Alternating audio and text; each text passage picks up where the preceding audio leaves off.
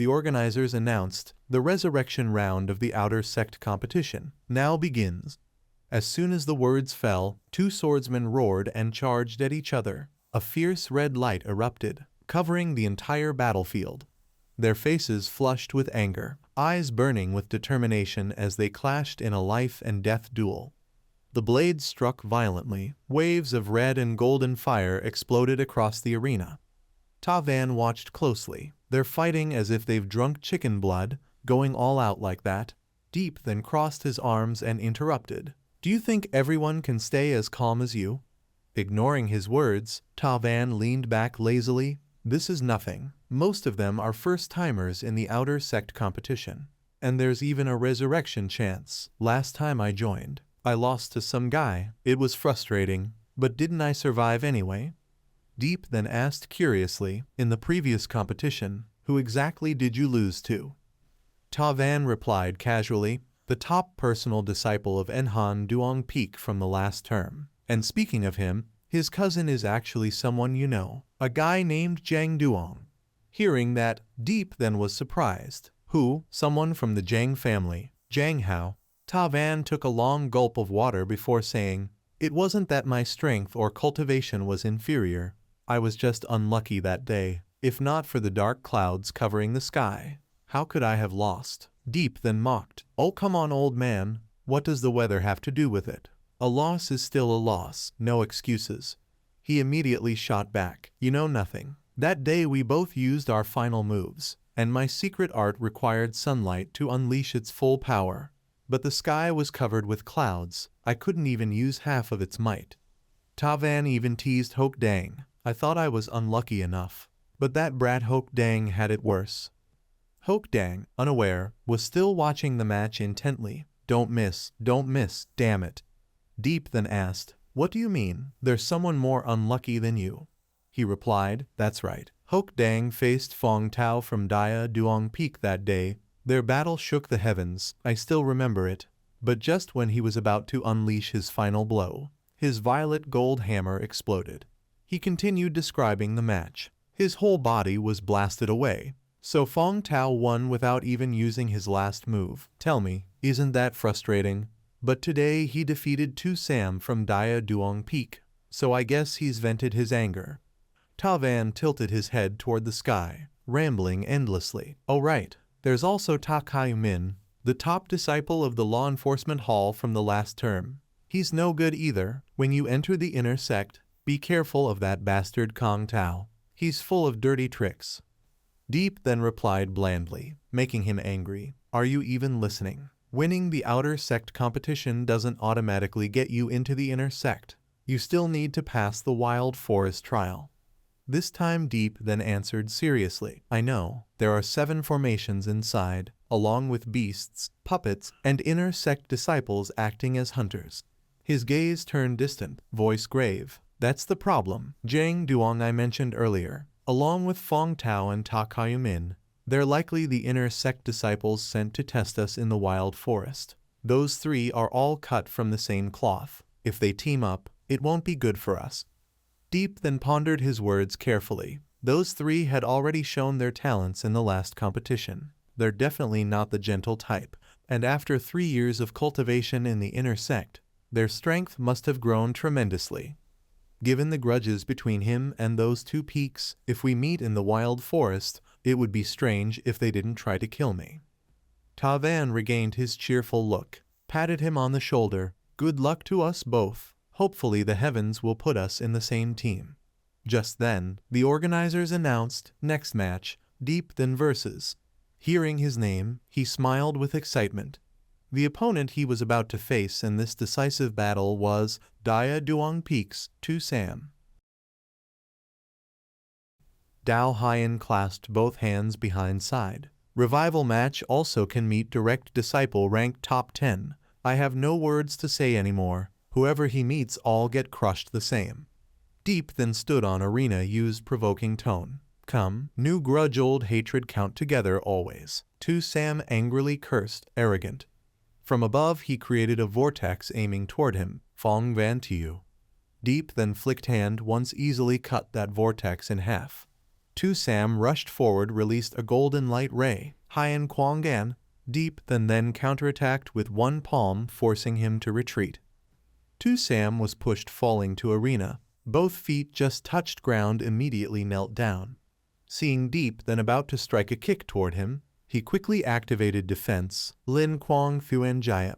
He slammed one fist to ground, immediately arena cracked open. Ham Sun Qian.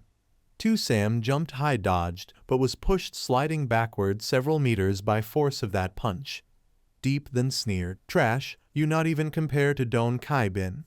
Tu Sam resentful gritted teeth. He bit fingertip, let blood flow out. His hand touched ground. Blood just touched floor, instantly shone purple light. Under the ground from his place rose up big stone ridges, Keen Lu and Ham. Deep then jumped onto a rock crack. "Underestimated you." The disciples of Enhan Duongdin discussed excitedly. Tu Sam more than half will lose, even strength stronger than him. Don Kai Bin also lost under Deep then hand, his failure ending no longer suspenseful. Aura on Deep then body gradually turned into a dragon. "Not waste time with you anymore. Hang long." Suddenly a painful feeling surged, making Deep then frown. "Not right." Deep then suddenly spat a mouthful of blood, pupils slightly.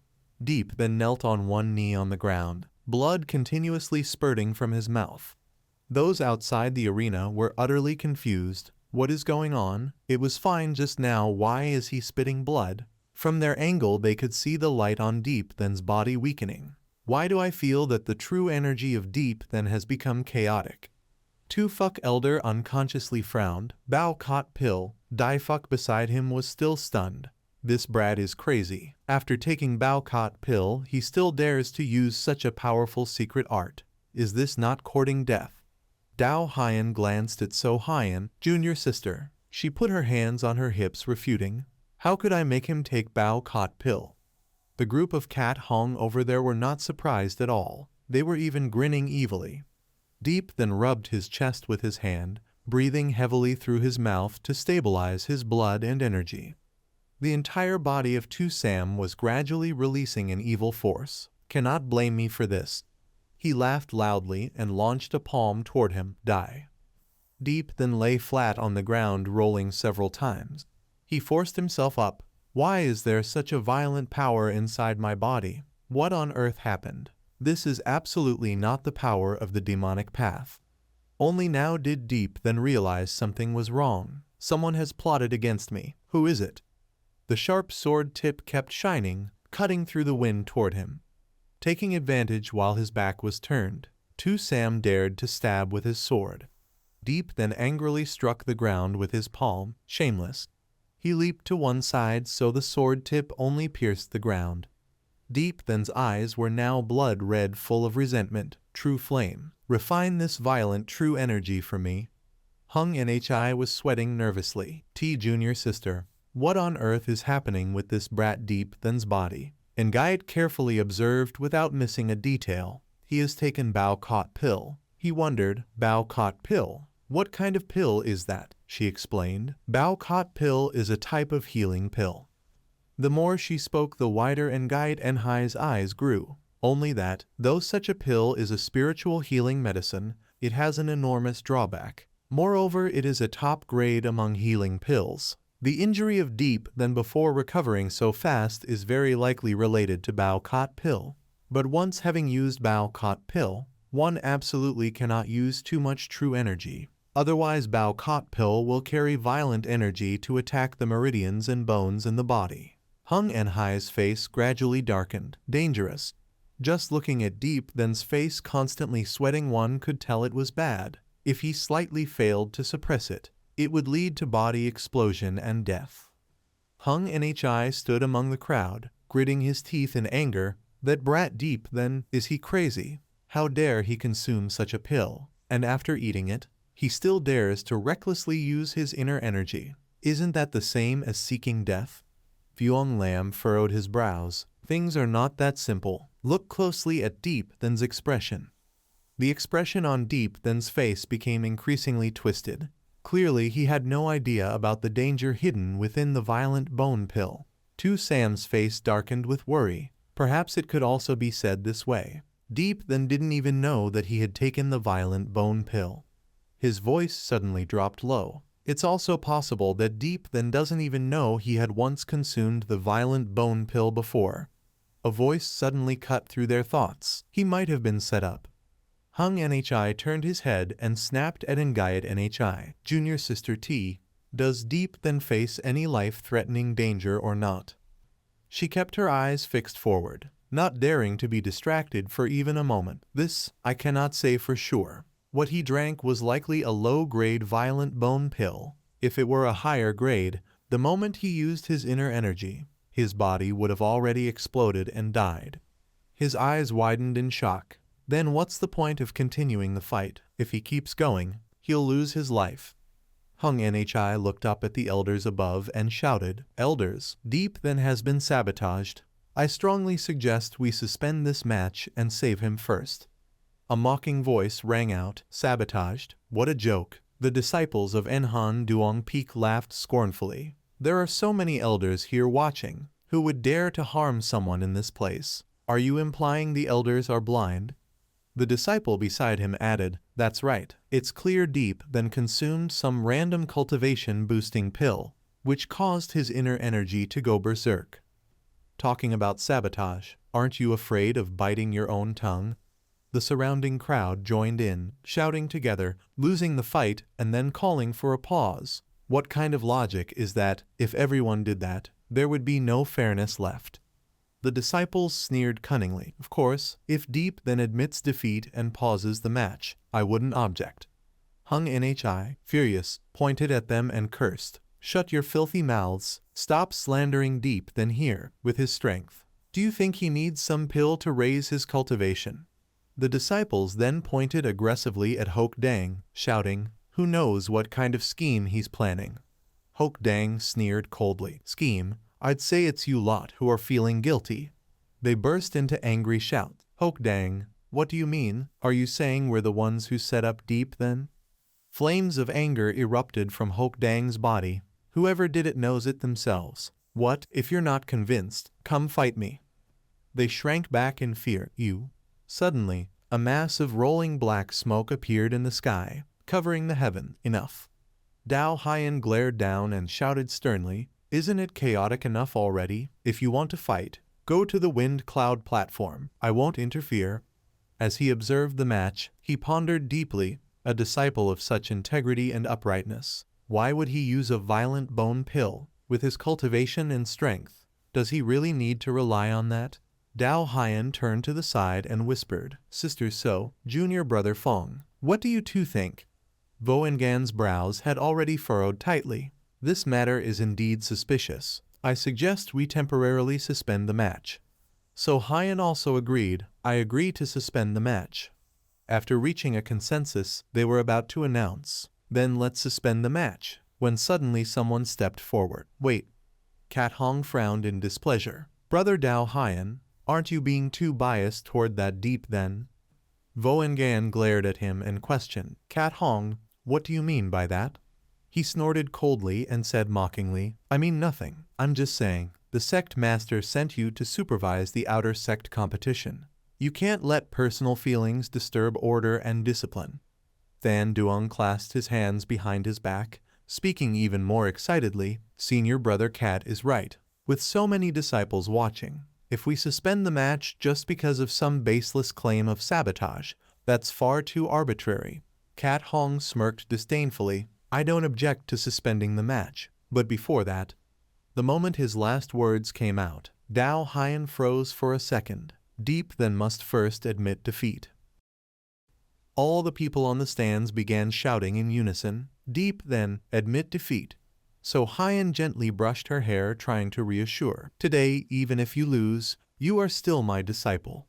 The whole body of Deep then was being swallowed by blazing red flames, but his voice was still clear, "Admit defeat." Just as he raised his head, Tu Sam already attacked from the air. Impossible. The moment he stabbed the sword down Deep, then promptly used both hands to clamp it. Can admit defeat to Ta Van, but even in death will not admit defeat to Tu Sam. Losing to friends not shameful. Losing to enemy that is lifelong humiliation. A sudden burst of power struck directly at him, making Sam grimace. Drink it. He decisively spun the sword once, tearing Deep Then's clothes to shreds. Die.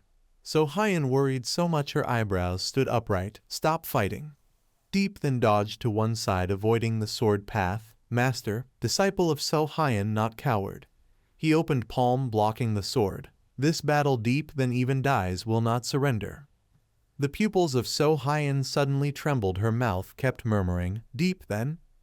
Sam aimed at his chest, using full power, struck down one palm. A purple light beam pierced through Deep Then's body. His body was pushed several meters away. Deep Then lay on the ground, grimacing in pain, but still struggling inside. I cannot lose. Lose to anyone but not to him. Any time can lose. But this battle cannot lose. Suddenly in Deep Then's mind appeared countless ancient characters. Man Hong Lion, the aid me in battle. His body suddenly erupted a terrifying power. The more characters appeared, the louder Deep Then shouted. Dao Hyen sweating in shock. This is bones broken yet rejoining, flesh regenerating. Voengan narrowed eyes, looking carefully. Body refinement secret technique. Tu Fuck could not believe what he saw. Truly madman, in such crisis daring to endure pain of body refinement. This no different from even greater agony. Voengan also quite admired. Many years already not seen such crazy boy. Seeing the extremely determined eyes of Deep Then made others full of respect. This one, if not famous through die so. Heaven hard. Sam continuously slashed several times toward Deep Then and madly screamed. Deep Then, why are you still not dead? Deep Then quickly jumped to one side. A stream of blue-purple light struck directly down to the ground, making it crack. Sam again used all his strength to stomp down. This time you still not die. This kick directly hit the middle of Deep Then's chest. His body could not bear it and involuntarily spouted fresh blood. Every kick that he dropped was one time Deep Then vomited blood. You die for me. Why are you still not dead? The wrinkles on Dao Hyen's forehead became more and more dense. Junior sister, if they keep fighting like this, a murder will really happen. So Hyen lowered her head, falling into deep thought. Now to forcibly stop the battle is to make Deep Then admit defeat. To make Deep Then admit defeat is even more cruel than killing him. Voengan, who had been observing all this time, immediately commented, he is a stubborn man. His belief and his obsession are the same. A person like him, once determined about something, will gamble everything, even his own life. Tu Fuck's eyebrows from beginning till now still had not relaxed. Should I reveal that Deep Then is a pill master? If Dao Hyen, real man, knew Deep Then's identity as a pill master, even if Cat Hong and the others object, he would still forcibly intervene.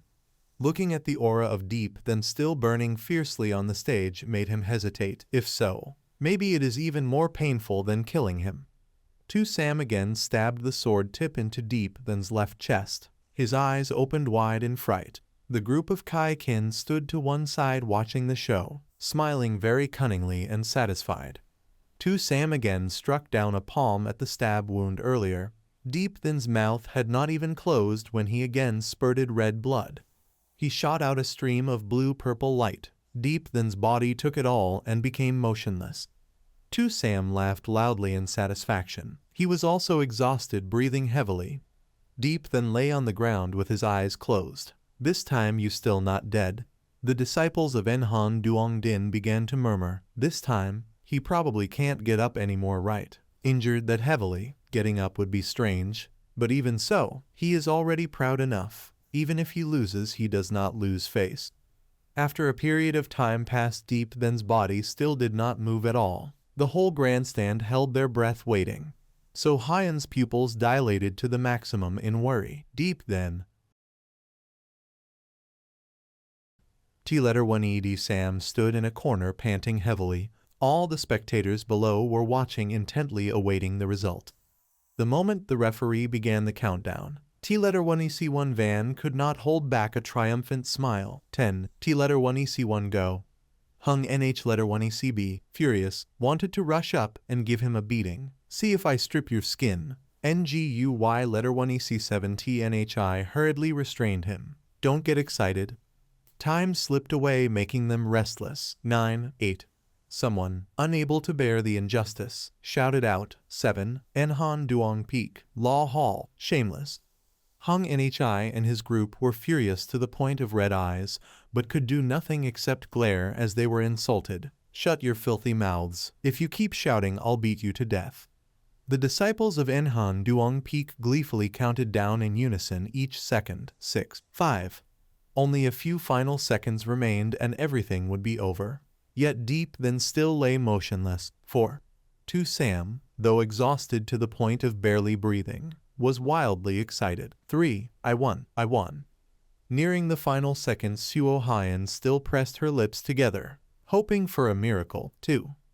The Enhan Duong Peak disciples continued to mock Deep then in words and deeds. Weren't you so great? If you've got guts, then stand up and fight on. Die but don't surrender. What a ridiculous sight. Dao Hyan glanced toward Kai Kin's group to admonish, 3 of you. Is this the sort of disciples you cultivate? Kai Kin laughed brazenly in reply. Brother Dao Hyan, you shouldn't speak like that. They're only expressing their feelings. He snorted angrily and uttered an idiom about ruining a disciple's life, implying a teacher without talent or responsibility neglects students so they cannot develop. Suo Hyan stood with hands on hips full of pride. My disciple, even in defeat, will lose with honor.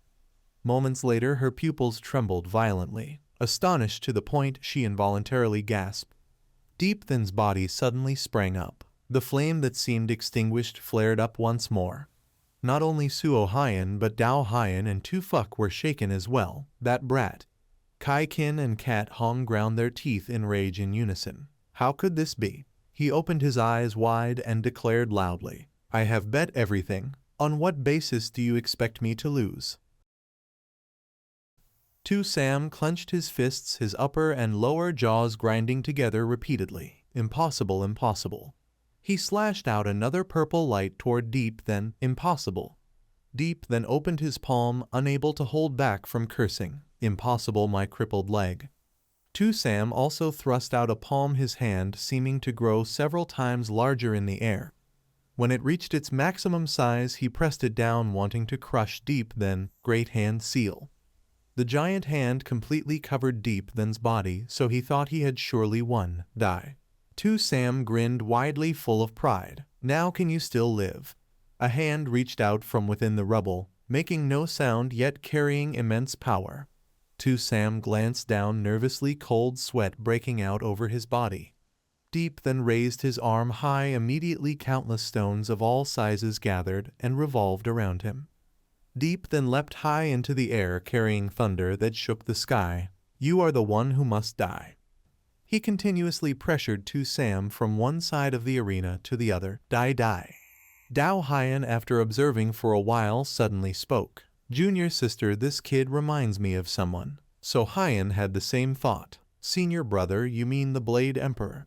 She furrowed her brows, trying to recall. Among the 3 sects of Dai, so only that brat Deep then below is worthy to stand beside him. He looked into the void and recounted an old tale. Deep then's temperament very similar to his, their talents also equal. If speaking of youthful feats, that year in the battle at Donglang Ancient Abyss, he alone killed the Grand Elder of the 9 Palaces, then returned amidst the wind unashamed of the title Blade Emperor. In So Hyan's heart there was a faint melancholy, wondering whether the man once famous across the world still lived. The faces of Dao Hyan and her suddenly darkened in regret. Both were crossbows that had lost their strength. Tu Sam gasped continuously, the energy on him growing weaker. Deep then was not much better, but the flames around him burned fiercely. The swords in both their hands lit up again. Without many words they charged at each other for a death match. Kill.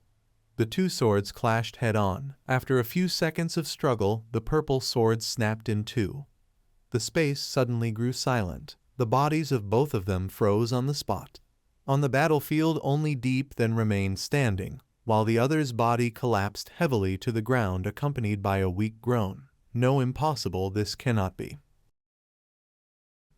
Letter 1 EDF Hyan looked at Deep then standing firmly on the stage and calmly commented, if we were at the same realm as him, we would surely lose.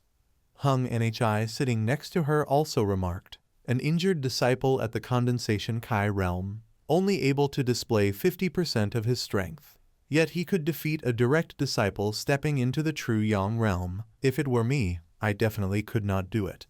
Ta Van, sitting somewhere else, rested his chin in both hands. The corner of his mouth curled into an amused smile as he said, "The number one of the outer sect. I can say I am not ashamed." So Hyen still looked at Deep, then silently asking herself, "What kind of person are you really?" Tu Lam and Gayet and Duong Lam were both stunned by the result. She could not hold back her cry. Why?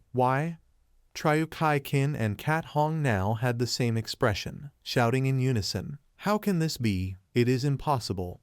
On Dao Hyen's side, the reaction was completely different. He smiled proudly and said, "This outer sect grand competition has allowed me to see the light of a new era." Vo Gan next to him also smiled and replied, "Yes, he is about to succeed. He will surely lead a new era." At this moment Deep then slowly closed his eyes under the stage, whispering to himself, "I have won." Then he lost all strength and completely fell backward. Before his back touched the ground, a pair of hands caught him. So Hyen gently laid him down, smiling to herself. This was truly a bloody duel. At first I did not care about the outcome, but you surprised me. I bet everything on you, victorious in bright honor. A tragic yet glorious victory, my disciple. This time's outer sect competition may not be the most dazzling one in Hang and Hack's history, but it is surely the most heroic one since its founding. A mere trainee disciple of the Condensation Kai realm, relying on his unyielding faith, wrote an immortal legendary chapter.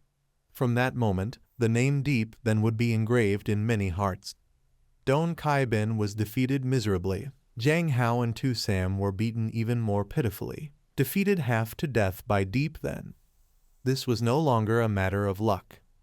Their defeat meant they would have to stay in the outer sect for 3 more years. Of course, there were also those blessed by fortune, like Ti Hao, Tatam and Gayet, and Hung En-hai's daughter-in-law Duong Nhu Hyen. Though their strength was not very high, they happened to encounter only weak opponents along the way, not even having to fight in the revival round, and still managed to enter the inner sect. Comparing both sides, one cannot help but sigh at fate's trickery. Scene shifts to Hang and Hack sect. From inside a house came a sigh. Too heavily injured. Tu Fuk used one hand to pour medicinal herbs into the bath for Deep, then while saying, "Fortunately on the way back junior sister protected his heart meridian." So Hyen stood beside him, hands on hips complaining. This brat was far too reckless. Hearing that, he opened another bottle of medicine and glared at her angrily. "You can secretly be happy. A grand disciple like this, even carrying a lantern to search, you would never find another." Then Tu Fuk poured the medicine into the bath for Deep, then changing the subject. "If he cannot enter the wild forest trial before dawn, will he still be able to wake up? I heard the inner sect sent outer sect disciples into the wild forest trial, and some are waiting to settle scores with Deep then." Hearing that, So Hyen immediately turned serious again. "Senior brother, you also heard about it." Tu Fuk gently set the bottle on the table, listing all those he knew. Senior cousin Jiang Duong of the outer sect, disciple Jiang Hao from Enhan Duong Peak, former true disciple of Dia Duong Peak Fong Tao, and the previous disciple of the outer sect's law enforcement hall Takao Min. These 3 are all true Yang realm cultivators of genuine strength. Then he walked to the window, so Hyen followed beside him to hear more analysis. If entering the wild forest, if they do not beat Deep, then to death, that would be strange. And not only these 3, if you add another 100 renowned disciples from Nguyen Fong Peak and Dean Fong. Hearing this, she could only furrow her brows, helplessly lamenting. We can only blame this brat for offending too many enemies, and worse, all these foes now gathered together. Both turned to look at Deep, then So Hyen added, "Just from this point alone, the difficulty of the wild forest trial for him will be countless times greater than for others. If he cannot enter the inner sect, he will surely become the main target of attacks. My disciple indeed." Tu Fuk spoke up, breaking the silence. "This is your first time taking a disciple. How do you feel, junior sister?" One hand on her hip, Suo Hyan replied. Feels like I've gained a tail. He continued. You and I have long been used to living freely. Now adding an unruly disciple. To be honest, it feels quite strange. Suddenly Deep Then's skin turned pitch black and strange straight lines with small circular dots appeared all over him. Tufok furrowed his brows. What's that sound? Flames burst out, surrounding the boy's entire body. Witnessing this scene, he exclaimed in shock, body refinement, and he can heal himself. So he relied on this secret technique to resist the explosive bone pill.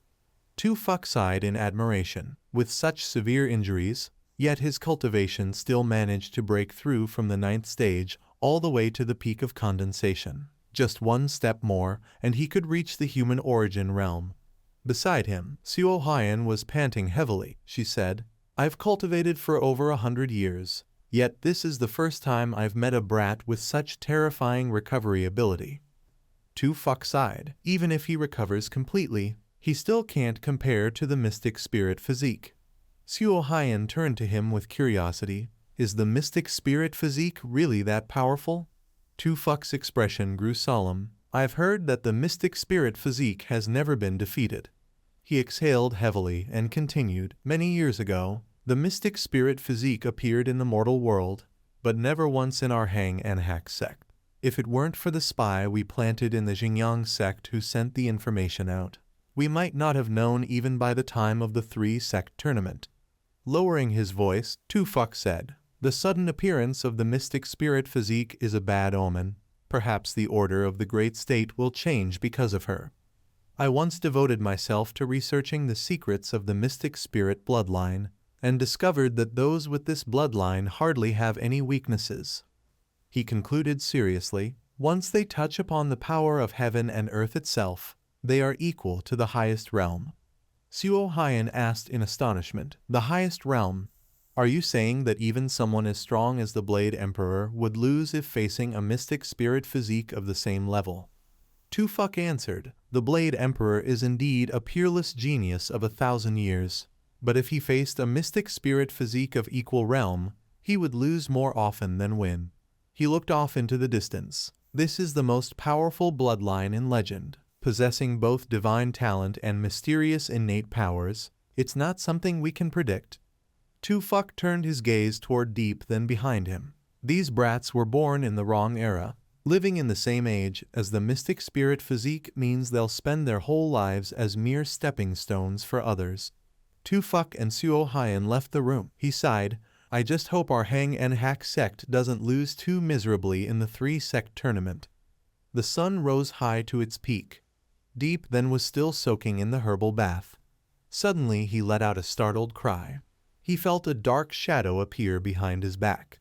He turned his head sharply and shouted, Who's there? So Hyan raised her hand high. Spiritual power burst from the palm accompanied by small lightning. She coldly slapped Deep Then. His swollen face flew out of the medicinal water barrel. He was hit to the wall, making it crack. Deep Then fell to the ground, clearly showing the dented stone according to his posture. Deep Then still did not understand what happened. Hurriedly sat up, shocked, shouted, Who dared to sneak attack old man? I shoot. So Hyan knelt down, looked at him, smiled gently, but killing intent was not hidden. Deep Then saw the familiar face, immediately silent. Now, she pressed each word, asked, Awake already? He stood up, back straight, stammered, answered, Master, greeting you letter 1E1. So Hyan crossed her arms, praised without hesitation. This time you really made me proud. Deep Then smiled awkwardly, replied, He. Also fine. Feeling something wrong, he opened wide eyes, shouted, Huh? She exploded in anger, continuously kicked Deep Then who was curling up defending. Also fine right? Also fine right? I think you need a beating. He screamed in fear. No dare anymore. No dare anymore. Spare me, master. The moon already high, black clouds drifting. So Hyan, still angry, shouted, Brat, tell me that body training secret technique of yours. Where learn from? Huh? Deep Then, face swollen, sat up, looked at two people in front. So, elder, you interested, huh? Tufok loudly scolded. Talkative. Seeing their eyes shining, he only smiled slyly. Want to see not impossible, but cannot see for free, right? That words again ignited the hot blood of So Hyun and Tu Fuck. Both together punched kicked deep then, this for quick forget. This for quick forget huh? For free, huh? He cried and shouted, no dare anymore, I give still not enough huh? She stopped her action, spoke, not break promise, brat. Deep then knelt on both knees, answered, disciple no dare. So Hyun coldly snorted, even if give you also no dare. Tu Fuck handed him a token, second pattern spirit pill, take it, and over there she took the scroll, opened to read. He moved emotionally to tears, rushed to hug his waist, still elder you generous. Tu Fuck frightened, wanted to stay away from Deep then, ai ya mother, go away, hugged by you, goosebumps already. He reached out, tightly grasped the token. Deep then smiled happily, held it, left, still turned back, said to So Hyun and Tu Fuck, Tu elder, you read slowly, token I borrow first. After he left, they began reading inside scroll. Tu Fuck opened wide eyes, mouth agape. This is thing for human cultivation huh? So Hyun beside also surprised not less. This is a self-destruction secret technique. Looking at the figure of Deep then, Tu Fuck was full of contemplation. While resisting the backlash of the Bao Kot Dan, he also had to endure the pain of his body being torn apart. Practicing the secret technique of forging such a tyrannical body, the pain was even more terrible than torture. He was still worried for him, so young and yet had achieved cultivation. With such a firm mind, among his generation absolutely no one could compare. Looking over and seeing So High and angry, this brat Deep then really has hard bones. Tu Fuck calmly asked, Su Miwei, what do you think about Ngayat Nhi? She was also very surprised when hearing his question. What do you mean what? Tu Fuck explained more clearly about his question. Su Miwei, I mean what do you think about making Ngayat Nhi and Deep then a pair? How about that? Her face was now full of confusion. Make them a pair? What do you mean? At this moment Tu Fuck had clearly stated his intention. That is, to put those two kids on the same bed. So Hyun asked again, dual cultivation. She was thinking about the future and showing pride. If this happens then wouldn't I be both the master and the grandmother? Next year maybe T and Guyot could even give me a chubby baby. That little chubby face, if I pinch it, wouldn't that feel too wonderful? While she was still lost in those thoughts, she was interrupted by Tu Fuck. Su Miwei, are you still shocked from yesterday? The two were still chatting, so Hyun shyly said, hey, sorry, then Nhi just left, and Guyot Nhi will be fine right? Tu Fuck quickly reassured. This you can rest assured. As for Ngayat Nhi, I will go talk, if she doesn't want to do it. Even the Heavenly King himself is useless. It only depends on your Deep then. That brat is not a lamp that needs no oil, she declared firmly. He dares, Su Hyun. This matter let's decide like that. If he dares to say a word, I'll show him how I'll hit him. Here Deep then seemed happy. He looked toward the distance and pondered for a while. Suddenly he jumped onto a large rock and looked down curiously. That cliff. What is there that can make the true flame so afraid? He quickly became serious. Something that can make the true flame fear like that. I can't even touch it. Maybe I should give up.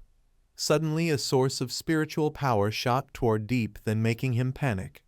A dazzling streak of light in the sky lit up the whole area. What is that? That beam of light flew toward him locking onto its target. Then it dragged him falling freely down the cliff. This is what's happening. Deep then lightly leapt down from the cliff as if weightless. He landed safely on the ground without any trouble. Holding a pill in his hand, Deep then looked around in all directions. Astonished, he muttered to himself, why have I been brought to this place? He began to explore the surroundings, the white mist obscuring much of his view. He wondered just what kind of place lies beneath this cliff. The small flame hiding behind Deep then's back flickered nervously, making him frown. And what exactly are you so afraid of? A mysterious voice echoed from atop a tall tower, little friend. Instantly, Deep then drew his sword from his spatial ring, swinging it warily. Who's there? The voice came again, this time from behind him. Little friend. Deep then shouted loudly, who on earth are you?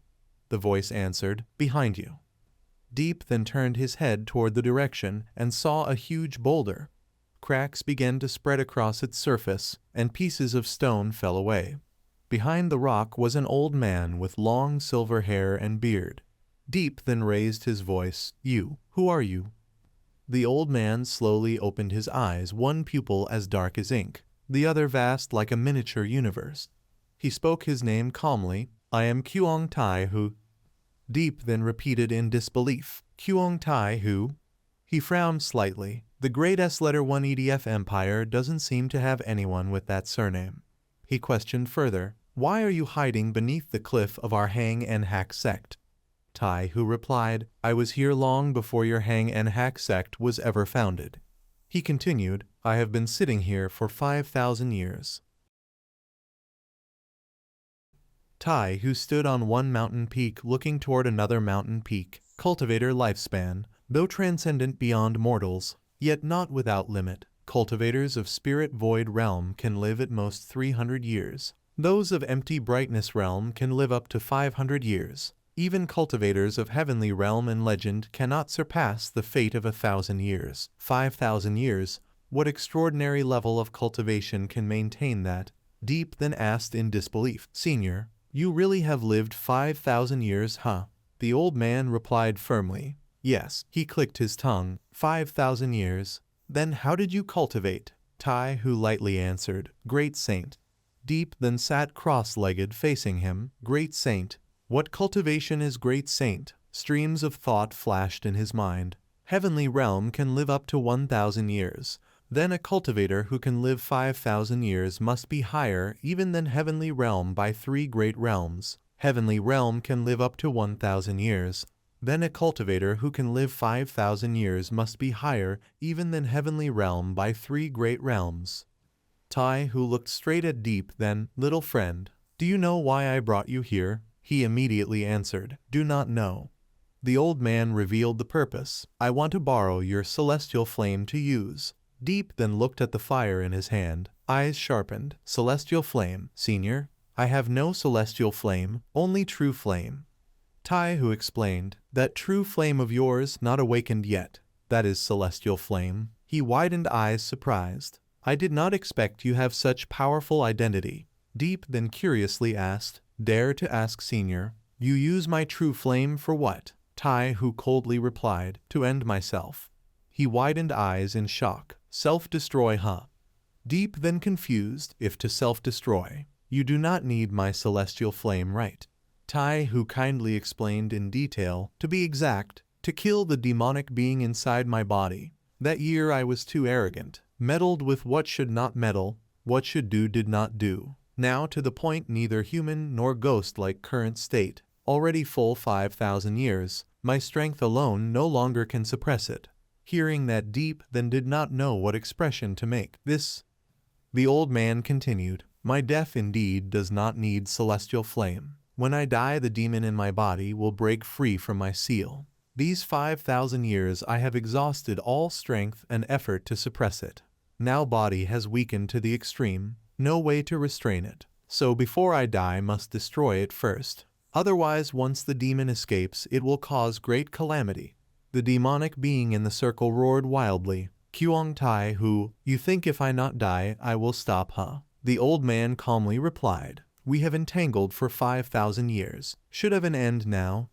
Deep then witnessed once and widened eyes exclaimed, understood. He secretly thought, great demon cruel and vicious. Like lightning Deep then threw the flame toward Tai Hu, true flame, go. True flame surrounded the old man's body, but the demon had already taken over his body. It roared, I die then you also cannot live. I should have died long ago. Deep then frowned thinking, 5,000 years, truly exhausted all his effort. To make a great saint deplete all blood and mind to suppress, enough to show how powerful that demon is. Over there Tai Hu still burned by true flame. The demon screamed in agony. Finally the demon in the circle gradually faded away. He called worriedly, Senior.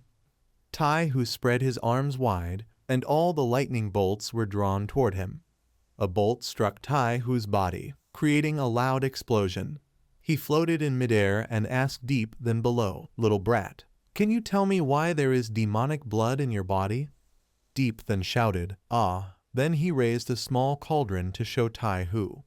The old man looked through it and said, "So it's him." Tai Hu lifted his face toward the sky with contempt and said, "Ma-Ian, even someone as strong as you cannot withstand the changes of time?" Deep then asked loudly, "Senior, do you know the origin of this small cauldron?"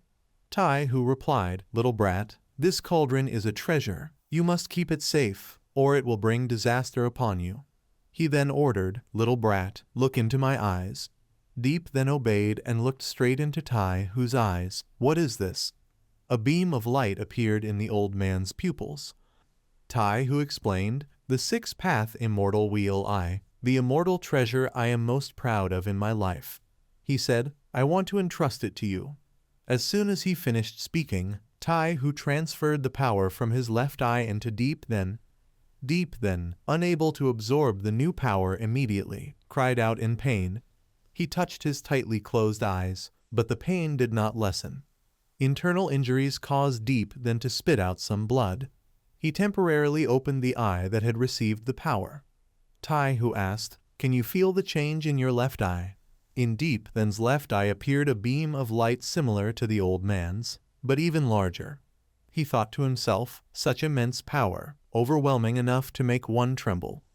Deep then spoke in confusion. "Senior, this is," Tai Hu explained, "that is the six-path immortal wheel eye. Among my immortal clan, it can only awaken once every 10,000 years. Deep then stammered, "Immortal clan." His eyes widened in shock. "You are a member of the immortal clan." Immortal clan, one of the 9 ancient clans. All are ancient legends. The eye of the six-path immortal wheel can only be awakened by those of the immortal clan. Moreover, for the past 10,000 years, no one has ever awakened the six-path immortal wheel. The probability is almost zero. The legs of Tai Hu had begun to fade away. In fact, only after possessing the pupils of the six-path immortal wheel did I truly understand its immense power. From his abdomen down, the old man had turned to dust. Yet he did not care and continued to tell Deep then his story. But it was precisely this immense power that made me in the past become arrogant, blindly confident, stepping onto a path of no return, creating things that should not have been created, even losing 5,000 years of my life. Tai Hu closed his eyes and spoke in broken sentences. "Never mind, for things to end this way, it is good enough." Deep then asked again in disbelief, "Senior, do you really want to pass it on to me? Perhaps you can still be saved." Tai Hu thought to himself, 5,000 years have already consumed my lifespan. Even if the great emperor were to return, he could not save me. This is a rule set long ago by fate, unchangeable. He said, "My time is now short. There are a few things I must remind you." Deep then respectfully saluted. "Senior, please speak. This junior will listen attentively." Tai Hu began to speak. "That year, I was favored by the heavens, defying fate to awaken the eye of the six-path immortal wheel." His voice carried guilt, but because of my arrogance, I caused an existence that should never have been. Tai Hu continued, "My six-path immortal wheel I was taken from me." He seriously reminded, "There is a connection between the eyes of the six-path immortal wheel. What I want to tell you is, if you meet that person in the future, you must be cautious. If you cannot defeat him, the six-path immortal wheel I pass to you will be destroyed." Tai Hu explained in detail, "Each eye of the six-path immortal wheel has different abilities, but every six-path immortal wheel contains endless mysteries, which you will understand later. Theoretically, this eye of the six-path immortal wheel will unleash its greatest power only in the hands of my immortal clan. I do not know if you can control this eye, nor do I know what will happen when it is passed to an outsider." Tai Hu's body had vanished up to his abdomen. The six-path immortal wheel I possessed was imbued with a forbidden technique called heavenly illumination. Later on, if you are not in danger, do not use it, because it will cost you your lifespan, and each use will consume even more. His voice grew grave and warning. On the night of a full moon, You must never open the six-path immortal wheel eye, nor use its power. Later you will discover. The six-path immortal wheel eye can reveal certain heavenly secrets, but never disclose them. For opposing the celestial eye will bring divine punishment. Tai, whose six-path immortal wheel eye had already been passed to Deep then, leaving only black pupils during the decline of the celestial being. Remember to seal the six-path immortal wheel eye. Deep then six-path immortal wheel eyes shone. He silently listened to Tai Hu's words. If in the future words can still be spoken, I want to send one message to the immortal clan. Mortals of the immortal clan, if you do not reach the Emperor realm, never enter the heavenly void. Deep then spoke. Senior, do you still have any wishes? Tai Hu asked in surprise. Wishes? He closed his eyes tightly and said, 5,000 years, perhaps I will soon cease to exist. Tai Hu shed tears as he remembered two figures holding hands, flying together across a brilliant sunset sky. Hong Nhi, I once thought myself omnipotent. I once thought we would live eternally. But at this moment, I realize that what remains is only the regret of past mistakes. If there is a next life, this Kuang Tai who will grow old with you, a generation of exceptional virtue and talent. At the moment of life and death, I think of the crimson hues of the past. Perhaps only now do I understand how precious the ordinary truly is, the life and death of man, the order of heaven's way. All regrets, all the things one dared not do in life, will all fade away. Deep then reached out his hand, his voice firm, his eyes filled with determination. Senior, I will use your immortal wheel eye to see for you the wonders of this world. An hour later, Deep then had walked around the cave to find the easiest way out. He was tired and depressed, wondering, how did I even get up here? This is killing me. A sudden strike came toward him, catching Deep then completely off guard. He was startled but still could not dodge the move. So Hyan bound Deep then, making him float in the air. She sternly questioned him. Brat, how did you get down here? And why haven't I beaten you to death yet? He asked in fear. Beautiful master, why did you come down here too? Deep then used the six-path immortal wheel eye to look at So Hyan. He was astonished and thought, this is X-ray vision. This is also an ability of the immortal wheel eye. Just looking a little, Deep then's nosebleed could not be stopped and flowed endlessly, creating too much karma. So Hyan frowned in displeasure. What is that expression on your face? He avoided her gaze and wiped the blood from his nose. My head is just a bit hot. Beautiful master, why are you here? She released the bind, causing Deep then to fall heavily to the ground. So Hyan angrily shouted, I should be the one asking you. Weren't you supposed to be picking spiritual herbs in the spirit garden? Why did you come down here? And how did you even get down? He stammered, I followed the vine and climbed down here. So Hyan sneered, the vine. She stepped closer to Deep then, stomping hard on the ground and speaking coldly, making him pale with fear. Brat, you are really bold. Her face darkened as she grabbed Deep then's chin tightly. Every word she spoke was like a dagger stabbing into him. The mountain is so high, even with my cultivation at the enlightenment realm, I wouldn't dare descend from the sky. And you, a mere condensation realm cultivator, climbed down using a vine. If it didn't take 7 or 8 days, do you think you could make it down? He replied fearfully, I climb fast. So Hyan turned her back and started walking away. If you climb so fast, then climb back up yourself. I'm leaving first. Deep then hurriedly hugged her tightly in fear and pleaded, Don't, master, since you're already here, please take me with you. She gritted her teeth and asked, Want to tag along with me, do you? He quickly replied, It'll save time. Deep then said, 3 days from now I have to participate in the wilderness competition. I can't be trapped here. So Hyan agreed but still set conditions. Taking you up isn't impossible. But I'll warn you first. You must obediently listen to everything I say. You can only nod, not shake your head. Deep then firmly answered, Of course a disciple must obey his master, even if you order me to eat excrement. Hearing the answer she wanted, So Hyan smiled wickedly and asked, Good disciple, that T letter 1EC1 NGUY letter 1EC7T from the Pill Pavilion, is she beautiful? She pinched Deep Then's cheek hard, her voice carrying a killing intent that could not be hidden. Your master allows you to take her as your wife. How about that? Su Hyan stood not far away. She annoyedly raised her hand and quickly projected her power toward Deep Then, who was running and shouting, "Come back here for me." He cleverly ran fast and shouted, "I still go eat shit anyway." However, Deep Then's strength could not compete with Su Hyan's power. He was quickly hit by it, fell down and groaned. Very quickly, Deep Then was caught again. She stomped one foot on him, crossed her arms and said, "This little brat, Kai Yu, I marry you. You still show grievance what anymore?" Deep Then lay crying helplessly on the ground and replied, "We really are not compatible." Su Hyan asked confused, "Why not compatible?" She still did not see him answer. The silence made Su Hyan grind her teeth annoyed.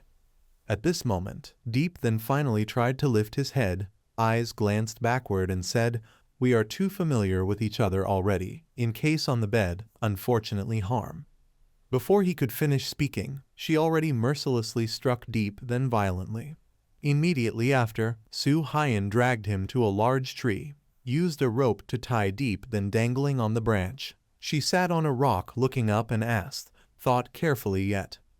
He was tied and could not do anything. Face swollen resentfully replied, "That beautiful senior marshal sister. Actually, I have someone I like already." Su Hyan sat cross-legged, hearing Deep Then say so, then laughed loudly. "Have someone like already? Who? Hang and Hack sect leader." He did not know how to answer, himself silent, thinking continuously without stopping, finding a way. This must be said how? Say person I like is a person not real. Say that person exactly like me. Say we in the cave already. Did that. She slowly stood up, advanced in front of Deep Then, pointed and said, "I am asking you." He frowned, sighed long and said, "Secret." Now, Su Hyan's expression black in a frightening way, eyes bright up, tone killing intent. "Secret right." She again struck Deep Then miserably. Voice poured out continuously along with the strikes. "Secret right. I give you this secret. Secret right. I give you this secret." He painfully cried, miserably begged for mercy. "Spare me, senior master. I beg the life demon you." Finally, Su Hyan stopped. She left Deep Then dangling on the tree and walked away. He anxiously shouted loudly, "Not take me also, don't tie. You quickly untie me, senior sister. You surely are not really gone already." Seeing Su Hyan just leave like that, knowing nothing to expect anymore, Deep Then self-moved, cut the rope. His whole body still tied, 2 legs planted firmly, jumped to the ground, gritted teeth, cursed, "Don't abandon me here. I still must join the wild forest trial. This crazy woman." Immediately after, suddenly a large flame from Deep Then's body flew out. He amazed opened eyes wide looking. The whole flame wrapped around Deep Then's body. He raised head looking delighted, said, "You know to fly. Before why not discovered?"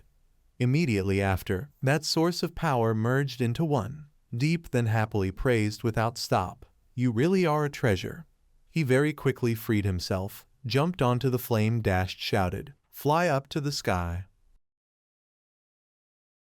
The next morning, sunlight already streamed down onto the sect's gate. Apart from being able to see through people's clothes, the immortal wheel I had not yet revealed any other abilities. Deep Then stretched his arms out, leaning back slightly as he walked, looking up at the blue sky, thinking, could it be that my cultivation isn't enough? Still far from reaching the level to use the immortal wheel I properly. He quickly stepped inside, and immediately saw 2 fuck refining pills. So he asked, "Elder, what are you refining today?" 2 fuck, holding his energy steady in his hands, replied, "Xuanling pill." His eyes focused intently on the large sensor in front of him. His expression resolute as he explained, "In 2 more days, and Guide NHI will enter the inner sect. Now I am preparing a bit for her." Hearing this, Deep Then let out a quiet sigh, feeling dejected, lowering his head and muttering, "All this from a master, and yet the gap is so huge." Tufuk raised his hand, and something was thrown out immediately afterward. Tufuk was still trying to transmit his power, and Deep Then stood silently behind, observing carefully. Suddenly, he seemed to recognize the object from before. his eyes spinning like a whirlpool as he thought. The immortal wheel I. Deep then's whole body stiffened, his eyes widening in disbelief, thinking, does the immortal wheel, I really have the ability to restore pill refining techniques? He parted his lips in amazement, looking toward him, while Tufuk continued focusing on refining the pill, oblivious to Deep then's expression behind him. Restoring someone else's pill refining technique, imagining a perfect pill in his mind, Deep then could not hide his joy and smiled. From there, the complex process inside became simplified. After a long moment of transmitting power, Tufuk shouted loudly, and immediately the pill glowed and shot outward, emerging from the refining process.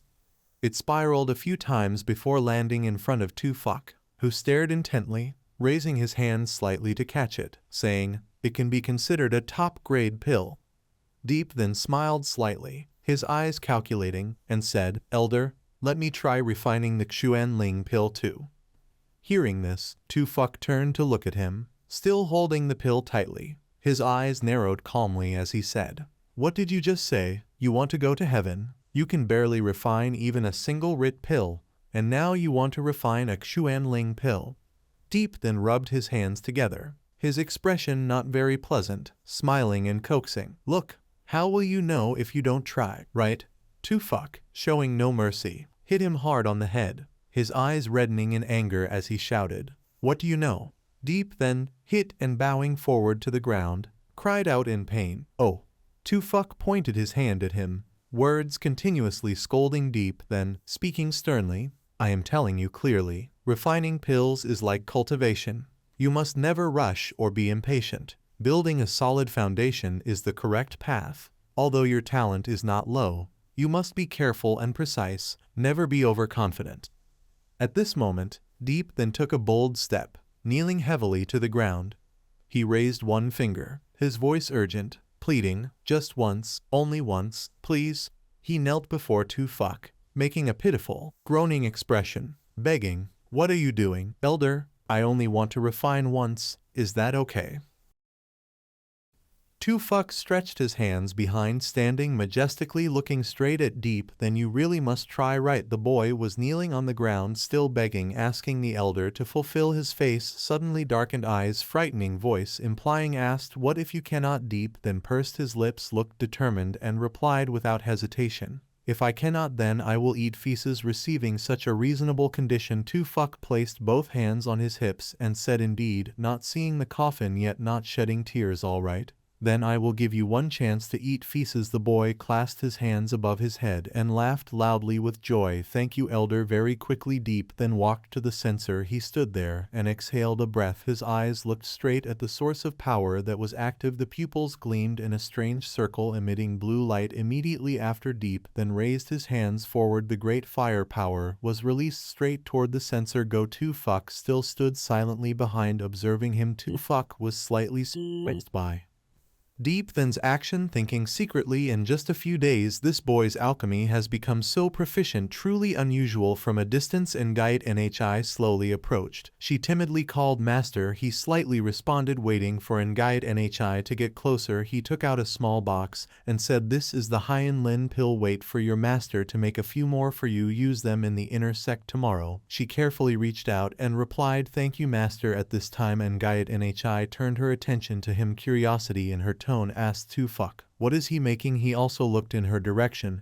and replied, "Hyen Lin pill." Ngait Nhi softly exclaimed, "Oh!" Suddenly listening more carefully, as if something ran across her mind. Ngait Nhi paused and stammered, "Hyen Lin pill." She hurriedly turned to him, her voice questioning. "Hyen Lin pill is the second-level pill master taught him so quickly to make Hyen Lin pill." Tufuk folded his arms and loudly replied, "This boy insisted on trying. Does he think making pills is easy?" Said, "If he cannot, he will eat it." And her eyes smiled softly and said, "Then he will surely eat its second-level pill." Deep then at this time was still enthusiastically cultivating. The two simultaneously focused their eyes on him. He thought proudly what an easy deal. The boy still raised his hands diligently, his mind still full of thoughts. Elder Kuang, I am beginning to understand the terrifying power of Tine Luen. If I am not mistaken, Tine Luen, I not only can copy others' alchemy skills, but also can copy mystical arts. The flame was still kept strong deep, then shot it straight into the censer with determination. Whether it is mystical art or alchemy, just one look with Tine Luen, I can even see through its mysteries. The purple hue of the power flickered constantly, the red of his fire mixed with it. Tu Fuck slightly frowned, still staring in surprise. Such cumbersome alchemy steps, and he did not make a single mistake. The boy's talent is extraordinary. At this time, a strange floral entity appeared hovering right in his palm. He was slightly startled and shouted, "Water nature combined make the pills, and fire cannot make its boy wants to." Tu Fuck was extremely frightened. He reached out to stop and shouted, "Boy, stop immediately." On Tu Fuck's face began to appear a lot of sweat. He slowly moved behind Deep then and said, "Bitch Lian Fu Rong Tin Thai, Ngok Vim Hoa Tin Hoa, how can be refined together? Don't tell me you did it by guessing." He still focused on projecting his power out and replied, "In theory they are not compatible." One hand of Deep then held the small flower in a protective circle. The other hand pointed upward to explain to Tu Fuck. But alchemy and cultivation are similar, based on balancing yin and yang. Haiyan Lin Thao has a gentle nature. Adding it can neutralize Bitch Lian Fu Rong and Ngok Vim Hoa. He seemed stunned by his words, eyebrows knitted tightly, thinking secretly. Haiyan Lin Thao, Bitch Lian Fu Rong, Ngok Vim Hoa. Although water and fire are incompatible, but can use Haiyan Lin Thao to neutralize. Miraculous, really miraculous. Deep then continued his work. Tu Fuck looked at him and pondered. As an alchemist, I have always followed the formula to refine. It seems I relied too much on rules. At such a young age, already have such a view on alchemy, really formidable. At this moment, Ngayat Nhi ran from afar. She hurriedly came over and shouted loudly, "Master, he really only needs to see once to refine Haiyan Lin Dan." He pondered the event that just happened. Eyes not looking at Ngayat Nhi muttered, "The alchemy talent of this boy can compare with the Dan Vuong from 1,000 years ago." She stammered in disbelief at Tu Fuck's words and quickly argued back. "Dan Vuong, master," said the elder, almost refined Thien Tich Dan back then. Ngayat Nhi immediately calmed down. She blankly looked at Deep, then thinking, being praised by master and compared to Dan Vuong, who became famous long ago. What level is this? Suddenly, the incense burner emitted dazzling light. A pill shot out from it. The pill flew straight and fell to him. Deep then sighed tiredly and raised his hand to catch it. An astonished voice exclaimed just behind, "Really refined." Night quickly fell. The bright moon shone on the roof of a house. Tu Fuck's harsh voice rang out, "Boy surely did not peek at my formula." He leaned close to him, eyes scrutinizing and scolding directly. "Impossible. Just looked once and already refined." Deep then tried to turn his head away, hands still holding a full bowl of rice, explaining, "Really did not." Tu Fuck seemed to turn into a demon. He was purple with red eyes frighteningly pointing at him, interrogating, "Tell me the truth, did anyone point you?" Deep then startled dropped the rice bowl, coughing hastily replied, "Really did not, elder."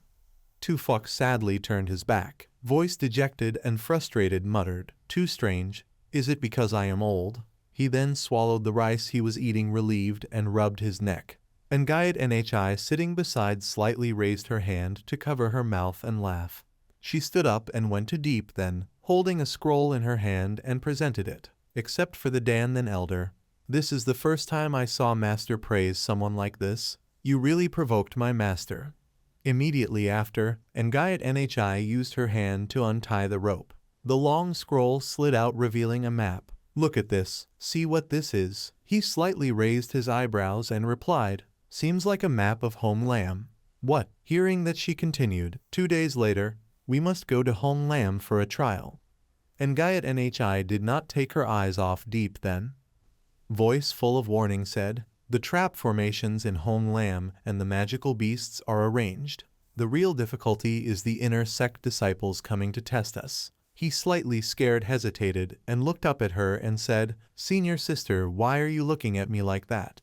And Gaiet Enhai's gaze became more serious than ever. She considered firmly and reminded, among our opponents there are 5 Chan Duong Kan, 30 people Nguyen Can Din Fong, 50 people Nguyen Can Ku Trung Thien. Importantly, the gloomy images of Caillou Min, Fong Tao and Zhang Duong appeared along with other disciples through Gaiet Enhai's narration.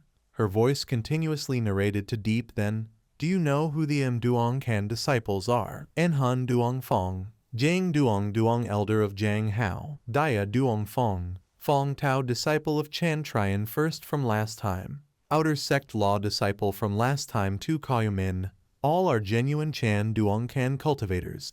He raised his hand to hold his forehead, face began to worry slightly and exclaimed lamenting, why are all enemies, big trouble?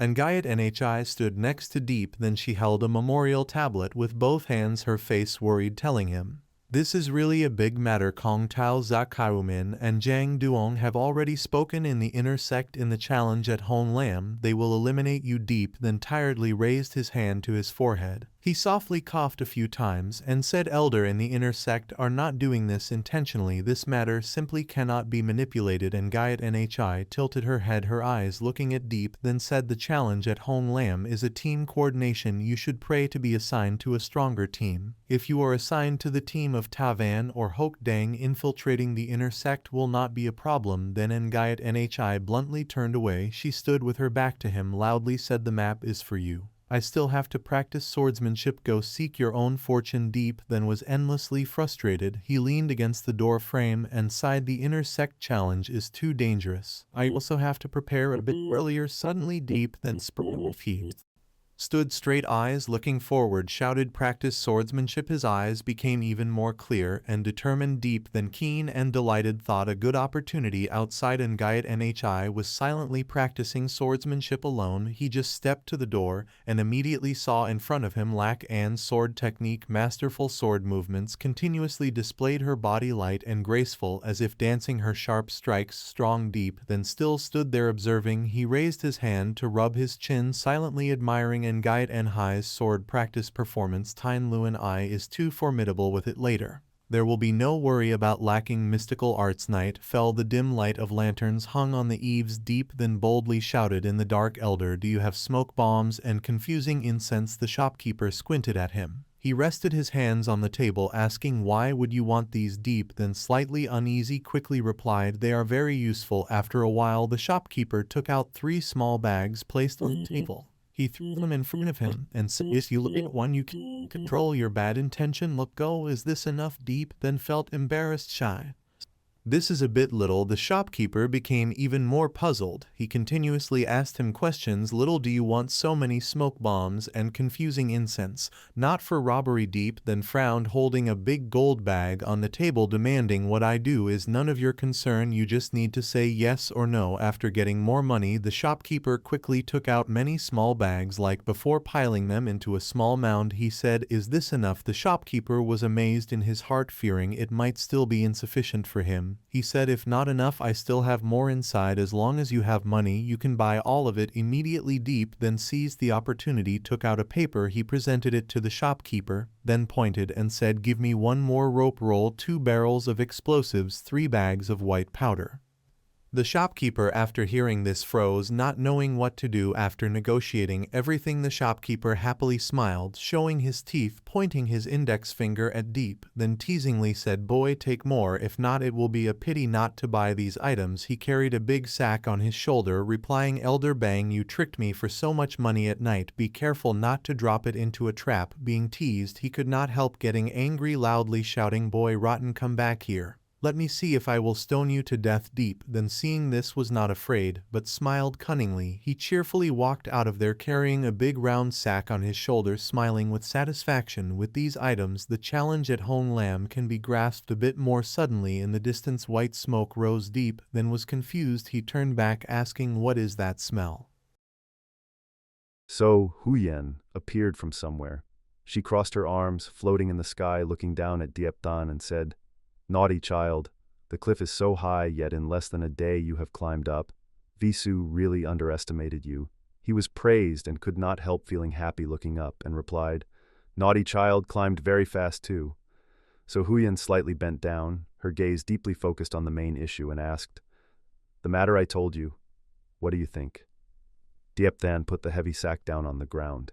He calmly, as if unaffected, replied, "This matter cannot be rushed, master. 2 days later, I have to enter Huang Lam for the trial. Truong Lao Tufuk has given Nguyet's senior sister the spiritual pill and transmitted secret techniques. Master only beats me. All are doing as a master. But why is there such a big difference?" As if a line of electricity flashed across her body, So Huyen slightly chuckled. Then the laughter became louder. She slowly descended in front of Deep Than and said, "Boy, such big anger." So Huyen clasped both hands behind her back, slowly approached close to him, and asked loudly, "Tell me, what do you want Visu to reward you?" Diepthan panicked, face fearful, trying to step back and put forward a condition, "At least reward me a secret technique." She slightly closed her eyes, pretending to cross her arms, and tilted her body coquettishly, said, "Why did you not say earlier? If you had, I would have given it to you." He heard that, could not help feeling angry. Teeth clenched, thinking in his mind, so angry. Why did Master not say earlier? All Master's secret techniques pass to me. I will practice 180 times, will not embarrass Master. Suddenly, So Huyen seemed to remember something, raised her hand and flicked slightly and said, "Pass this to you." Immediately after, she began to exert her power. A dazzling power appeared. So Huyen slightly turned her body, spinning once, then waved her hand. As if seeing something miraculous, Diepthan's eyes opened wide. Inside it shone into a small circle. So Huyen quickly transformed into many different forms. She incarnated as many people, then returned, hand on chin, winking teasingly. "Want to learn transformation technique or not?" Or, he outwardly seemed displeased, pursed lips in response, "Do not want to learn." But inside, the red demon seemed to rise, endlessly frustrated. "Not that I do not want to learn. Little one has already learned." Immediately after hearing Dieptan's answer, So Huyen gave him a displeased look. The space quickly fell into a silent void. Not long after, she rushed close to Dieptan, reaching out and gripping his collar, shouting frighteningly, "Transformation technique is a secret technique in disguise. When entering Huang Lam, changing outward appearance is enough to escape the encirclement of Fong Tao and the others. V Su's painstaking effort. Boy, you do not want to learn. You must return it all. No, must." Deepdan struggled, hurriedly begging for mercy. "Master, spare me. I am not unwilling to learn, but I already know the transformation technique." As soon as she heard this from him, So Huyen suddenly froze, stunned. "You already know."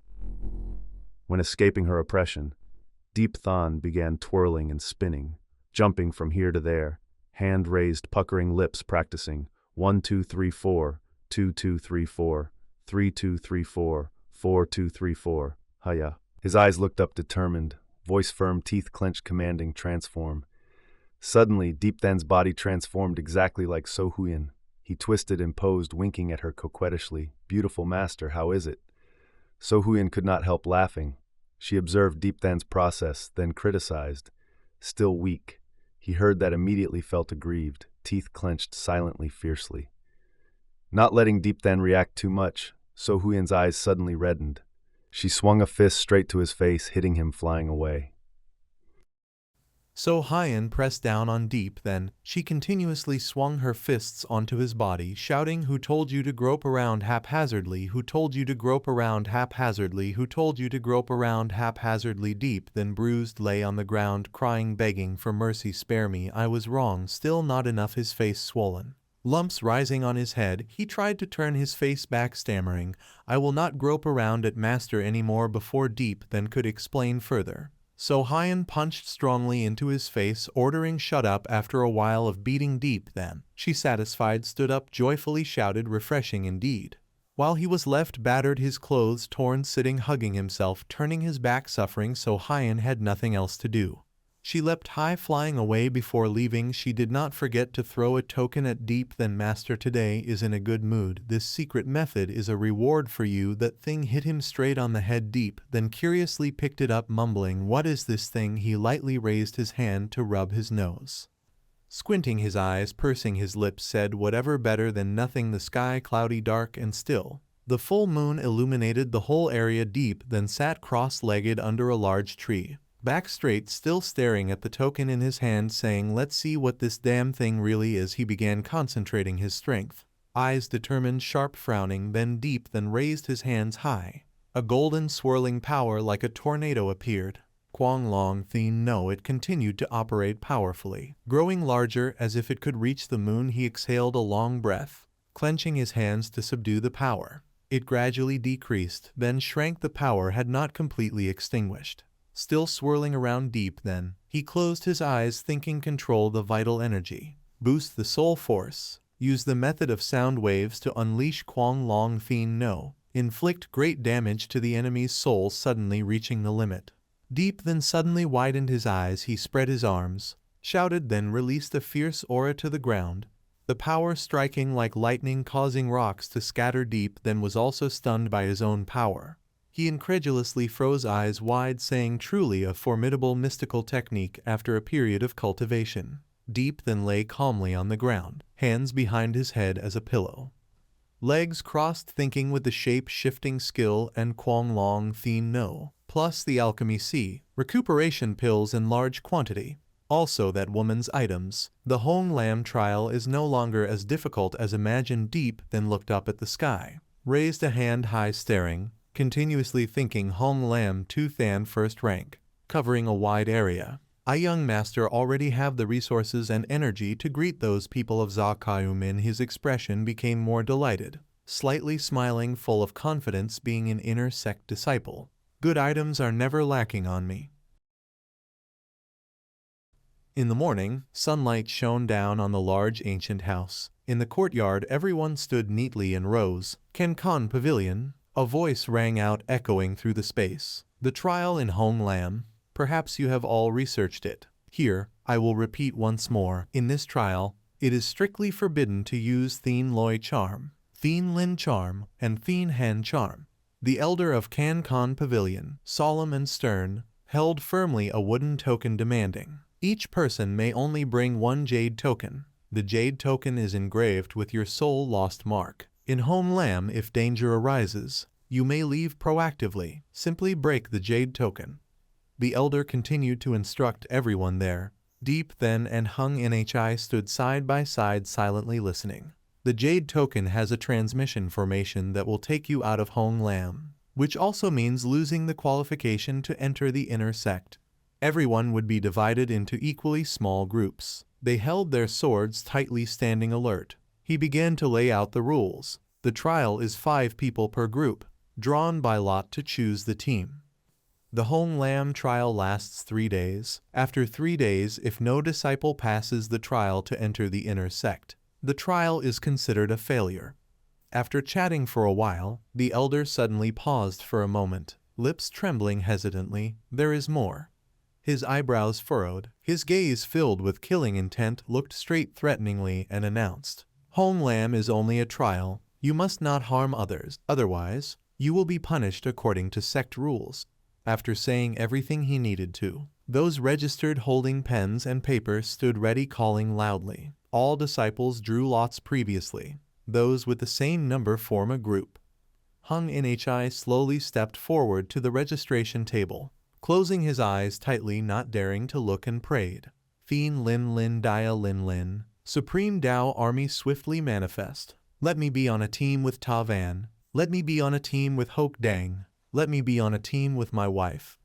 The man quickly drew a number for Hung Nhi. Soon after he knew his number, number 4.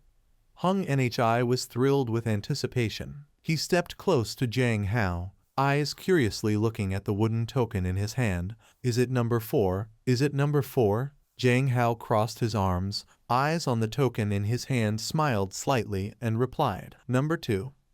Then the two went separate ways, each in a different direction. Hung Nhi grumbled disappointedly continuously. So unlucky, so unlucky. Soon after, the others quickly learned their numbers. Voices of joy mixed with frustration echoed throughout the city. Oh, I drew number 2, number 6, number 6. I am also on a team with Hoke Dang's senior brother. Damn it, no one in the team is strong. At this time, Deep then had drawn his own number. He held the wooden token forward, calling out, Look at this. The Jade Liang group standing arrogantly waiting looked at Deep, then he sighed in despair seeing them, all enemies, truly unlucky. Then Deep Then's lips curved into a slight smile, voice cheerful and excited. What a coincidence. He arrogantly approached, gaze cold yet amused, shouted, looking at what? Ngok Luong gritted his teeth irritated, crossed arms standing opposite Deep then said, I look at what I like, what do you care? That Ken stood behind Ngok Luong gritting his teeth, hands on hips fearless. Yes, looking at you so what? Showing off. At this moment he tilted his head slightly.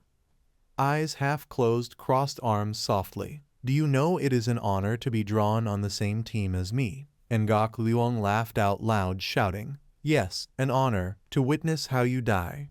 Not wanting to deal much with him, Deep then powerfully shrugged Ngok Luong aside to walk past. Move aside. Do not block the way to Hong Lam. He was momentarily stunned by his action. Ngok Luong quickly returned to his usual disdainful look. Hong Lam, just hope you have life entering, none leaving. Suddenly thunder rolled in the sky. Deep then frowned, but kept a smile on his lips as he walked. He smiled brightly full of excitement, eyes looking straight full of pride. Who has no life yet we will see. Very quickly it was time to begin. Continuously enormous blue spatial gates appeared. Everyone slowly approached standing before them while hesitating and discussing. The wild forest trial officially began. The number drawn determined which gate one would enter. To prevent teams from confusing each other, entering the wrong gate would result in disqualification. Hung Nhi and Deep then also arrived before the gates. He stepped forward placing his hand lightly on Deep Then's shoulder saying, Kid, you better pray for good luck. Without much hesitation, Deep then did not want to talk to Hung Nhi. He kicked him into the spatial gate, then scolded, get away from me a bit. So annoying Hung Nhi painfully turned back shouting, oh, you actually dare to kick me. A person standing from afar observing the two then softly exclaimed, unlucky kid. Ngok Luong and his teammates also entered. Ngok Luong went last. He stopped silently staring full of murderous intent. Ngok Luong had stepped halfway through the gate. Frowning he glared at Deep then cursing, kid, just wait and see. Entering the wild forest, you will die miserably. Deep then stood before Ngok Luong calmly replied, fool. After he left, Deep then felt bored, folding his arms not knowing what to do. Isn't this the wild forest? While he was thinking, suddenly a voice from the spatial gate caught Deep Then's attention. Young master, come here. Like the others, he slowly stepped into the gate. Its path was not long. Very quickly Deep then entered another space. He did not know where he had been brought. Deep then looked around in amazement, eyes full of curiosity. This is... Now he was in a vast forest, in front of him tall dense trees. What kind of place is this? Before Deep then could adapt to the unfolding events, suddenly a sharp sword shot towards him from somewhere. A puppet leapt from behind to attack. Deep then nimbly dodged, then defeated it. It was struck and fell face down to the ground. He looked at the puppet annoyed shouting, just entered and already sending a puppet to deal with me. Deep then sighed tiredly, turning his head in another direction ordering, do they even let one breathe? While Deep then was distracted, something black slowly approached his feet. Deep then quickly realized there was a problem. Startled he glanced down to check. At that moment, a sword from another direction shot towards him. The attacker angrily struck from behind shouting, die. He showed no fear, eyes gleaming with excitement saying, perfect timing. The source of power rushed swiftly. Deep then still stood like that watching it charge. After observing, he firmly held the sword on the ground. Deep then's expression darkened. A smirk full of contempt appeared. Just in time, he held the sword with both hands, his whole body hovering slightly leaning backward, releasing a great source of power. The source of power seemed not to diminish. Suddenly something made Deep then astonished, eyes wide open. Someone had ambushed from another side. That person swung the sword strongly to deflect the source of power. Xuan Lei Dao Ju. He angrily gritted his teeth trying to dodge and still attack while shouting, your grandmother. knowing he could not run any further. Deep then stopped, then twisted his leg strongly backward. Without hesitation, he used strong force to leap high. Just as Deep then flew up, an explosion quickly occurred. Seizing the opportunity, this time it was his turn to attack. The sharp sword tip quickly flew forward. Ngok Luong also followed the momentum to advance. The two of them rushed toward the opponent to attack. He dashed quickly from place to place. This made Deep then feel difficulty in observing Yu Tai and Loi Min Kai. Seeing his confused appearance, Ngok Luong could not help but laugh. He happily shouted toward Deep then, "Not dead yet." Then he slightly smiled contemptuously at Ngok Luong without saying anything. This made him feel insulted, and he shouted, "Die." Deep then now had returned to seriousness. He spun the sword upward and slightly shouted. Large flames continuously appeared, quickly forming a circle like a storm trying to devour. Thien Ken's sword technique. This caused him to painfully writhe and scream. Deep then's gaze became even more terrifying. He excitedly looked at Ngok Luong and said, "Now it's my turn." As soon as he finished speaking, Deep then still flew high above. He swung the sword strongly. Waves of hot fire continuously flew out, attacking straight at him. "Go." Ngok Luong was terrified. He hurriedly reached out his hand to cast a spell in response. Ngok Luong's face was already soaked with sweat, trying to stay steady. Damn. Yet it is this powerful. Even so, it was useless. The two powerful forces collided, creating a large explosion, throwing him far away, causing Ngok Luong to scream, echoing. Ngok Luong stepped back breathlessly. Though scared by Deep then's attack, he still showed a stubborn mouth. "You will not be proud for long. You cannot leave the wilderness." Deep then decisively kicked his face, his voice full of authority. "Answer my question. I only ask whether you submit or not." Ngok Luong held his burning cheek, intending to curse him, "You bastard." Before he could finish, Deep then added another kick to that face, loudly shouting, "Shut your rotten mouth."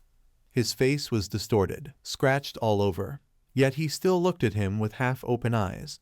At this moment Deep then bared his teeth, eyes blazing red. "Still not submit, right? Let you taste the power of my Duen Gu Man Hong Lion now." Seeing Deep then's brutal posture, he was startled and frightened. Without another word, he struck strongly into Ngok Luong's chest. The disciples witnessing the scene were terrified, faces pale, bodies trembling. Deep then smiled strangely, his nails sharp, full of power, glanced at them. "Do you also want some?" Regardless of their big brother lying on the ground uncertain of life or death, all three ran away, escaping from here. He pouted in disappointment, reached to touch the hilt of the sword. "Trash, no spirit." Ngok Luong fearfully asked him, "Deep then, what do you want to do?" His face gradually became inhuman, the smile terrifying. At this time, it was late at night in the deserted forest. Only the sound of Ngok Luong shouting, You Deep then, you pervert." He brazenly took all of Ngok Luong's clothes, standing to watch him busy covering his body, mouth still cursing continuously. "Deep then, I am straight." Deep then did not care, slapped him sharply. "It hurts, sleep a bit, young master, I am straight too, okay?" After dealing with Ngok Luong, he sighed deeply. He used his power to transform, white smoke filling the space. After some time, when the smoke cleared a bit, Deep then smiled triumphantly. "That bastard lion Ngok Luong of Dia Duong Din is here." Suddenly behind him there was a rustling sound, making Deep then pay special attention. What kind of demon is that? Originally the night was quiet, but was shattered by strange sounds. Deep then could not help grumbling in annoyance, kept shouting, so annoying. Walking on the dirt road, he accidentally stepped on a rock. Deep then's instinct signaled that something was wrong, not good. He quickly flew up, avoiding the rock from before. He tumbled several times. Before he could land, the rock exploded. "What is this?" Deep then was surprised, seeing red streaks like fire piercing straight into the ground. From somewhere appeared strange arrows, aimed at his position. They rushed swiftly, as if pre-programmed just for him. Deep then did not flinch, carefully observing the situation. He drew a spear and swung several decisive strikes. Roman 11 2. The giant sword burst with blinding light, murderous aura surging, filling all directions. Deep then quickly ran away, leaving the raging fire behind. Suddenly there was the sound of stomping. A giant brown bear appeared. He grimaced, full of confusion in his heart. What exactly is this? He leapt nimbly, approaching the oversized bear, whether it would stop or not. After a few basic moves, he had defeated it. Trash, wasting my time. Looking at the battered face of the big bear, suddenly a snicker. The beast is quite agile indeed. Deep then turned around in surprise. When did it appear? Yet did not notice. After observing the group for a while, he realized they were inner sect disciples.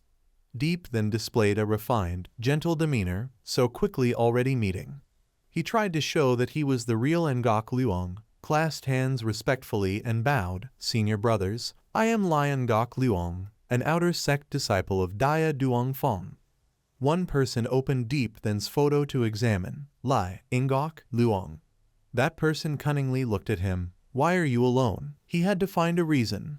I got separated from the team. They continued to interrogate this fake Ngok Luong. Whether he had met Deep then, he confidently replied, outside, trapped in a formation. The leader of the group arrogantly said, Little brother, Fong Tao senior brothers have instructed. We must not trouble the disciples of Dia Duong Fong. But if the seniors have a chance to enter once, they cannot return empty-handed. Understanding the intentions of these people, Deep then quickly took out a bag of silver, politely handed it to them. Understood, understood. This is money to pay respect to the senior brothers. Seeing their goal achieved, the inner sect disciples laughed happily. Consider you clever. The three turned away. The leader happily tossed the bag of silver, excitedly said to him, That Deep then is extremely cunning. Boost your morale. Capturing Deep then will have a big reward. Go. He breathed a sigh of relief with pride, despising those materialistic ones. Inner sect disciples are all pig brains. A little money has sent them away. Deep then walked while stretching. If everyone were as easy to fool as them, he could easily blend into the inner sect. But to avoid exposing his identity, he hurriedly ran away, quickly, otherwise soon they would suspect. Late at night, the moon was high, bright light stretching across the mountains and forests. Duong Vi and his disciples still wandered. They had been walking from morning to evening. He was frustrated, walking in circles for more than half a day, yet not a single figure. One junior agreed, yes, truly boring. Duong Vi smiled, eyes narrowed. No one, it is because you do not know how to look. He half smiled then ordered, come out.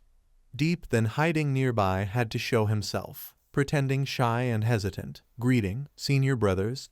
He quickly took out the bag of silver, intending to use money to distract them. I am Lion Ngok Luong, an outer sect disciple of Dia Duong Fong. This is 1,000 spirit stones, a small gift. Hope the senior brothers do not ridicule. But Duong Vi laughed loudly. You think? His words made Deep then's face change color. If you became Lion Ngok Luong, I could not recognize.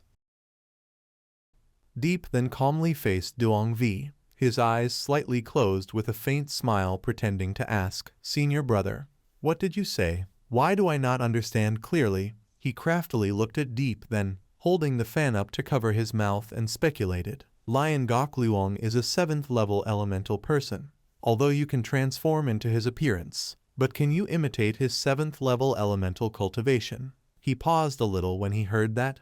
Duong Vi was not very surprised, as if he had predicted it, and said, Am I right? Deep then junior brother. Everyone there was astonished. They were shocked and stirred. Deep then, he is Deep then. Being predicted about his identity was just a matter of time. Deep then slightly curled his lips in a faint smile. Then, he swung his hand across his face. The layer of transformation disappeared accordingly. His mouth curved into a perfect smile and praised. It seems the inner disciples are not all pig brains. He folded his fan and pointed directly at Deep then, hands on hips arrogantly ordering him, Brat, your mouth is quite convenient. Will you obediently surrender, or shall I help you? Deep then petite and cute quickly complied. He raised both hands to the sky and shouted, I surrender. Duong Vi opened the fan to cover his mouth and laughed. That is correct, brat, you are sensible. The group of disciples also did not hold back and stepped in front of Deep, then they smugly continued to mock and belittle him. The outer sect spread that you are strange and bizarre. Were you not caught by us? It is nothing. Deep then lowered his face and frowned. He slightly curved his lips in a smile when he heard them speak. Without wasting time, Deep then rushed forward like a gust of wind, a strong kick hitting the face of one who mocked him, shouting, "Damn you!" As if opening a path for himself. Deep then ran away at full speed. He stood from afar, raising the bow, aiming directly at him, and said irritably, "I knew you would not obey." The bow seemed to absorb a source of power. Each arrow shot contained immense strength. It continuously flew straight to the positions where Deep then ran. Xuan Kite pursuit wind arrow. He struggled to dodge all the arrows, running from place to place shouting, "Damn you, underestimate this Beep." Suddenly, while Deep then was careless and distracted, an arrow shot straight into his stomach. He fearfully widened his eyes, gritted his teeth, and flinched. But fortunately, thanks to his quick reflexes, Deep then managed to catch the arrow in time. He used his power to create flames around the arrow. Deep then swung his hand strongly backward to gain momentum for a counterattack. Turning around, Duongvi was not afraid at all. He continued to aim the bow with delight, indeed showing some skill. He used all his strength to throw the arrow missile straight at him. Duongvi also shot an ice-like arrow to confront it. The two objects flew rapidly towards each other, then collided violently, creating a huge explosion. The people at a distance were shocked and exclaimed, "The aura is too strong." Fong Tao seemed to sense Deep Then's presence. He bared his teeth with a creepy smile and shouted, "Deep Then found you." Nam Suong excitedly stepped forward. He did not forget to order his subordinates behind him to follow. Finally found, "Follow me." The fight between the two had a great impact, very quickly revealing Deep Then's location. Everyone seeing rushed over as fast as possible. Zhang Duong and his subordinates charged straight ahead. He smugly grinned, knowing he had found him. "Deep Then, let's see if I can crush you." On the other side, Hung Nhi, Nhu Hien and Ngayat Nhi were struggling to resist the attacking group. Suddenly one person stood on a flying sword passing by, shouting loudly, "Deep Then, if you enter the wilderness, don't expect to get out." It was like an announcement to everyone. One person fighting with her also noticed. That person both defended and looked up, listening. "Deep Then, found Deep Then." The other two quickly stopped paying attention, ignoring everything, and ran elsewhere, excitedly shouting, "Finally found. Let's go tomorrow. If late we cannot catch up." Ngayat Nhi slightly frowned. She seriously looked at the situation just occurring, saying, "Looking at this formation, they want to crush him in the wilderness." Hung Nhi, standing behind holding a staff, raised it angrily and said, "Then what are we waiting for?" He could no longer control his temper, raised his fist to the sky, showing determination. "Running up, kill over there." Nhu Hien hurriedly grabbed the collar behind Hung Nhi, pulling him back, saying, "Rushing won't help. I cannot go over there. Each team has a fixed channel of its own." He suddenly froze, face blank with sweat, muttering to himself, "Right now we cannot leave. Only by participating in the inner sect disciple trial can we disregard the channel limitations." Suddenly remembering something, Hung Nhi felt frustrated, tilted his head back, speaking irritably, "Damn, forget these matters. Deep Then, you little brat." Everyone scrambled, rushing toward Deep Then. Some even sprinted at full speed. The space chaotic and noisy without end. Deep Then has appeared. Go quickly. This deadly formation against Deep Then is huge already. Anyone replacing them to take down Deep Then could obtain 100,000 spirit stones from them. Ta Van standing far away observing, he slightly smiled, bringing a water bottle near his mouth, saying, "No wonder they fight as if drinking chicken blood." Now at his place, Zhang Duong was charging with strength straight at Deep Then. He fiercely attacked, shouting, "Die." Deep Then showed no fear, confronting directly. Zhang Duong flew and collided straight into him. This made Deep Then a little surprised, unable to react in time. Immediately after, he used all his strength to counterattack. Deep Then's response sent him flying away from him, crashing straight into a tree trunk. His eyes slightly wavered. Deep, then exhausted from expending energy, exhaled a breath. Not letting him rest a second longer, Nam Seong with his group from another side charged, shouting loudly. He is Deep then stood firm and slightly turned his head, saying, "You arrived fast." He looked smug without stop. Nam Seong scowled fiercely with a terrifying, triumphant expression, shouting orders to his subordinates, "No need to spare, do not consider life or death." He let out a slight laugh, mood fearless and even playful, saying, "Little brat, your heart is truly cruel." The people rushing from above did not forget to shout, "Do not let him run." Quickly, Jang Duong sat on the ground laughing loudly. "Deep then, you are surely dead." He seemed to go mad, mouth wide open, laughing endlessly, his face gradually distorting. Jang Duong pointed at Deep then smugly. "Next year on this day will be your death anniversary." He did not utter a single word from beginning to end, just stood still watching him make a fool of himself. After a while, Deep then took out a silk pouch and laughed loudly. "Is that so?" Then he directly shoved something into Jang Duong's mouth. "Eat shit." Deep then squeezed his neck tightly despite him struggling constantly. He took out a candle to threaten, speaking about harming others. "Young master, here is your ancestors." Jang Duong's face was sweating continuously. His eyes began to show threads of blood. From deep within the trees he unexpectedly shot up into the air at an unbelievable speed. The disciples flying towards him were also startled and paused. "What is that?" Suddenly Jang Duong exploded midair. The disciples were blown apart by the force. Right at the exit of the wild forest, seeing someone step out of the forest, everyone began to panic. Were those people so fast as to pass the test already? It has not even been a day. Someone asked in astonishment. "Too fast. Go on," Ta Van recounted calmly. "Everyone is surrounding Deep, then there is no time to care about us." He looked up at the explosion above and exclaimed, "So many people surrounding a single quiescent realm, really a complete loss of face." Scene change. Deep then was running for his life from the bloodthirsty people behind. "There, quickly, surround him." He extremely despised them and took out some bombs. "Damn, they bite really hard." Deep then suddenly turned and threw a bomb. "Go to hell." The people behind, seeing the bomb, could only scream again.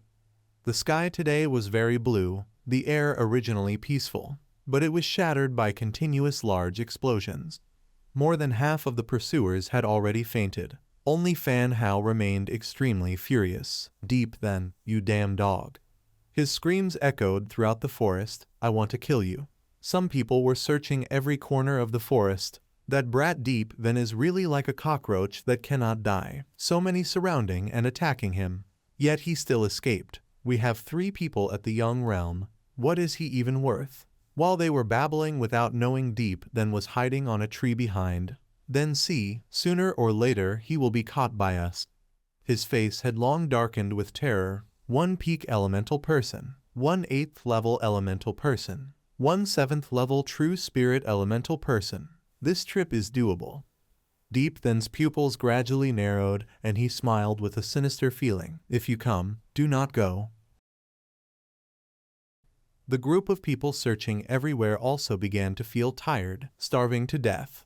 "Let's find somewhere to rest first," the man behind shouted to correct them loudly. "Be honest and keep searching quickly. If senior brother Feng Tao sees you being lazy, then you'll be in trouble." That guy snorted in disgust. He still didn't know where he was being lazy like a cat. Resting a bit wouldn't hurt. Deep then stood in a corner, fiddling with a few grenades in his hand. "Hungry, right? Here's Iron Egg Young Master's treat." 3 grenades flew along the wind toward the crowd. "Hey!" When the fuses of the grenades were almost burned out, the group finally realized. Careful. By the time they reacted, there were only deafening explosions left. "Damn it, it's smoke bombs." Deep then, holding his weapon, jumped out with elegance. "The young master is here." The entire forest looked peaceful but was filled with endless screams.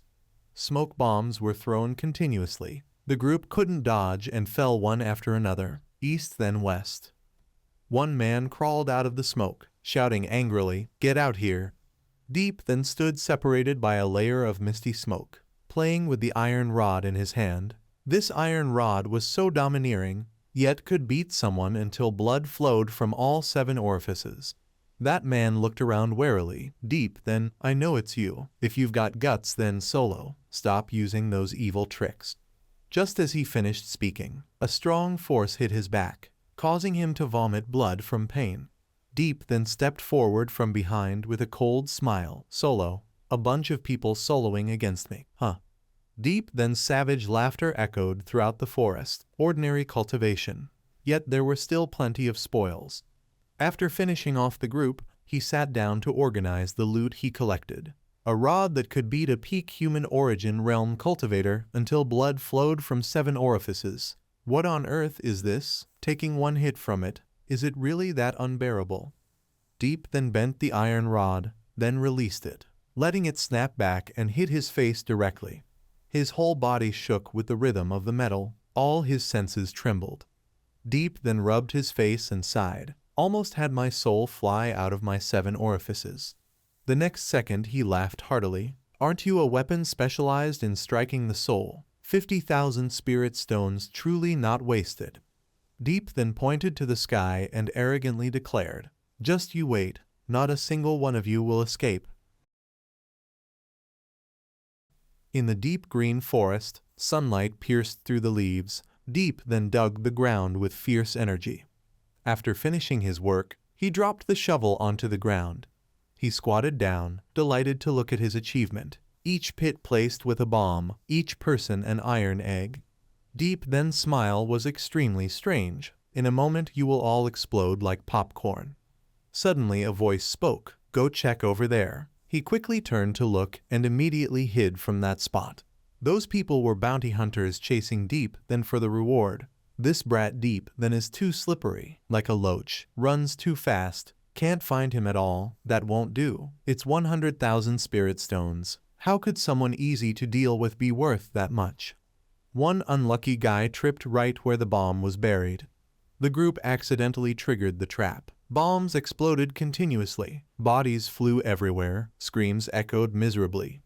2 lucky ones escaped, quickly retreating far away. Too dangerous. Good thing young master hid fast. But they didn't expect. Deep then was hiding near the lake. He flew up and ambushed them. Hello, senior brother. Both of them widened their eyes, unable to react, ready to take the hit. He even kindly said, good night, senior brother. Screams echoed throughout the forest, even scaring birds away. A while later, Feng Tao, Zhang Duong, and Kaio Min appeared. He was furious. Deep then, if you've got guts, come out here. Kaio Min looked at his disciples lying flat on top of each other, beaten badly, extremely angry. This brat is too despicable, too sinister, trash. Zhang Duong stood beside analyzing. To deal with 5 human origin realm cultivators in such a short time. If his strength isn't at true Yang realm, he couldn't suppress them. He also commented, we are in the open while he's in the dark. The forest is so vast. Stopping him won't be easy. Only he stood there silently observing. After thinking for a while, one of them smiled maliciously and said to the other 2, I actually have a way, they urged. What way? Quickly say it. The 3 fools huddled together. He whispered his secret plan. It seemed like not a bad plan. All 3 smiled proudly with a touch of cunning. Good. At the same time, in a random area of the forest, Deep then continued his plan of using bombs for ambush attacks, with explosions happening one after another. He arrogantly said to them, this mountain was opened by me, this tree was planted by me. Holding his iron rod, he spared no one he struck, wanting to pass through this place. Deep then gave a sinister smile, his sharp eyes gleaming with calculation. Standing with his hands on his hips, he arrogantly told those men, then raise your butts up. Before leaving, he quickly collected the items from those bad people, earning a small amount. Deep then took momentum, leaped high into the air. The charm under his thigh glowed. A few more runs like this and things would be pretty good. He soared straight into the blue sky, leaving only wind and dust behind. Finding a quiet and safe spot, Deep then took out all the items he had gathered and began calculating. More than 400,000. plus mixed spirit fluids and spirit stones. He clapped his hands joyfully, encouraging himself, enough to earn back the capital, and even a decent profit. Looking at the rod, he squinted with a happy smile. Lucky to have you, truly a fine thing. In the next instant, Deep Then's expression changed, his eyes cunning and distant. If that's the case, then I won't rush to leave just yet. This isn't a barren forest. This is a land filled with money. Suddenly, a strange sound appeared. He immediately realized someone stepped on the young master's landmine array. As soon as he spoke, an explosion thundered through the blue sky. He calmly turned back with a contemptuous smile. So fast to come here. You're really dedicated to your work. But Deep Then's sharp senses noticed something off. Not right. He stayed silent, reviewing everything. Within thousands of meters, I've planted landmines everywhere. Once someone steps on them, I can react immediately, retreat or counterattack. But now why? Deep Then looked in confusion at the bombs around him. All had exploded. His face indifferent, he mocked his opponents. And yet you managed to trap me. Are you all dog noses? He sneered in annoyance, letting out a hiss through clenched teeth. Deep Then spread his arms wide, throwing out several more bombs flying in all directions. Then let's see. They exploded instantly, smoke billowing everywhere. But he seemed to enjoy it. Come on, let's have a real fog then. His handsome face and sharp eyes flickered within the smoke. Let's see how you can find me now. Deep Then stood before an approaching tornado, shouting continuously. Raging wind roar, storm swirling rain, wind master art, not good, blown away so quickly. He was so angry that his eyebrows furrowed, his teeth clenched tightly, hissing. Seems like this has been planned for a long time. Kao Min and his companions landed one after another and shouted loudly, running again. Try running one more time for me to see. The three of them surrounded Deep Then with contempt and taunted. This time let's see where you can run. He unconsciously looked up at the sky and saw a Bagua net preparing to fall down. The thugs laughed smugly. You will die miserably. Deep Then felt a bit panicked in his mind. Damn it. But he quickly regained his composure, grabbed his sword and leapt toward the net, shouting loudly, Scarlet Flame, sword. One of Kao Min's disciples threw a brick toward Deep Then and yelled, Where do you think you're going? He glanced down slightly, his eyes narrowed, locking onto the target. Then he swiftly drew back his sword, turned his body to the side to dodge the brick. Deep Then landed on the ground, but immediately rolled and stood up again. His face was now filled with hatred, his eyebrows still tightly drawn together. Seeing this, Kao Min launched a move and shouted an order, suppress him. Immediately, a series of lightning bolts of light fell one after another, but Deep Then used his sword to create a protective barrier blocking them. The suppressing bolts were too powerful, causing his inner energy to be damaged to the point of spitting blood. Even so, Deep Then still endured, stomping his foot hard onto the ground. Then he used his body to take the lightning strikes directly, making his whole body collapse with a sky-shaking scream. Deep Then gathered all his inner energy and roared, Open for me. Kao Min gritted his teeth in shock and exclaimed, This brat, he's breaking the suppression himself. This one must not be allowed to live. He was both panicked and sweating, cursing them loudly. Your grandmothers. Fong Tao jumped up, extending his hand to strike down toward Deep Then while shouting, regardless of life or death, Behold my great hand seal. Without hesitation, Deep Then threw back a giant dragon toward him and shouted, Subduing dragon. Both tried their best to defeat the other, and the two energy blasts clashed and stalled in midair.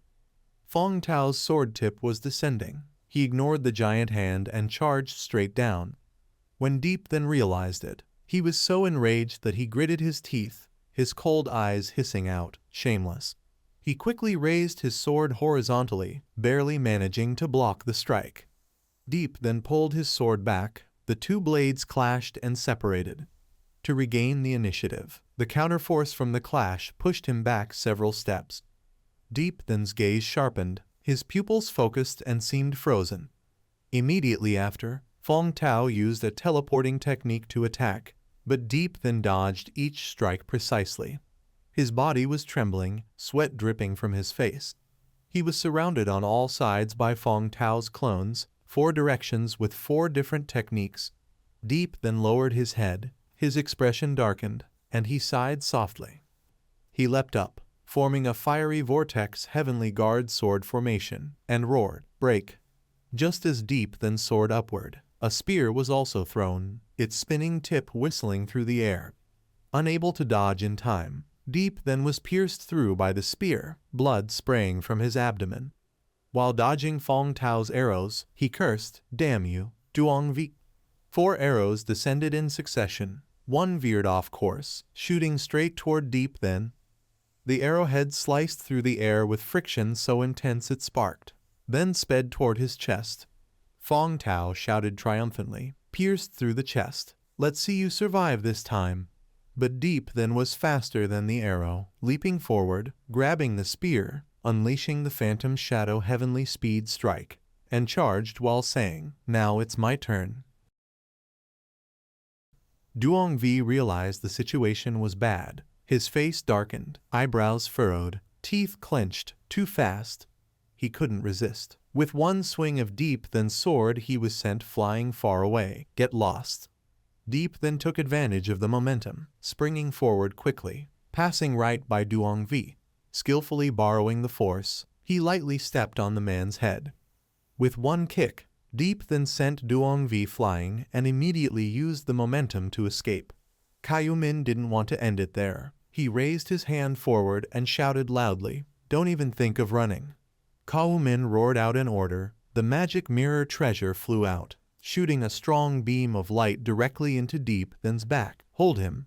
Deep then couldn't dodge, took the full hit and spat blood. Immediately after, his strength failed, his back slammed hard onto the ground. Zhang Duong seized the opportunity, rushing straight toward Deep then to capture him. Deep then forced himself up, clenching his teeth in rage. "Your grandma." He didn't sit and wait for death, firing a large beam of light at him. From below and above, Fong Tao and Caillou Min appeared, shouting as they descended, "Die." As if seeing something, both of them froze in shock. Deep then chose to face them head-on, instantly appearing in the air and unleashing a move, dragon subduing. The sky was far from peaceful. A massive explosion shook the air. Caillou Min and Fong Tao easily dodged and landed, but inside they were unwilling and irritated. Damn it, even like this he still escaped. The scene shifted elsewhere. Heavy breathing echoed. He had exhausted much of his strength, finding a place to rest against a tree. How could they have known his exact direction so precisely?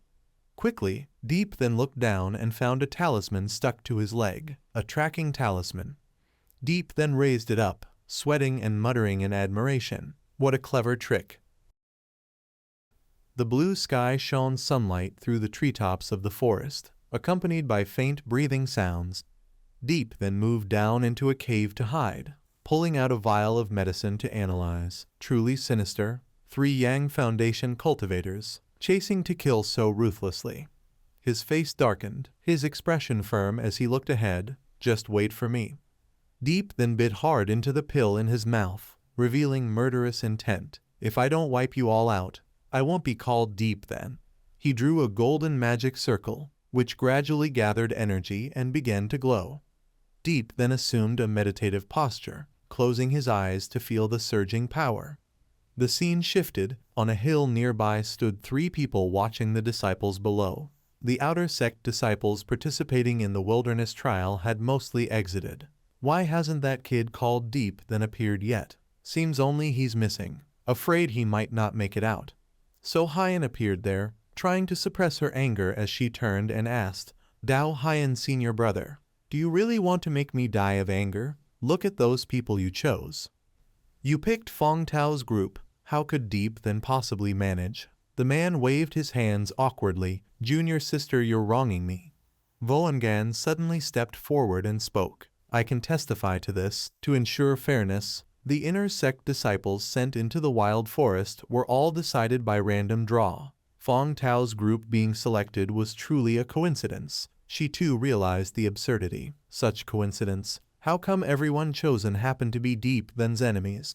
Dao Haiyan smiled and spoke in a friendly tone as he reminded, Junior sister, don't forget. A few days ago at the outer sect competition, who did your disciple encounter? That's his karma. So Haiyan rubbed her temples in frustration and muttered, this child is really unlucky. The sky turned to night, and the dense forest echoed with ear-piercing screams. Deep Then was the mastermind, grinning as he took everything from the passers-by and tied them up miserably. His eyes glinted with malice as he warned, if it weren't forbidden to reveal points, I wouldn't even leave your underwear. The screams continued endlessly afterward. Fong Tao stood in formation, extremely alert, instructing everyone, the number of usable people is decreasing. Split up and search. The others cooperated and shouted, understood. Cover as much area as possible and find him quickly. Without hesitation, he dashed straight ahead, shouting loudly, if we still don't catch him, this old face of mine will be thrown to my grandmother's house. On Deep Then's side it was completely peaceful. He was sitting quietly muttering to himself, now it's my turn to deal with you all. Deep Then's eyes gleamed with excitement as he raised several needles, smiling, acupuncture on your feet for you guys, serves you right. Deep Then had already prepared the trap, standing atop a tree observing below. Fong Tao appeared, glancing behind with suspicion. Fong Tao stopped suspiciously when he saw a shadow flash by. Deep Then, he shouted loudly, finally you've shown yourself again. Fong Tao jumped up and chased after Deep Then, that Deep guy. He spoke provocatively, if you've got guts, stop right there for me. Deep Then not only didn't stop but ran even faster, turning his head back with a mocking reply. If you've got guts then chase me, pig brain. Fong Tao glared at the empty scene before him. Where is he? He jumped down from the tree to the ground. Get out here. Fong Tao shouted, his voice echoing everywhere. Hiding your head and showing your tail, are you even a man? Deep Then darted past behind Fong Tao without leaving a trace. He sensed it and quickly turned around. Fong Tao looked around cautiously as he walked, irritated, pretending to be a ghost. He stepped into an open area. Fong Tao widened his eyes, feeling something was off. Deep Then's traps exploded one after another. Fong Tao leaped up to dodge. A large trap exploded behind him, causing him to fall face first to the ground. Sharp, thick spikes pierced through Fong Tao's hands. He lifted his head to the sky and screamed miserably, Deep Then, you wretched brat. A metal rod was swung with great force. Deep Then suddenly appeared, striking Fong Tao straight in the face, making him spit blood. He smirked and said, using filth to deal with filth, that's perfectly fair. Fong Tao fell to the ground in pain. You are not someone easy to kill. A pale pink smoke spread from everywhere. He widened his eyes in shock. This is... Fong Tao stood up trembling. He forced himself to cover his nose with his hand. The stupefying smoke. 3 more black explosive balls were thrown to Fong Tao. They exploded instantly. He stood within the blast radius so was heavily affected. Deep Then slowly stepped closer to Fong Tao. His gaze began to grow dim from the influence of the stupefying smoke, his face dusty. Breathing in so much smoke he coughed as if with tuberculosis. Fong Tao's body began to sway under the effect of the smoke. He used his last strength to point at him. Deep Then, you are despicable. He raised his leg high and shouted, come here. Then he kicked hard at Fong Tao's groin. A stream of electricity sprang out and he cried out in pain. Fong Tao foamed at the mouth and lay unconscious on the ground. Deep Then said smugly, is my name something you can call casually? A strange voice rang from inside the forest. Duong V, how is it? Have you caught him yet? Deep Then quickly turned his face toward the sound. He showed a sinister smile. A shaft of light surrounded Deep Then. He performed a technique, transform. He changed into the appearance of Fong Tao, smiling with delight. He answered the other, speak more quietly. This kid has quite a lot of stuff on him. Let me choose first. After choosing, I will hand him over. Jang Duong quickly ran down to him and said, I say, kid, do not swallow everything for yourself. Looking at the pile of weapons, medicines, treasures before him, Deep then crouched and smiled with eyes narrowed. Damn, getting rich. Jang Duong also sat down, touching the pile greedily, and said, there really is quite a lot. Old rule, split it half when we meet. Deep then stood up. The disguise gradually disappeared. No problem, you choose first. Deep then raised the iron rod in his hand. Look at this, do you like it? Jang Duong looked up. That voice. A late flash of realization appeared in his mind. Deep then. The rod sliced through the air, its sound sharp even in the night. Jang Duong planted one hand on the ground, flipping to the side to dodge. He pushed off the ground with great force, and the moment his hand left the earth, it went numb. At that moment, Deep then threw a handful of dirt, letting out a cold snort. Jang Duong had just landed, still unsteady and unaware, when the dirt smashed straight into his face. He could only let out a few weak groans. Jang Duong puckered his lips as much as he could, spitting dirt out. Deep then, you shameless bastard. While he was distracted, Deep then's kick came flying in. Shameless, huh? The kick struck his chin directly, making Jang Duong spit blood. This is just... Before he could recover, the iron rod struck his head. This is only the beginning. Deep then kept striking left then right. Shameless 2-0, shameless 3-0, hitting up then down, shameless 4-0, shameless 5-0. As he swung the rod, Deep then's eyes turned completely white. Shameless 6-0. The final strike shook the ground. Shameless plus. Jang Duong lay flat on the ground, his face swollen, unconscious, blood trickling from his nose. Deep then landed heavily, exhaling a deep breath. Let's see what kind of treasures you've been hoarding. His laughter shattered the silence of the night. It's time for celebration. Sitting atop his pile of loot, Deep then laughed gleefully. Jang Duong really was a wealthy landlord. Such a fat prize. He struck a cool pose, pointing ahead. Now there's only you left. T-letter 1A3 Kaomin. Deep then's eyes gleamed. He had yet to fight someone from the true Yang realm head-on. Kao Min was wandering alone in the forest. Have you found Deep then's whereabouts yet? He shouted into the sound-transmitting talisman. I'm asking you all, where are you? The symbols on the talisman flickered a few times, but after a while there was still no response. Kao Min frowned slightly and guessed. Could it be that Deep then has already entered the inner sect? Duong V and Jang Duong found out he left, so they left too. He grew angry and cursed continuously. You two rotten bastards, leaving without calling me once, making me suffer searching here. Suddenly, a voice interrupted. The anger of senior brother Ta is not small indeed. Kao Min turned toward the source of the sound, his hand holding the talisman gradually loosening. Clenching his fist decisively, Kao Min challenged, Deep then, you've come at the right time. Deep then stood with his arms crossed proudly. I also think it's just the right time. His entire being burned with heroic spirit. If we're still in the wild forest, yet you dare appear before me, then today you're not leaving. Deep then smiled provocatively. I won't leave. Come, Solo. Kao Min snorted coldly, his foot stomping heavily on the ground. He struck out with a massive palm of energy. Such big talk. Deep then extended 2 fingers, releasing a bolt of lightning in response. Thunder dash. The golden and blue energies clashed violently, their powers equal. For the moment neither could prevail. Kao Min placed one hand on the ground and shouted, no matter how strong you are, in my eyes you're nothing. From his palm radiated a purple light, spreading into the ground. A giant purple dragon head emerged behind him. Earth Dragon Technique.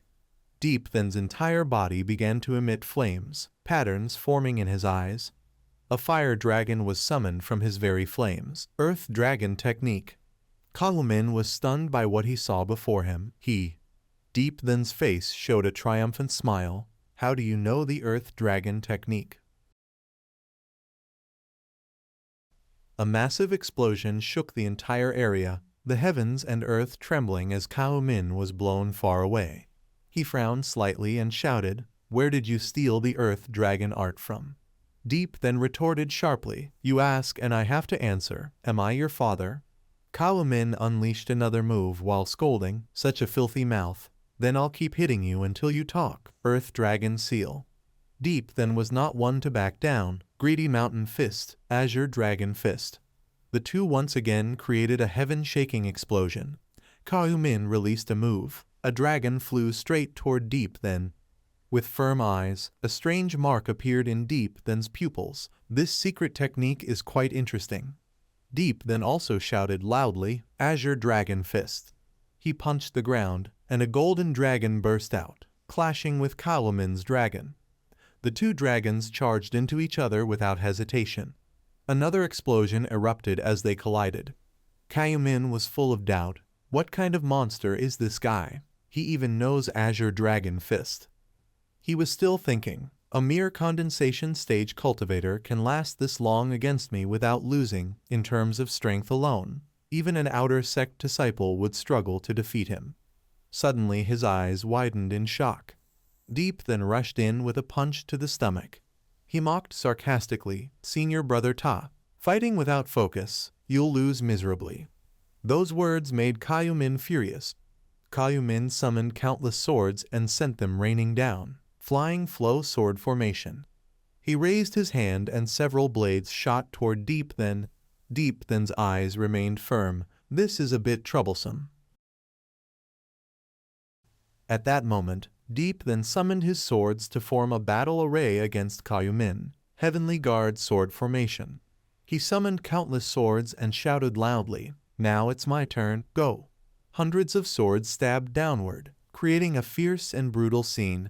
Kaomin quickly slid backward to dodge.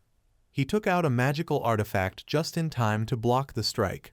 A surge of abundant purple spiritual energy burst out. The vitality shot straight up into the sky.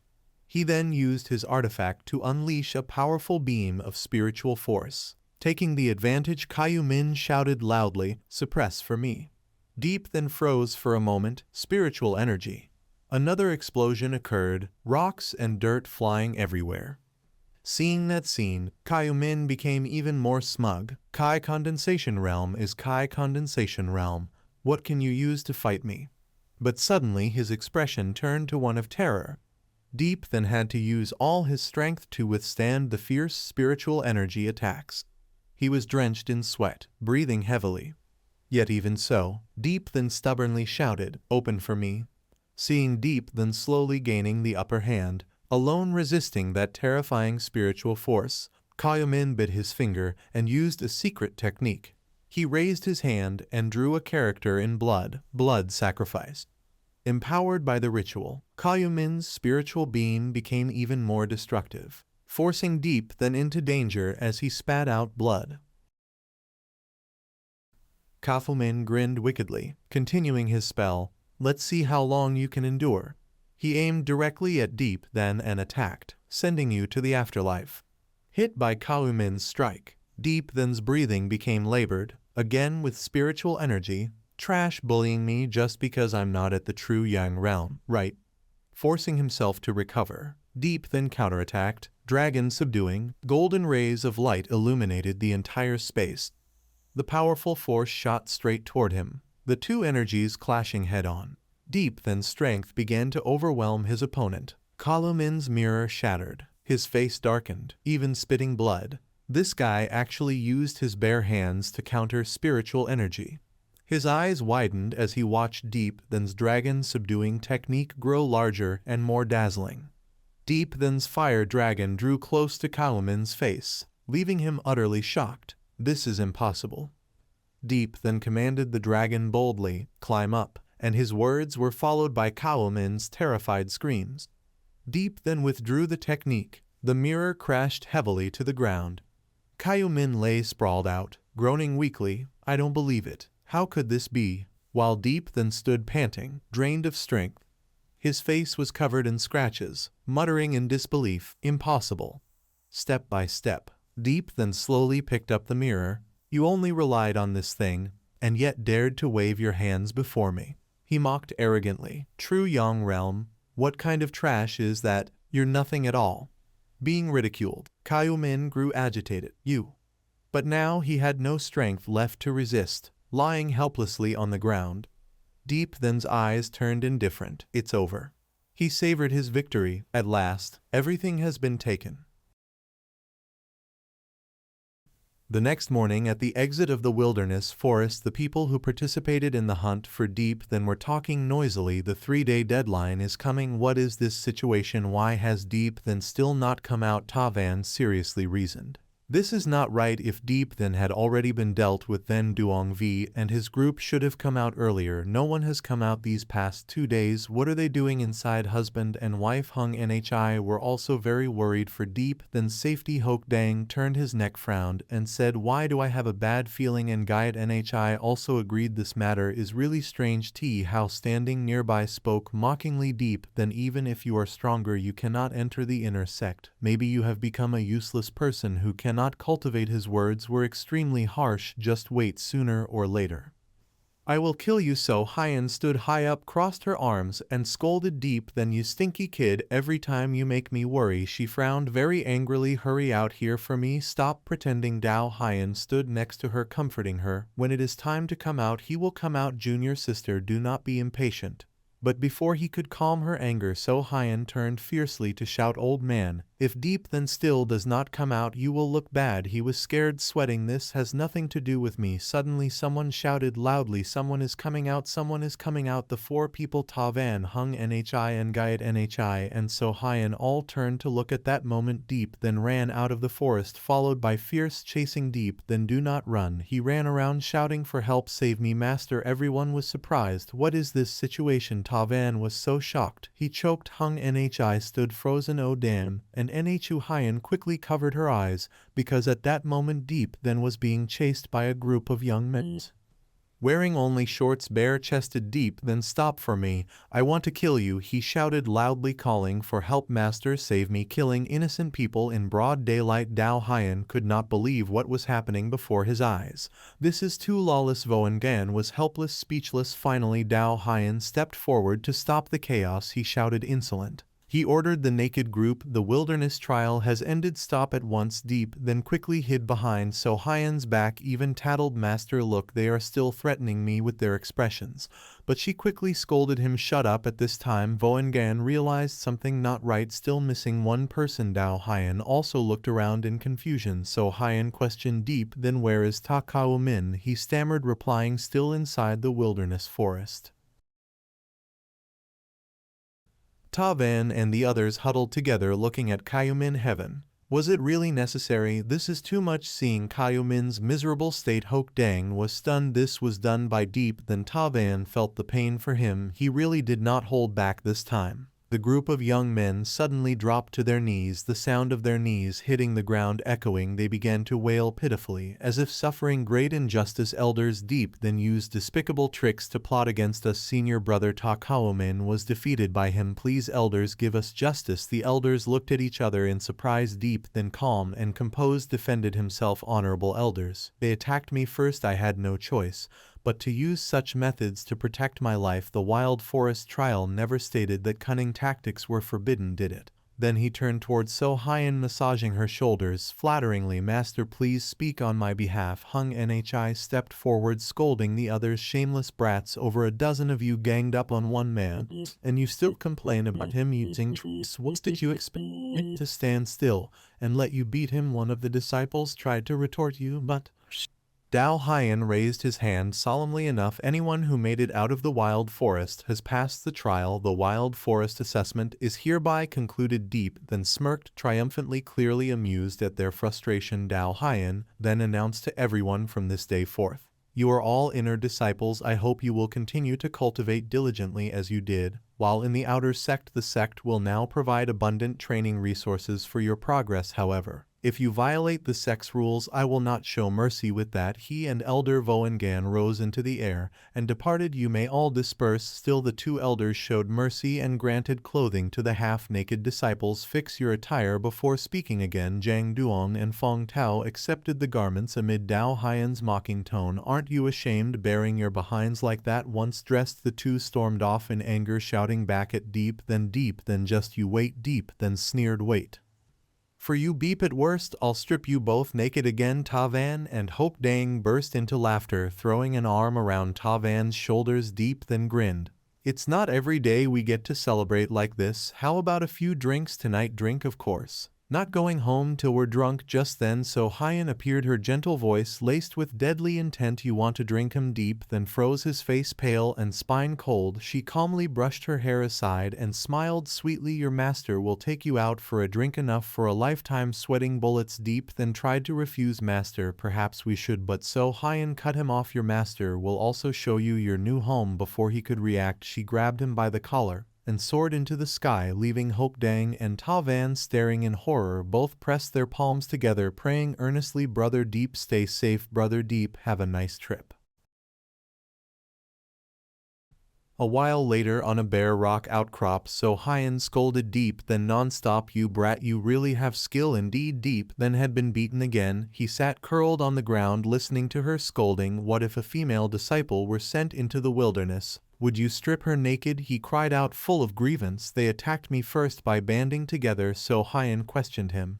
Then did you strip her naked? Deep then turned his face away in helplessness. Damn, he acted innocent and claimed it was not his fault after all. Do not wrongly accuse me. He even provoked her further. If you want to beat me, then beat me. I am used to it every day. The beatings have made me addicted to being hit. So Hyen was enraged to the limit and pinched his ear. How dare you call yourself I am? Who are you calling I am? Who do you want to rebel? He begged her in pain. It hurts. I was wrong, master. You are. I am your grandson. Am I not his grandson? Deep then rubbed his reddened ear, filled with resentment. Is he really my master this time? You really cannot blame me. So Hyen sighed deeply. Of course, I know I cannot blame you. She spoke earnestly to Deep. Then just do not every time you fix things cause such a stir. Okay, do not always strip people naked. Are you a pervert? Actually, she was quite pleased with this disciple of hers, an intern at the Kai condensation realm, who in the wilderness trial had handled all the inner sect disciples sent in. This is not something anyone can do, so she was naturally very satisfied with this disciple. So Hyen took out 2 glittering green rings, the Moonlight 7-star bracelets. A reward for you. Seeing the gift, his eyes lit up, joyful like a puppy.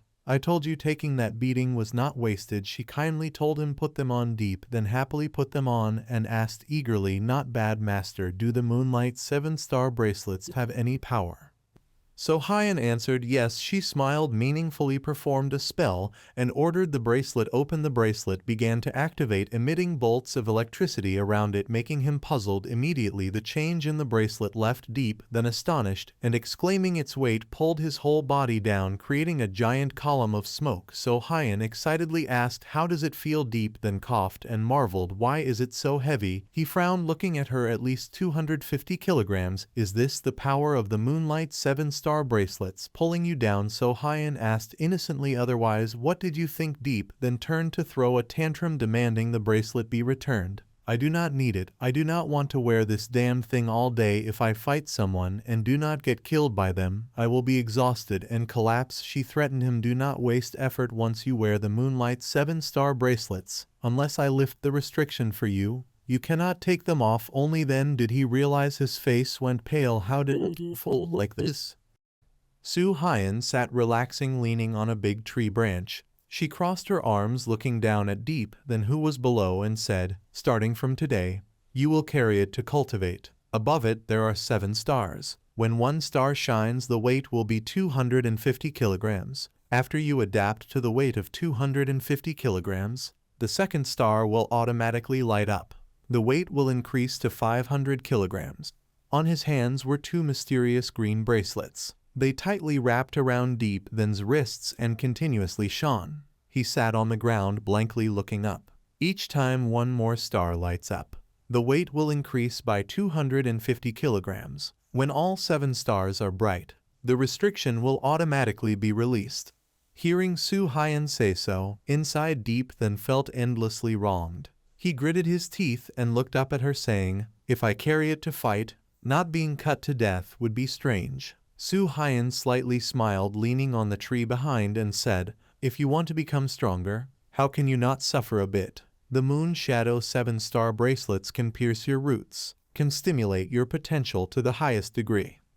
After that, she yawned long and closed both eyes, lazily raised her hand stretching and requested to Deep then, give you 1 day to adapt. 1 day later will be the hell training that I specially set for you.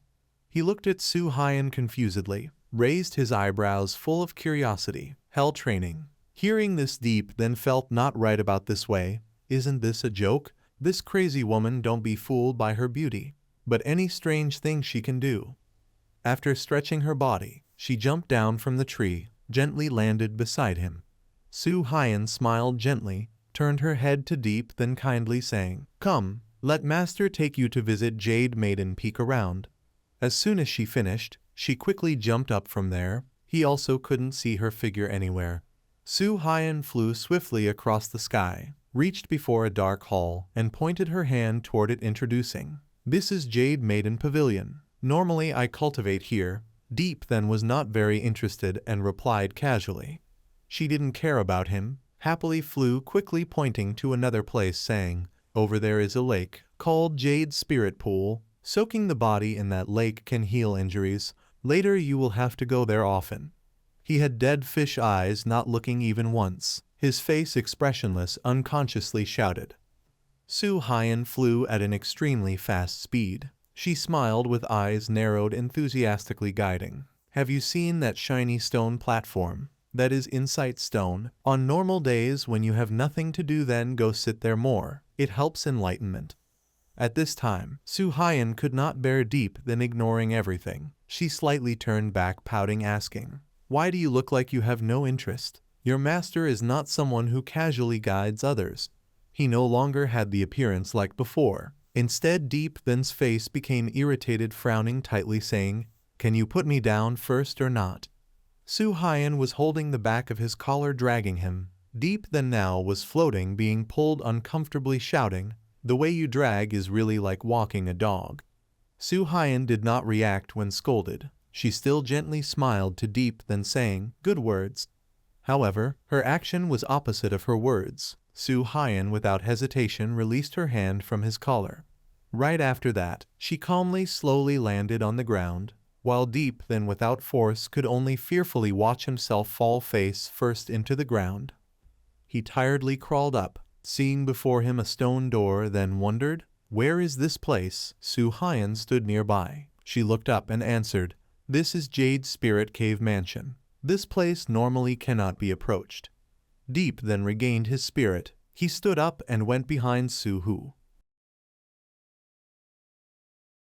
The two were still lingering outside the stone gate. Deep then walking behind So Hyan curiously asked, "Master, besides you and me, is there a third person on Jade Maiden Peak?" She walked ahead leisurely, replying, "Pointless question, of course. There is someone. If it were only me, would I not truly become a lonely person after bringing him to this place?" So Hyan tiredly closed her eyes and instructed Deep, "Then remember my words. Normally, without my permission, you are not allowed to approach this place. This place has a reinforced seal, but it does not completely cut off connection with the outside world. The noise from outside will affect the seclusion." He made a few small sounds of acknowledgement, then rubbed his chin, pouting as he looked away. Who could be so capable to be valued by Master enough to cultivate here? Not letting Deep then dwell too deeply on this, she raised her voice, changing the subject, and told him, "What are you standing there for? I am taking you to that person." Deep then quickly responded without making So Hyan, "Wait here, I come." The next moment, the figures of the two flashed across to another spot. She grabbed him by the collar as they flew forward, asking, "How do you find this bamboo forest?" Deep then seemed too used to being dragged like this, calmly answering, "Very good, quiet and secluded. Truly a fine place to cultivate." Hearing that she could not help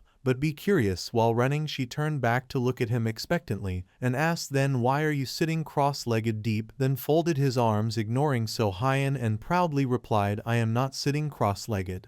This is my final act of defiance." Hearing that, she curved her lips slightly, then burst into laughter without hesitation. So Hyan let go of his collar, turned around, and said calmly, "Then you stay defiant yourself. I am going to sleep." Deep then froze as he felt himself suspended in midair. His eyes widened before he fell straight down, screaming at the top of his lungs. She laughed joyfully, saying, "Sleep well tonight. Tomorrow your hellish training begins." Deep then's face was covered with blood. He struggled to his feet, gritting his teeth and cursing, "Always making me fall. Just you wait. When I become strong, we will see how I deal with you." In front of him was a fairly large house nestled deep within the bamboo forest. He sat up, looked toward it, and muttered, "Still, I have to say this house is really not bad." After sitting for a while Deep then began to notice the two bracelets on his wrists. He lifted them up, murmuring, "These lousy toys are really heavy. Since wearing them my strength and speed have been suppressed even more than with the Heavenly Palace heavy sword. With these Moonlight 7-star bracelets restraining me, even 60% of my strength is hard to draw out." His face softened, his gaze became wistful, and he smiled faintly. "It feels a little like home." After a while Deep then quickly got used to the place. He stood in the yard training hard. He swung his arms here, then leaped there, launching moves continuously at a fast pace, thinking to himself, "I must adapt quickly like that." Many hours passed. The small candle in the room flickered brightly. His cheerful voice echoed through the air. Over 600,000 Deep then sat cross-legged neatly among his belongings, excitedly examining them and laughing proudly. "Those brats usually horrid enough for me to use for a while." The night sky was pitch black and silent. Deep then climbed up to the roof, sat firmly, and drank wine. His face was soaked in sweat. Breathing heavily, he wiped it with his hand and spoke, "Hellish training. I am not afraid." Su Hyan landed first and instructed, "In the very long period ahead, he will be in charge of hitting you." Deep then followed behind. "Don't. Hitting me is not allowed." He looked up, slightly frowning. The morning sunlight was gradually shining through every corner of the bamboo forest. "Early morning. I still have not woken up yet." Su Hyan grabbed the collar of Deep then and dragged him. "When you wake up it will already be too late." Suddenly he saw a figure standing in the middle of the training ground, quite eye-catching. "Who is that?" She gently smiled, softly replying, "That is Fong An, the one who will train you." Deep then pointed at the puppet, showing dissatisfaction. "Isn't that a puppet? Something like that can hit me." Su Hyan lifted the teapot and slowly poured into the cup. "Don't underestimate him. He can use mysterious secret arts." She sat leisurely enjoying the hot tea. "He is a profound grade puppet." Su Hyan sipped a mouthful of tea, then reminded, "Be careful not to be beaten, good disciple." One of Deep then's pupils turned orange. "Profound grade puppet, equivalent to a cultivator of our true Yang realm, that I allowed him to see through the opponent. 2 talismans. In one talisman sealed spiritual power. In another talisman sealed mysterious arts. Truly miraculous." Deep then rubbed his chin and began to calculate. "Another day I must also make a talisman like that and place it into the Zai Hyan puppet, so she can also use those mysterious talismans." Su Hyan raised 2 fingers and cast a hand seal. "Start." The puppet's eyes flashed with red light. Its senses began to receive signals from the brain. Right when Deep then was still dazed, it already struck out a palm. "Damn it."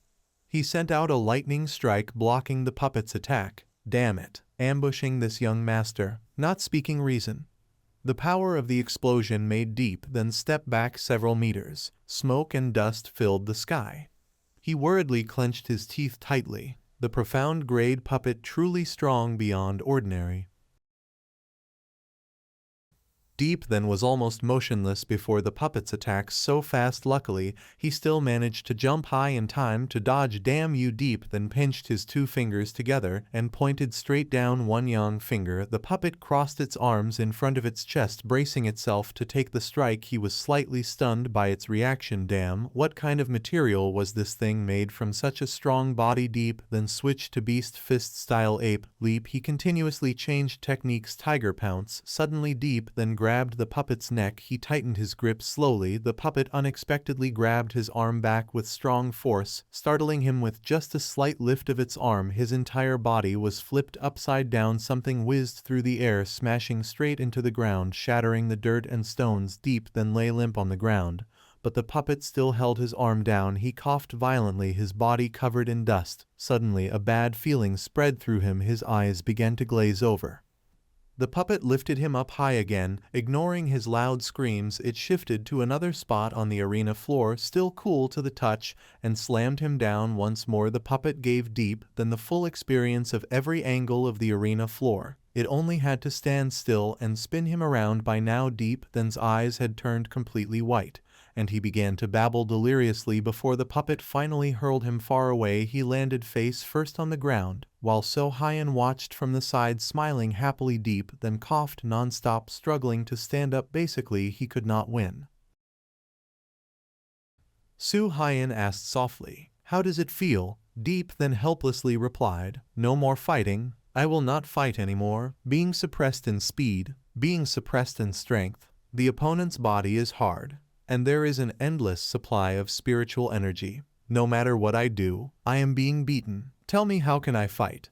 She sat relaxed, enjoying tea, and continued to ask, "Whether to fight or not is not for you to decide."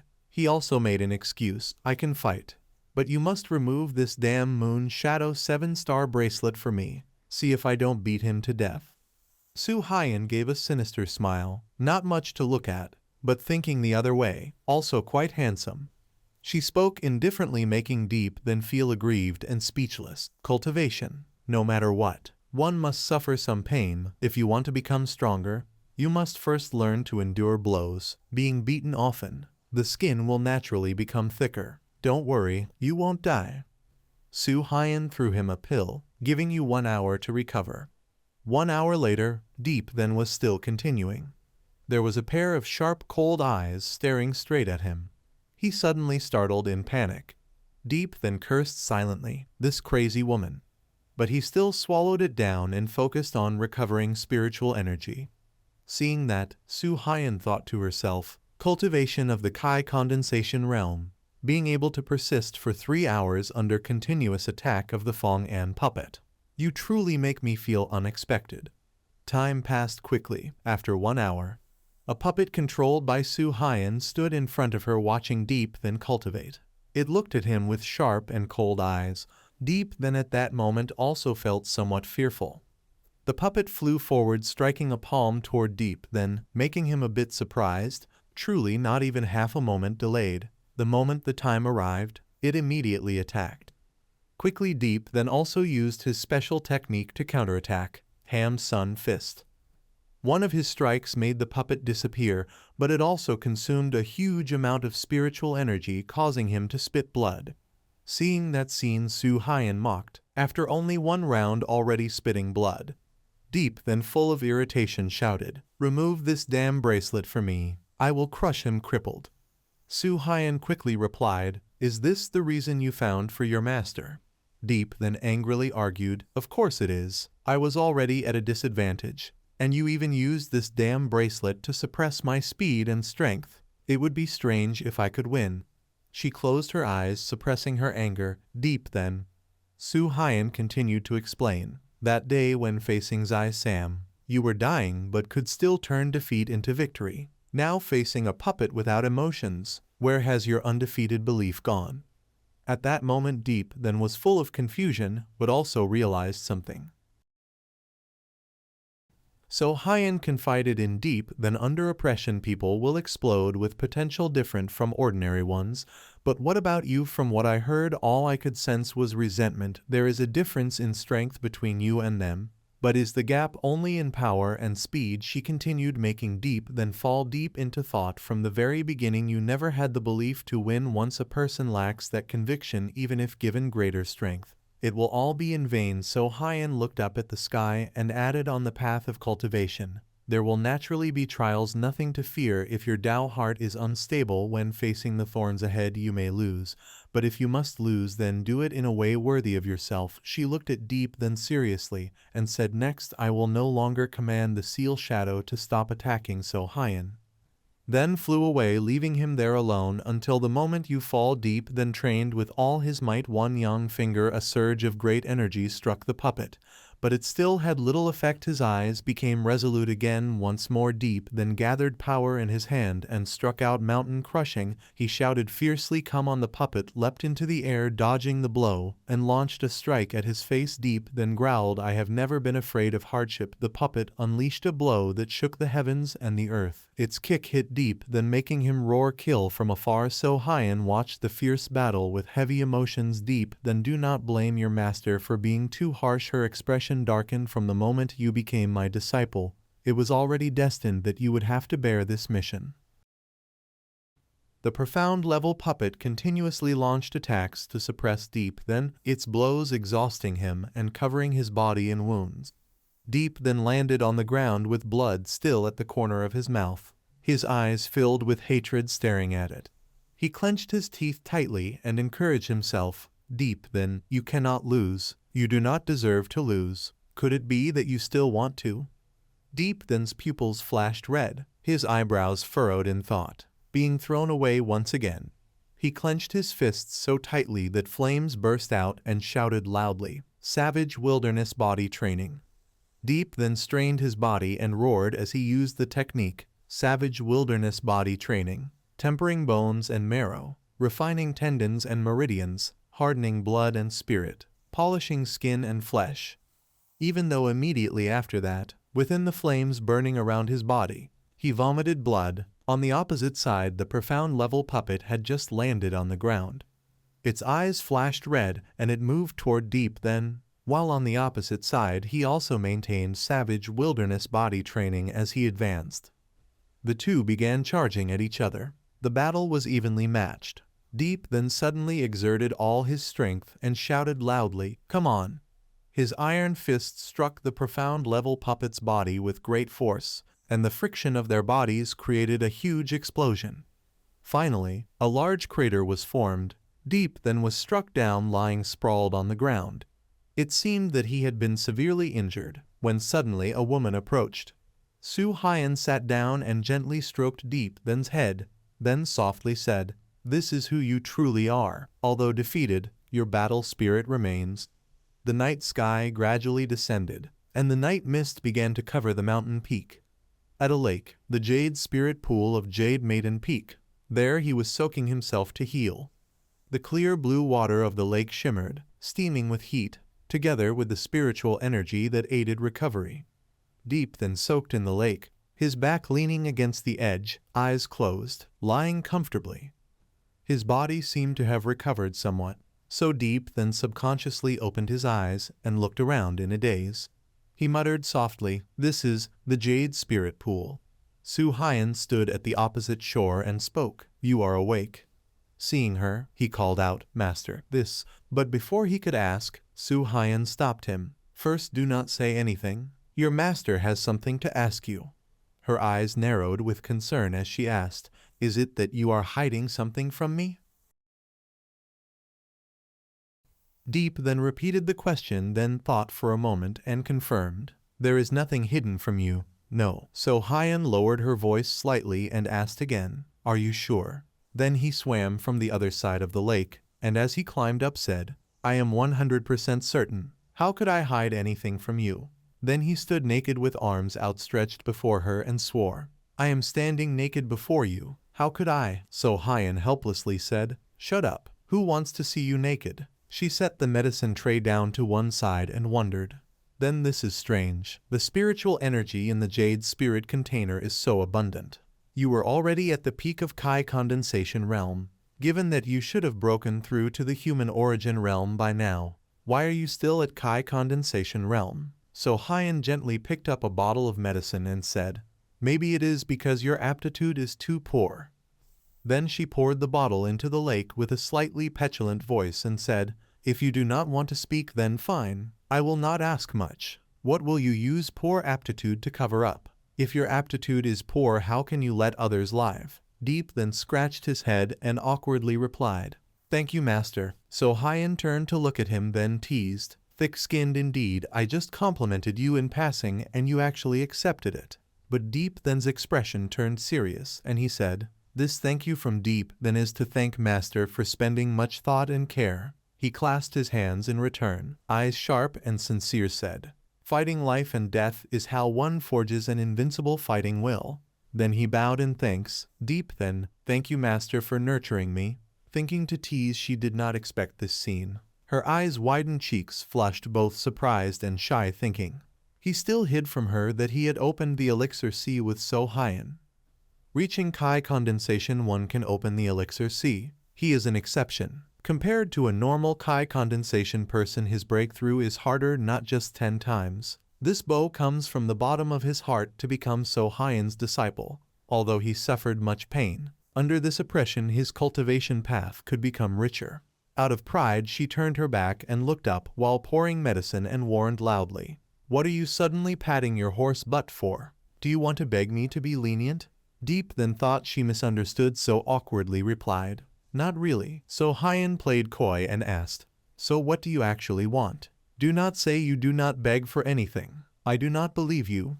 And he behind was a bit panicked, explaining that, "Master, may I go down the mountain for a few rounds? Since entering the inner sect I have not yet had a chance to see what the inner sect looks like." So Hyen's voice teasingly asked, "To go meet your little lover?"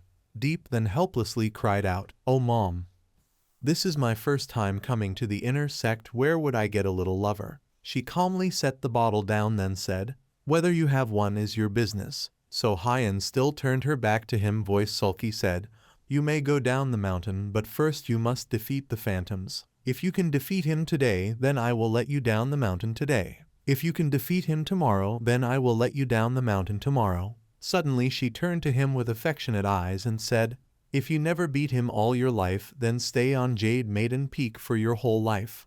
Deep then imitated her tone and mocked back in the same manner. "If you never beat him all your life, then stay on Jade Maiden Peak waiting a whole life."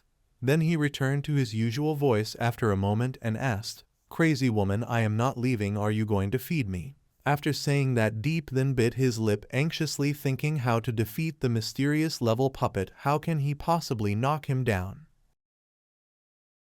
Explosions echoed everywhere, along with the sound of rebellious shouting ringing out continuously. "I fight." The sky was gradually darkening in a large training ground within the forest.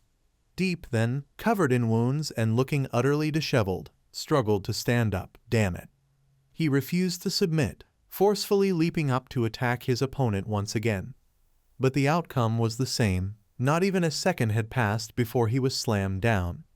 The other person did not stop, delivering another blow that sent Deep then flying far away. His body was suspended in midair, and he quickly reacted, bringing his hands forward to gather his strength. Deep then regained his stance, his eyes blazing with furious determination, his fists clenched tightly. But then, his posture turned upside down, head below and legs above. Night had fallen, at the foot of a tall mountain somewhere. Suengayat and he had still not ended their training session. Deep then had been moved to a riverside location, but his posture remained the same. Time seemed to have passed for a long while, the sky now pitch black dotted with glittering stars.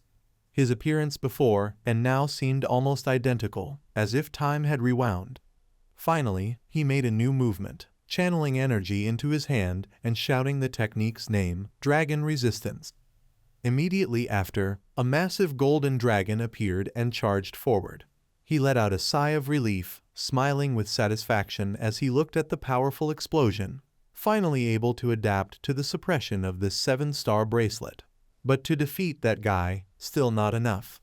Regaining his spirit, he bent his knees, posing himself while thinking inwardly, "Not a single flaw anywhere, unless our strength is equal in rank. Otherwise it's very difficult to defeat him. This guy is truly troublesome." Suddenly, one of Deep Then's eyes turned golden, and he was startled, looking up. The profound level puppet had appeared before him, its fist ready to strike. Deep then revealed a crooked smile, with a cunning feeling as he thought to himself, "If there is a flaw, perhaps it is right there." Deep then from afar fiercely charged forward, thinking to himself, "The shadow puppet can use unlimited secret techniques and magic because it has spiritual power to sustain it. If I destroy the talisman sealing that spiritual power, the secret techniques and magic sealed inside the shadow puppet's body will lose their effect." With those analytical thoughts in mind, "It's because I thought too complicated." He powerfully drew his sword and combined it with the technique, Scarlet Flame. The profound level puppet quickly raised its hand, purple aura spread around it, ready to block the strike. On one side, the spear was wrapped in blazing flames thrusting forward. On the other, the sinister technique carried inner energy and dark aura advancing. The two collided. A violent explosion created a massive smoke sphere. Deep then couldn't stand and was blown away. He looked downward, his brows furrowed in surprise. Deep then seized the moment, threw his sword with full force. It's now. The profound level puppet, expressionless, still dazed, hadn't yet reacted. He followed up with a move to block its retreat. Deep then decisively thrust his hand down. Break. Following the command, the sword imbued with fierce energy pierced through its body.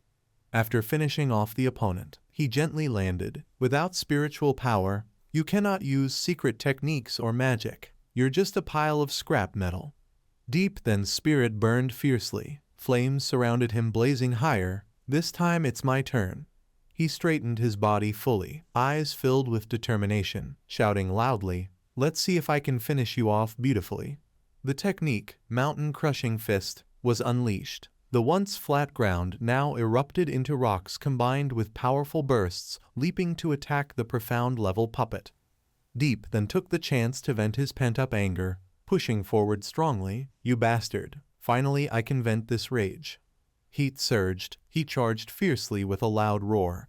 A chest punch released his stifled fury. The intense light pierced straight through its body. Thunder palm, break.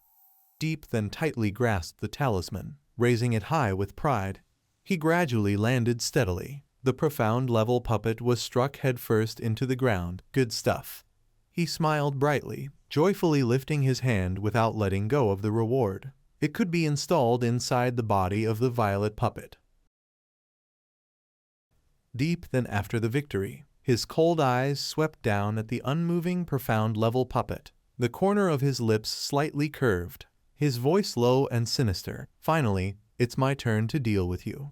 Right after that, he stomped his foot hard on the stone ground, producing a loud echo, the force spreading outward. Deep then suddenly gathered strength. His leg swung a heavy kick, sending the profound level puppet flying into the air. In that instant, his robe fluttered, his eyes gleamed with mockery. His hoarse, cold voice resounded, "Profound level puppet, right?" Before the puppet's body still suspended in midair, Deep then immediately circulated his inner power. In just a moment, his palm condensed with golden spiritual energy, dazzling light. He opened his mouth, right in front of me. Without a second of hesitation, Deep then spun around and unleashed a heavy kick. The rolling force slammed straight into the puppet's body, shaking it violently. In that instant, his eyes flashed with ridicule, and his mocking words came out full of contempt, "All just younger brothers." Then, Deep then continuously attacked. Each punch struck directly into the puppet's face, relentless like a storm, making it only able to endure, completely powerless before that fierce onslaught. As if bored already, at that moment, Deep then suddenly reached out, neatly grabbing both legs of the profound level puppet. He exerted force, his muscles strained tight, his face twisted from the pressure, then suddenly roared loudly. What was meant to come finally came. Deep then poured strength to twist the puppet's body backward, then hurled it violently onto the cold stone ground. The terrifying impact sent rocks scattering. Deep then was exhausted, his breathing heavy, his face shadowed and tense, yet he still growled provocatively, "Hit me now." Though utterly weary, Deep then did not stop. He once again seized the puppet's legs, lifted it high, exuding fierce aura, preparing to slam it down again. A violent explosion echoed. The place where Deep then and the profound level puppet stood instantly became the center of the quake. Dust and rocks exploded skyward. Amid the earth-shattering noise, mixed endlessly were the sounds of torment. His roaring voice struck down rhythmically. "This is for hitting me. This is for hitting me." When the smoke cleared, there appeared Deep then dragging along the stumbling profound level puppet. Its appearance pitiful. He roared loudly, "Down." Seeing the puppet still stubbornly refusing to fall, Deep then immediately growled in fury, launching a blow that smashed it straight into the stone floor. Another violent explosion erupted. Amidst the thick smoke, he growled, "Take that." The smoke gradually faded. Deep then lowered his body, both feet firmly on the stone ground. Maintaining a calm demeanor, he slowly walked closer. His gaze swept across the shattered body of the puppet. A faint sigh slipped from the corner of his lips. Had I known, I would have held back a bit. Before the soulless, lifeless face of the profound level puppet, Deep then's deep voice still resonated. Besides the two seals of secret technique and spiritual power within its body, there must still be other restraints.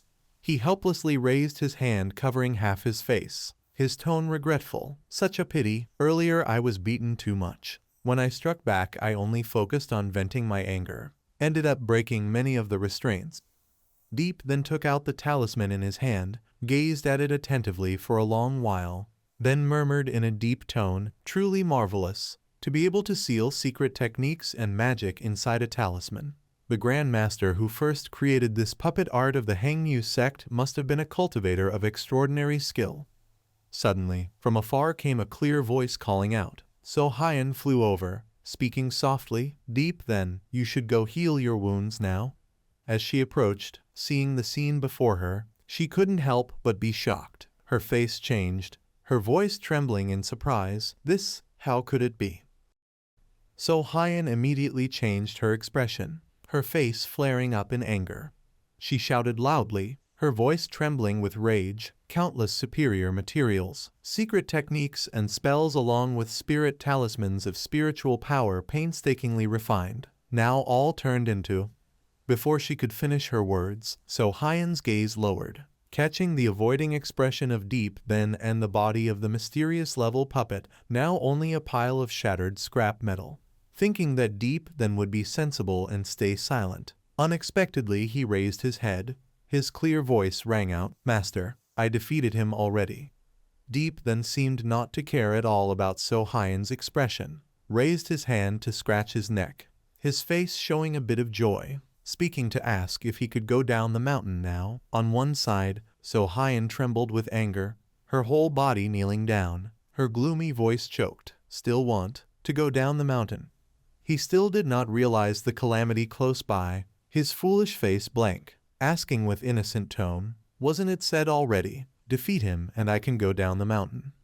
Seeing her disciple foolish to the point of unbearable, So Hyan exploded with fury, shouting straight at Deep then's face, saying, "You defeat him, not tell you to destroy him, you house wrecker." Deep then, though strong, but before the majesty of his master, still could not help trembling. Seeing her angry, he stammered, defending himself. Seeing her angry, he trembled. "Broke him already, but can repair him." So Hyan, as if hearing the most ridiculous thing in life, could not hold back. She roared like a shrew, venting anger right before Deep, then speaking out several lessons. "Repair? Do you know how rare the materials to refine a mysterious level puppet are? Do you know how much spiritual power is needed to refine one?"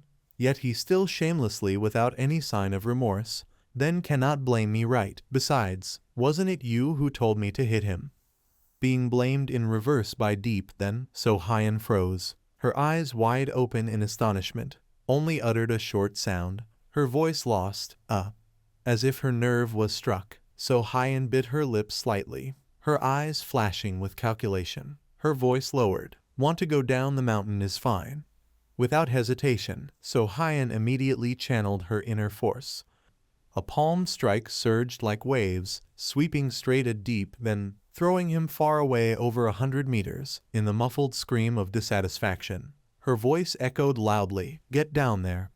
After that, So Hyan softly exhaled a long breath. Her face gradually softened, her silent eyes showing a trace of helplessness. She murmured, "Still underestimated this brat." The figure of So Hyan quietly stood in contemplation amid the desolate scenery, her eyes covered with emotion. In her heart arose ripples. Normally even true Yang realm basically cannot subdue the shadow puppet, yet was beaten into a pile of scrap metal by this brat. "Brat, in the future, you will surely make the great So famous." Suddenly, from the void burst forth a mysterious purple light, dazzling as if tearing apart the night appeared. So Hyan, slightly startled before the purple light, immediately turned her head. When she saw the scene before her eyes briefly shone. Lin Nhi has emerged from seclusion. Behind, groups of disciples walked and whispered, words continuously stabbing at Deep. Then, "It is that guy." Buried alive nearly 100 inner sect disciples, even stripped all their clothes. Just a Kai condensation realm, unusually strong, cannot be certain. Deep then, as if not hearing, his expression calm, muttering to himself, "The spiritual energy is 3 times denser than the outer sect. truly worthy of the inner sect, really full of true young realm disciples. He as if saw something, paused a bit then wondered. Van Bao Pavilion. Deep then looked at the building with the sign Van Bao Pavilion ahead, his eyes doubtful, muttering, the inner sect also has Van Bao Pavilion. Let's see if there are any treasures. Stepping inside, he could not take his eyes off the treasures around, glancing over each one, muttering, indeed all good stuff. This thing is too expensive. Forget it, see another one. This jade bottle is nice. Suddenly, a voice interrupted, 30,000 spirit stones. Seeing the sky-high price, Deep then sighed, his hand about to put down the bottle. Forget it. But nearby someone gently stepped closer, voice probing, Deep then right. He turned his head, confused, his eyes full of surprise. Deep then stood frozen watching Elder Bang approach step by step, his eyes showing doubt. He wondered, the elder knows me, he replied calmly, his tone a bit teasing. Nonsense. I'm afraid there are few people in Hang and Hack sect who don't know you. Seeing the elder speak so plainly, Deep then awkwardly covered his mouth and coughed, thinking to himself, true, it's my fault for causing too much commotion when entering the inner sect.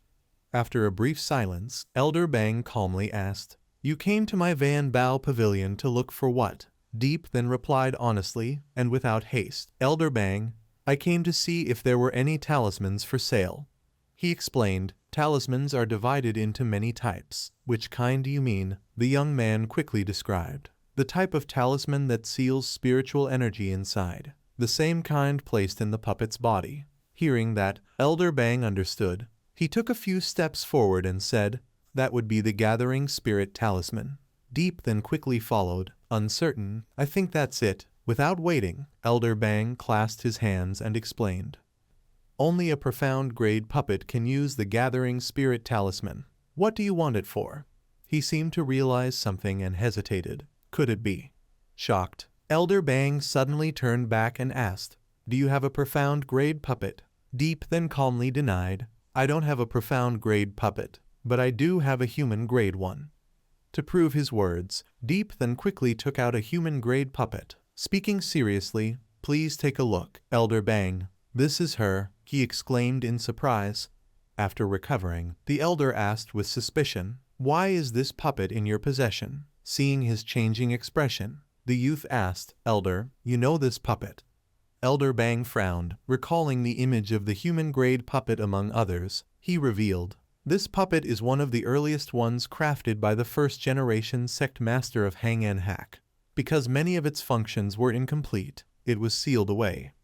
The elder pointed at the puppet and questioned, how did she end up in your hands? Deep then honestly replied, I bought it from the Van Bao Pavilion of the Outer Sect. Elder Bang looked doubtful. Outer Sect. As if realizing something, his face darkened. Clutching his head, he sighed, my brother, why do you sell everything like this? Deep then didn't care much about the elder's frustration. Seeing that his goal hadn't been achieved, he asked, Elder, is there any gathering spirit talisman she can use? The elder seriously explained, only puppets that reach the profound grade can use the gathering spirit talisman. Your puppet is human grade, her body's strength hasn't reached the standard. Even if I sold you a gathering spirit talisman, if she performed a single profound grade technique, she could shatter. You must first upgrade the puppet from human grade to profound grade, he added. Also, the gathering spirit talisman and the profound spirit talisman must be used together. Do you have a profound spirit talisman? Hearing this, Deep then took out a glowing talisman. Puzzled, profound spirit talisman, is this it? Elder Bang cried out in shock. Damn, you really have one. Seeing that, Deep then joyfully put his hands together. Bowing respectfully, Elder Bang, please kindly teach me how to upgrade a human grade puppet to a profound grade 1. The elder calmly raised a finger. It's very simple. Then began to explain in detail. The biggest difference between a profound grade puppet and a human grade puppet lies in their crafting materials. The body of a profound grade puppet is tougher and more flexible. To upgrade a human grade puppet to profound grade, you must risk infusing superior quality materials into the puppet's body.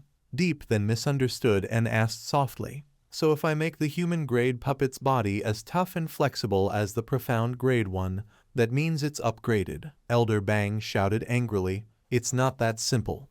He then sketched out detailed images of a profound-grade puppet's body and the seals of 2 talismans while explaining gently. Hardness and flexibility are only the foundation. Inside the body of a profound-grade puppet are many restrictive seals. It imitates the body of a cultivator, containing meridians and bones. The gathering spirit talisman is its danshin, and the profound spirit talisman is the magic technique we imbue into it. Therefore, the puppet's body must be refined to a certain degree of toughness and flexibility, because when performing techniques, it also damages itself. If the toughness and flexibility don't meet standards, the puppet is likely to be destroyed. Seeing the young man deep in thought, Elder Bang placed his hands on his hips and sternly asked, "Do you understand now?"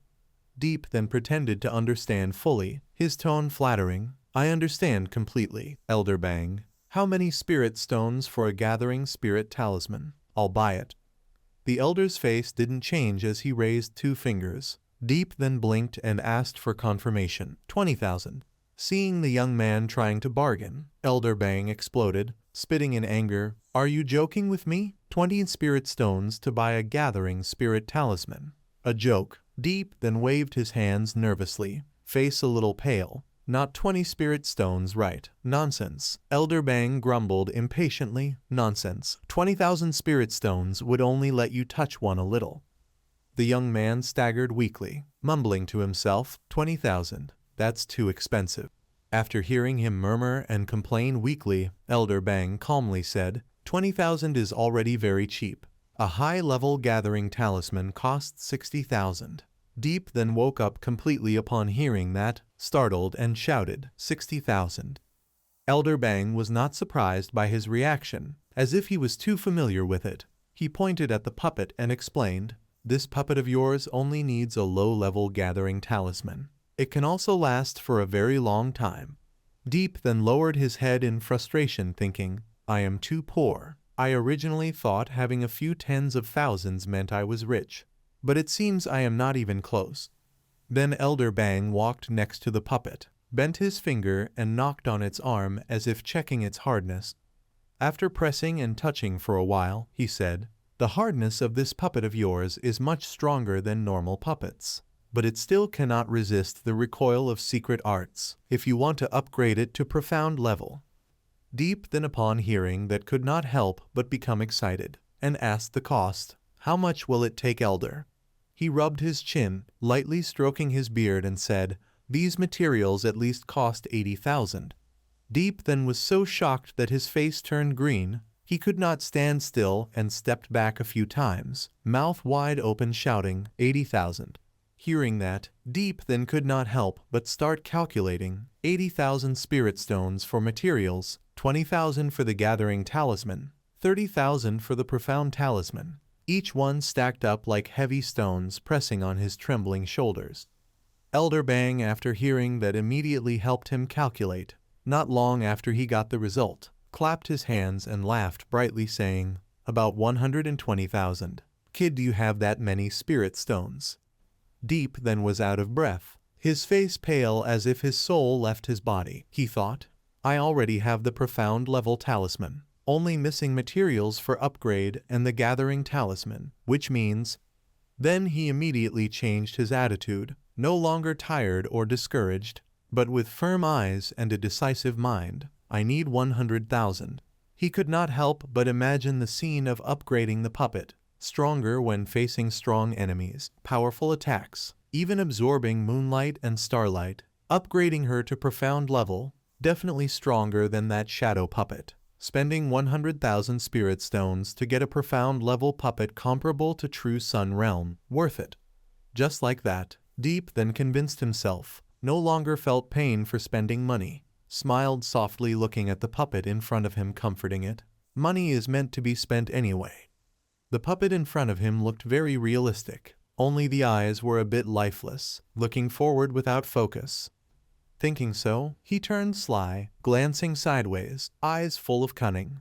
Step by step he walked towards Elder Bang, rubbing his hands and smiling flatteringly. "Elder Bang, I want the upgrade materials and the gathering talisman. Could you make it cheaper for me? The old man did not care, closed his eyes in meditation, folded his arms and firmly refused. Do you think you are buying vegetables? 100,000 no bargaining. Seeing he was not easy to persuade, Deep then turned his eyes to the pill furnace far away, and said in a negotiating tone, if it cannot be cheaper, then give me that pill furnace instead. How about that?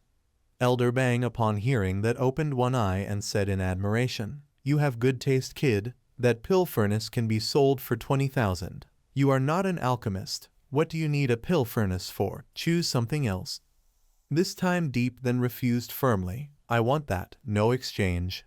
Elder Bang was helpless, in the end still sold it to him at a loss. Fine, add 10,000. Consider that I give you the pill furnace.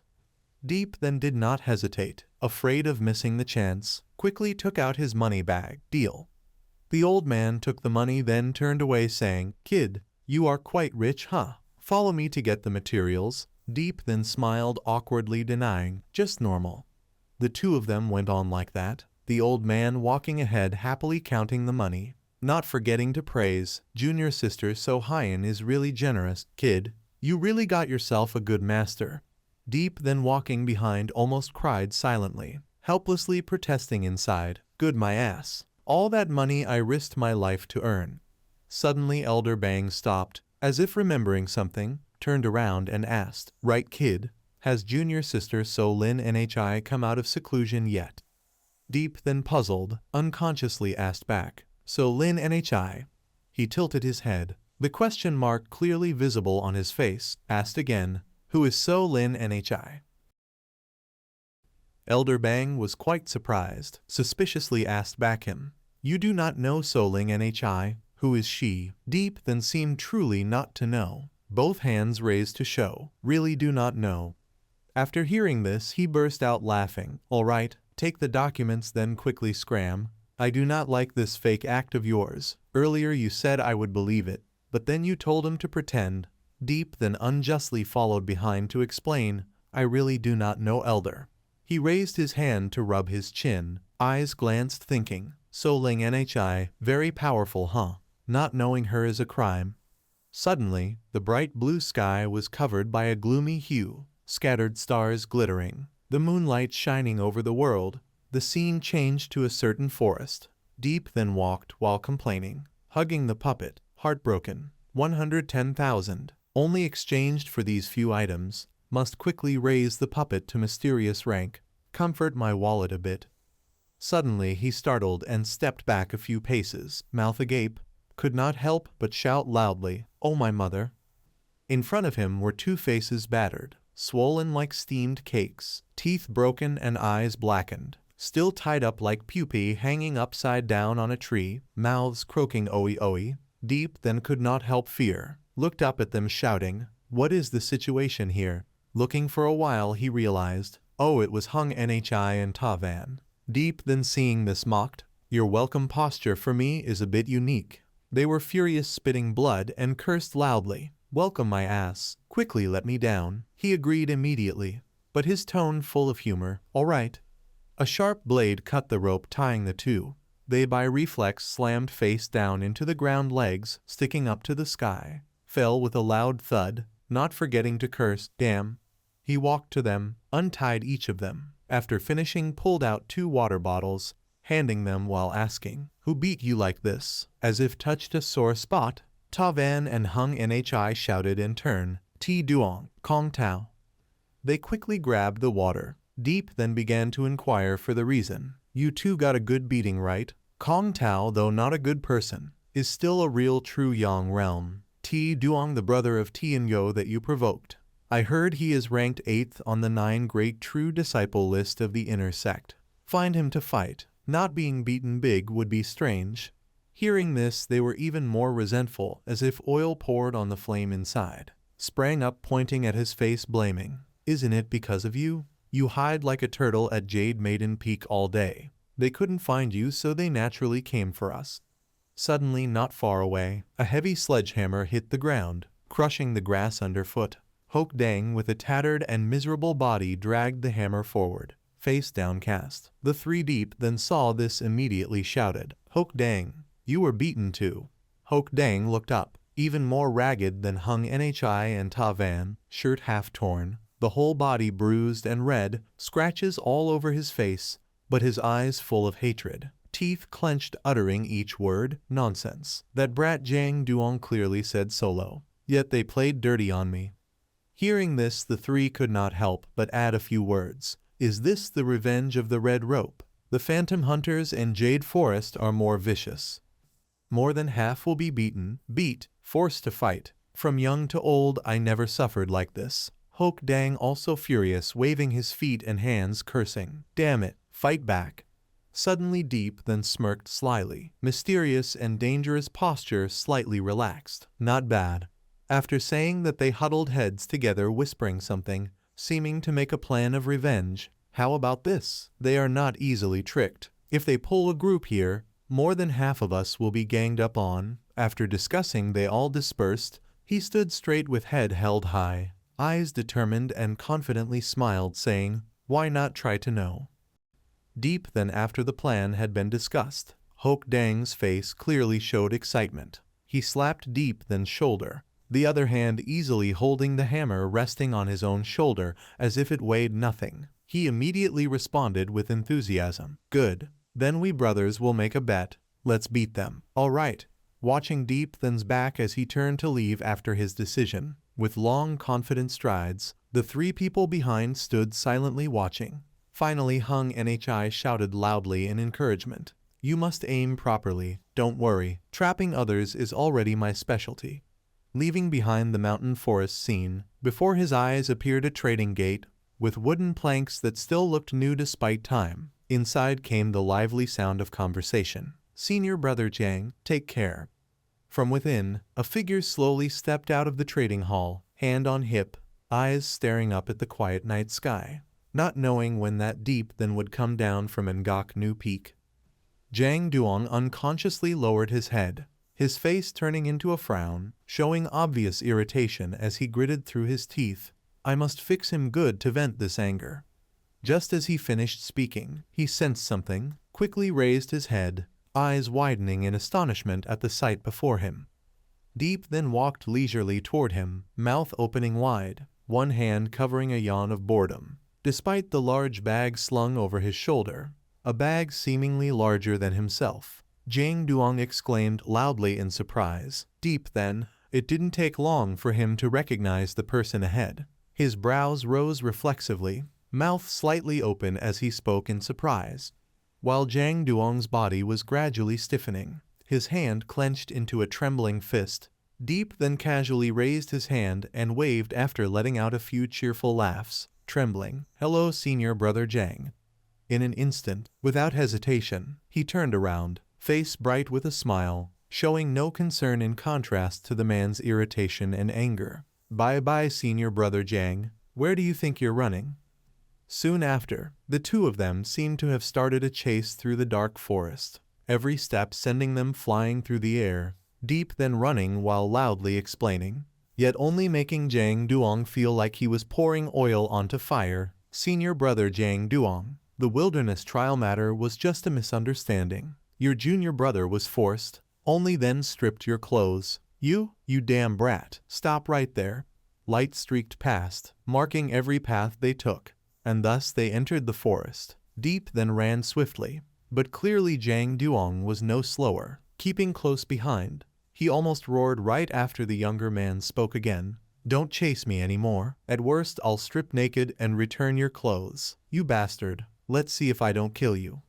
Deep then glanced back, his mouth curving into a sly smirk of pride. From midair then down to the ground, the terrain changed but their speed didn't. Jang Duong stayed right on his heels, while Deep then suddenly spoke in a provocative, challenging tone to the man chasing him from behind. "Come on, kill me then." The man lifted his head, brows furrowing in determination while a smug grin unconsciously formed on his lips. He replied, "Finally accepted your fate, huh?" As soon as he finished the words, his feet stopped abruptly after hearing a strange sound beneath him. Jang Duong's eyes widened, slowly glancing downward in confusion and surprise. His brows knitted tight, he mumbled, "Huh?"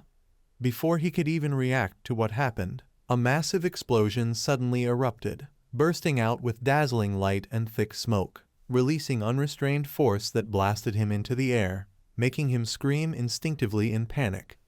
Amid the swirling dust and fading light, Jang Duong's eyes widened in horror, fixed upon the scene before him. Just as he realized the difficult situation, 3 figures from above had already descended upon him, one barehanded, one with a staff, one with a hammer, shouting together, "Charge, you guys actually!" The 3 people rushed out, rushing in to attack Zhang Yang. He had just been slightly stunned when he was hit directly in the stomach by a stone hammer. Hung Nhi while hitting spoke boldly and loudly, "Hit you this." Not letting Zhang Yang react in time, Hok Dang quickly ran up using the big hammer to strike on his side. Zhang Yang was blown away to one side like a weak noodle. Hok Dang laughed gleefully and spoke, "Heaven-shaking hammer." He fell from the other side to Tavan's place. Knowing the chance had come, magic was ready. He curled his lips into a smile. His hoarse voice resounded, came just in time. Immediately, he struck continuously into the air, so fast that after images appeared. Along with each strike, Tavan launched a golden dragon. It used its nose to stab into his body, making Zhang Yang pushed back a long distance. He shouted strongly, "Mad Dragon Palm." Now Zhang Yang just regained consciousness. Relying on reflex, his limbs quickly jumped backward high, avoiding danger within an inch. On the ground below, a small explosion happened. Sparks flew around. Escaping death once, right after landing, he breathed heavily, mouth wide open, greedily inhaling air. His face was full of sweat, but his eyes still glared ahead. Not delaying too long, Zhang Yang pointed his finger to the high sky, gathered strength and shouted loudly.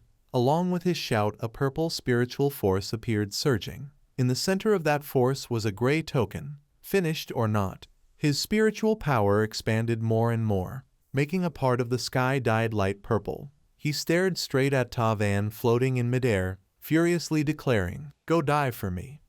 Tavan from above looked at Zhang Yang with disdain. From his forehead streams of blue spiritual power gushed out. A small sword appeared. He spoke, "Spiritual weapon, huh? You have, I also have." As soon as the words ended, the 2 spiritual weapons of the 2 rushed at each other like moths to flame. 2 colors, 2 sources of power, one above one below, thus created a huge shockwave. The destructive power was too terrible, causing Zhang Yang to retreat backward. Unable to hold it, a faint sound escaped from his throat.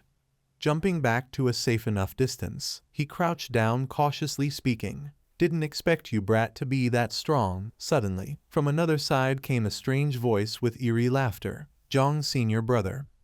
Feeling danger, he shivered coldly, immediately turned sharply behind, brows furrowed, doubtfully uttered, "Deep then." Seeing him, Zhang Yang waved his fist angrily, roaring, "You bastard, go die." Deep then tilted aside, dodging, replied teasingly, "In terms of being shameless, I can't compare with brother."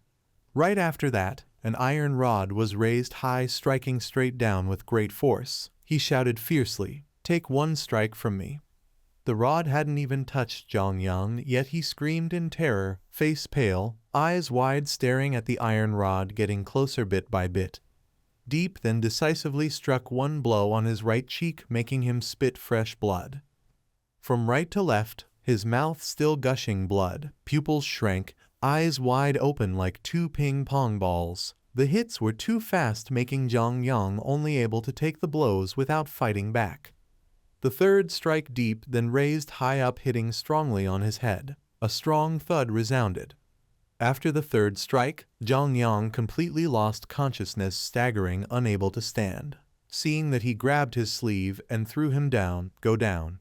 Zhang Yang's head plunged into the ground, legs dangling above the earth. Not far away, the 3 hung Nhi. Hok Dang and Tavan all gaped in shock, stammering, speaking, "Fainted already, only 3 strikes." Right after that, Deep then also landed, loudly ordering, "What are you standing there for? See if there's anything valuable on him." The 3 of them went silent, saying nothing. Hung Nhi carefully pointed at the iron rod in his hand, asking, "That iron rod of yours, the thing you bought before in the underworld black market, right?" Deep then calmly, face unchanged, replied, "Right, why?"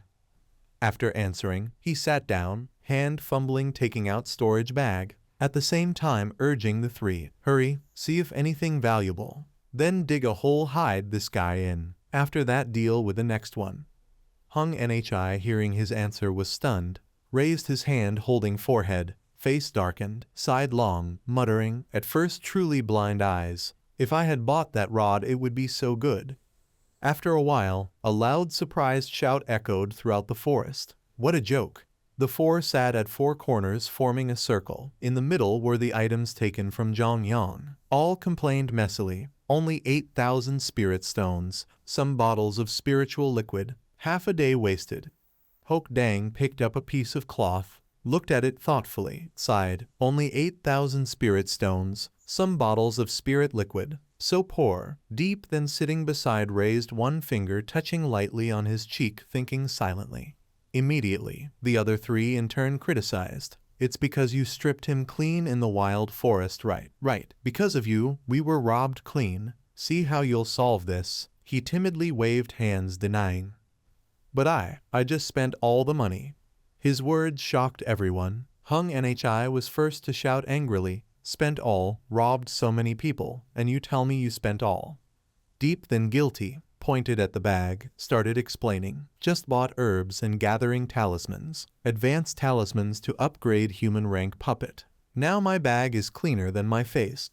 While talking endlessly, suddenly he realized the air was too silent, swallowed half a sentence back, asked carefully the three ahead, "Why you all not saying anything?" As soon as the words left his mouth, Deep then was sat on by Hung Nhi. Hok Dang and Tavan each grabbed a leg, pulling hard. They shouted loudly, "Return our money, you stinky brat. More than 100,000, and you exchanged for this pile of junk. You prodigal son, pissed me off." He screamed in pain, answering, "Don't dare anymore, don't dare anymore. No money left, can't we earn again?" Seeing him suffer like that, Tavan laughed gleefully. Deep then tearfully sobbed, replying, "How about this? I lure one guy, he robs you. We rob him back." He angrily shouted, "Damn it, rob, must rob back." He sighed helplessly, complaining, "Few more hours later, let me rest. Being bait is tiring, okay." After a while, Tavan turned, asking curiously, "Brat, when will we start refining spirit origin pill?" Deep then answered, "Spirit origin pill, first wait, with my half-baked alchemy. Give me more herbs, still can't make it." In his mind thinking, "Although my celestial wheel I can replicate, deduce alchemy. Refining method, just look once can refine. But refining a two-pattern spirit refining pill, never done before. Consumes huge energy. Now really can't yet." Tavan, hearing that, immediately demanded, 3 days, I give you 3 more days. Herbs to refine are ready. 3 days later I go to Jade Maiden Peak to find you. How about that?" At this he exclaimed, 3 days. You hurry to reincarnate, huh?" Tavan turned head forward, softly said, "No choice. The cultivation method I practice has problem. Affects soul. Urgently needs spirit origin pill. If not for its price too high, I wouldn't trouble you." Knowing his difficult situation, last resort, Deep then stretched, stood up, casually replied, "Got it." He continued cheerfully, "Proceed with original plan, ha. I'll go lure one more person here." Hung Nhi, sitting beside, hearing that, also politely spoke, "Trouble you then? This time lure a bit fatter one." He enthusiastically replied, "Okay." While chatting excitedly, turned around, already no Deep then. Everyone surprised, shouting, "Deep then, he dared go down mountain. I heard Zhongyang's senior brother coming here to find him. He walked." In his head Deep then muttered, "What Zhongyang senior brother? Your Zhongyang senior brother was stripped clean, buried in hole by me already. Bunch of fools." Suddenly he sensed something wrong, frowned, looking up, aura too strong. The disciples behind all lowered their heads, their voices respectful. "Greetings, senior brother Neep Fong." Deep then was slightly stunned, thoughtful. Neep Fong. He is Neep Fong, the chief disciple of Peak Master Fong Voengan of the Imperial Sword Peak, ranked second among the inner sect's true disciples. He immediately stepped forward, clasped his hands together respectfully, greeting senior brother Neep Fong. Neep Fong's expression remained calm, his eyes revealing no emotion. Deep then silently evaluated, steady as a pine, moving like drifting clouds, the great disciple of martial Uncle Fong truly lives up to his name. Looking at his back, Deep then felt an aura of dignity, neither arrogant nor impatient, as steady as a mountain, though cold and sparing of words, yet with an air of superiority. This man is worth befriending. Just then, from afar came a sharp, furious shout filled with killing intent. Deep, then I will kill you. He immediately leaned to the side, neatly dodging Kong Tao's punch. Kong Tao.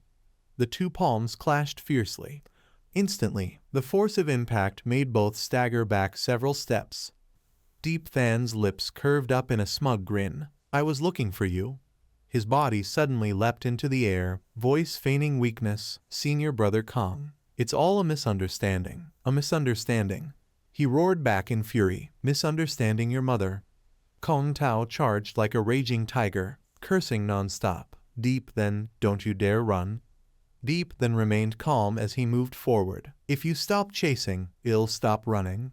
Suddenly, he halted, the corner of his mouth raised mockingly. Time to strip you clean. At once, the entire forest shook with a deafening explosion. When the dust cleared, Kong Tao was sprawled flat on the ground, face bruised purple, body barely breathing. Laughter burst out around. Buried another one. Burying once feels good. Burying non-stop feels good non-stop. Deep then rested his hands on his hips, sighing wearily, digging holes and burying people, exhausting. He dusted off his hands, turned to leave, muttering, I've vented enough, time to head back. I only have one day off. If I'm late, I'll get beaten again. But just as he lifted his foot, three figures suddenly blocked his path, all shouting together, don't go. Ta Van's eyes sparkled with excitement. There's still that brat T Duong left. Let's go big this time. Hung Nhi eagerly joined in. He's ranked 8th among the inner sect's true disciples. He must have plenty of treasures. Let's rob him. Finally, Hoke Dang sneered. Right, T Duong isn't like Jang Duong or Kong Tao, one of the 9 great true disciples of Hang An Hak sect. His whole body a treasure. Hearing this, Deep then felt a headache coming on. His face weary, eyes showing helplessness. You people still not cured of your madness. He calmly spoke. You're all crazy with this robbing. T Duong isn't someone we can provoke. Even if I lured him here, do you think the 4 of us could handle him? Hung Nhi grinned sheepishly, scratching his head. If we don't try, how will we know? Another chimed in hesitantly but eyes gleaming. That iron staff of yours is so fierce. At worst, just hit him a few times. Deep then snapped coldly. Drop that idea. You think someone like T Duong could become one of the 9 great true disciples of Hang An Hak sect for no reason. Just his spiritual pressure would crush us where we stand. The 3 stubbornly chorused. At worst, well, just take a beating. He turned away, voice indifferent. If you want to fight, go fight yourselves. I'm not free. Hung Nhi panicked, sweat dripping, running after him. Hey, little god, don't go. He smiled flatteringly. Just once, one last robbery. We won't rob T Duong. Well, rob someone else. Deep then stopped, eyes weary. Just this once. Hung Nhi immediately ran off excitedly. All right, wait here. I'll lure someone. Deep then could only rub his temples, muttering through gritted teeth. Damn fat idiot. Y'all drag us all into trouble sooner or later. He sighed deeply, finding a quiet tree in the forest to lie down and rest. Suddenly, a strange sound echoed through the woods. Deep Than's eyes snapped open, alert. He stood up, voice low. Did you hear a scream? One shrugged, smirking. What scream? You're overreacting. Deep then frowned, rubbing his ear. Is there something wrong with my hearing? No way. Right then, hurried heavy footsteps resounded, mixed with panicked cries. Help! From afar, Hung Nhi came running frantically, face pale, eyes brimming with tears. Save me. Deep then blinked, turned casually. What now? His expression instantly twisted. Damn. Behind the man was a group of ferocious cultivators, murderous aura surging. There, that bastard, get him. From above, a cold voice rang out, "Four junior brothers, in such a hurry, where are you going?" All four turned pale and bolted, shouting, "You fat bastard, you've doomed us all." A massive tower appeared in the sky. Taduong smirked proudly at his treasured weapon. "Let's see where you can run now." He commanded the tower, "Suppress them for me." Just as his eyes swept over, Jiang Hao immediately spotted a weak point. He quickly threw his sword toward the tower, ordering it at once, "Go." Taduong sneered in disdain, doesn't know his own limits. The sword and the tower collided. A dazzling light burst out from both sides. The next instant, the tower and sword exploded, and even though Deep Than and his group had run far, they were still blown away by the blast. They slid along the ground. Jiang Hao and Deep Than steadied themselves, looked around briefly, then assessed. This guy isn't just strong, our plan to trap him was seen through. Otherwise, so many people couldn't have arrived this quickly. He wants to catch us all in one go. Deep Than warned everyone as he ran, "Split up. Don't get caught. Scatter." He ran happily, glancing back as he shouted, "Scatter. Let's see how you chase now." But before he could enjoy the moment, his face turned to shock. Behind him was a chaotic crowd and three figures floating in the air. Damn it, why are there still so many? Over at Hung Ni's group, they ran for their lives, but when they turned to look back, they froze for a few seconds. Why is no one chasing us? The smoke rising from Deep Than's side made it clear. Everyone was after him. Let's just watch. Hung Ni covered his face helplessly. Why do I feel like I really did harm that brat Deep Than? He stood there blankly, but Jiang Hao and Hok Dang had already run up to him. The latter quickly laid out a plan. "What are you standing there for? Fight back, since they aren't chasing us. We can strike from behind, set fire to their rear camp." In the forest where Diep Than was fleeing, every 3 steps another explosion erupted. He ran breathlessly. "I absolutely can't destroy that suppressing tower, or it'll cause big trouble." Deep Than was so furious, he cursed Taduong. "Taduong, damn it, if you have guts, don't use spiritual energy. You're at the Chan Duong realm, yet using spiritual power against a Ngunki like me. Have you no shame?" But that thick-skinned man clearly didn't understand. "Drop your provocation trick. It's useless on me."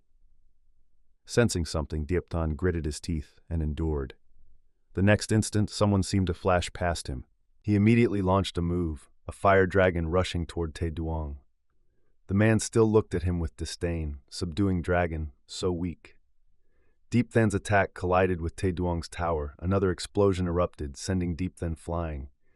He rolled several times along the ground. The 2 stars on his wrist glowed faintly.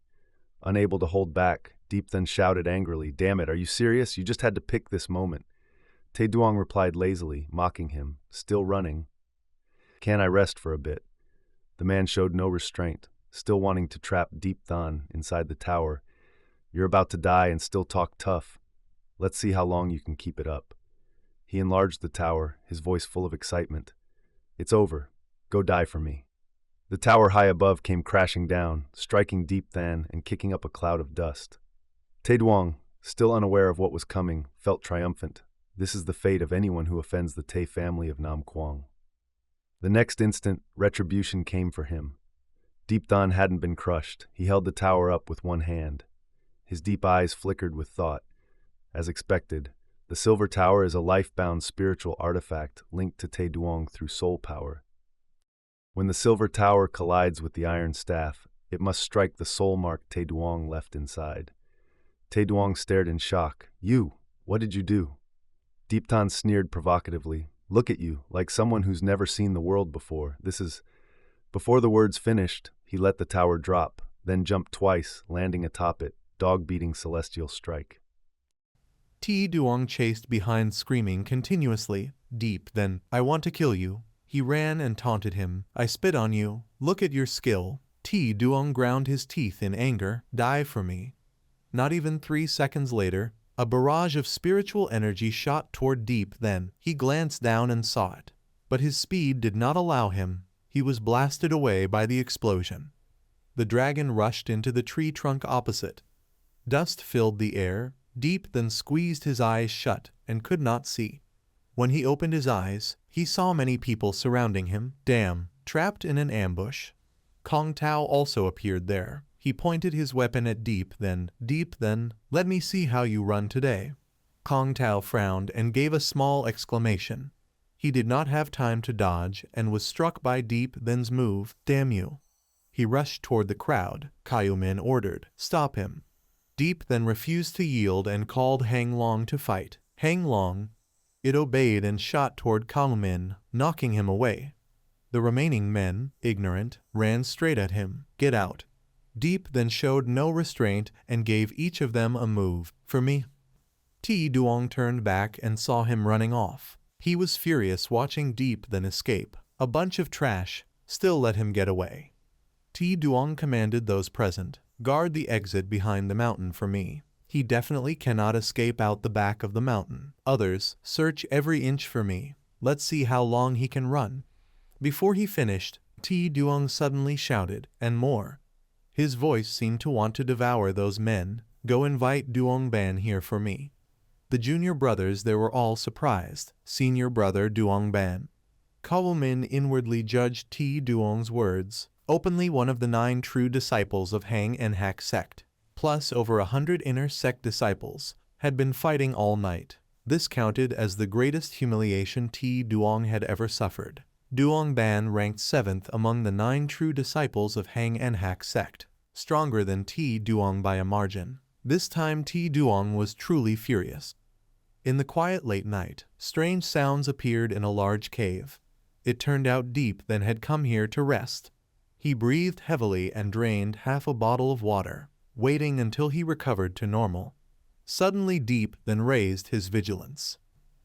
The voice of Ti Duong's junior brothers echoed from afar. This time Ti Duong was truly angry. Because of catching Deep Then, he even invited senior brother Duong Ban over. He heard it all sitting in the cave and judged. Duong Ban, 2 true disciples. You really esteem me too much. Just one Ti Duong I can't even beat, let alone another Duong Ban coming. Deep Then sneered, thinking of Hung Nhi. That fat Hung, damn you, this time you really messed me up. What to do next? Deep Then propped his chin and pondered. A good idea flashed in his head. Got it, try it. Hope it's still in time.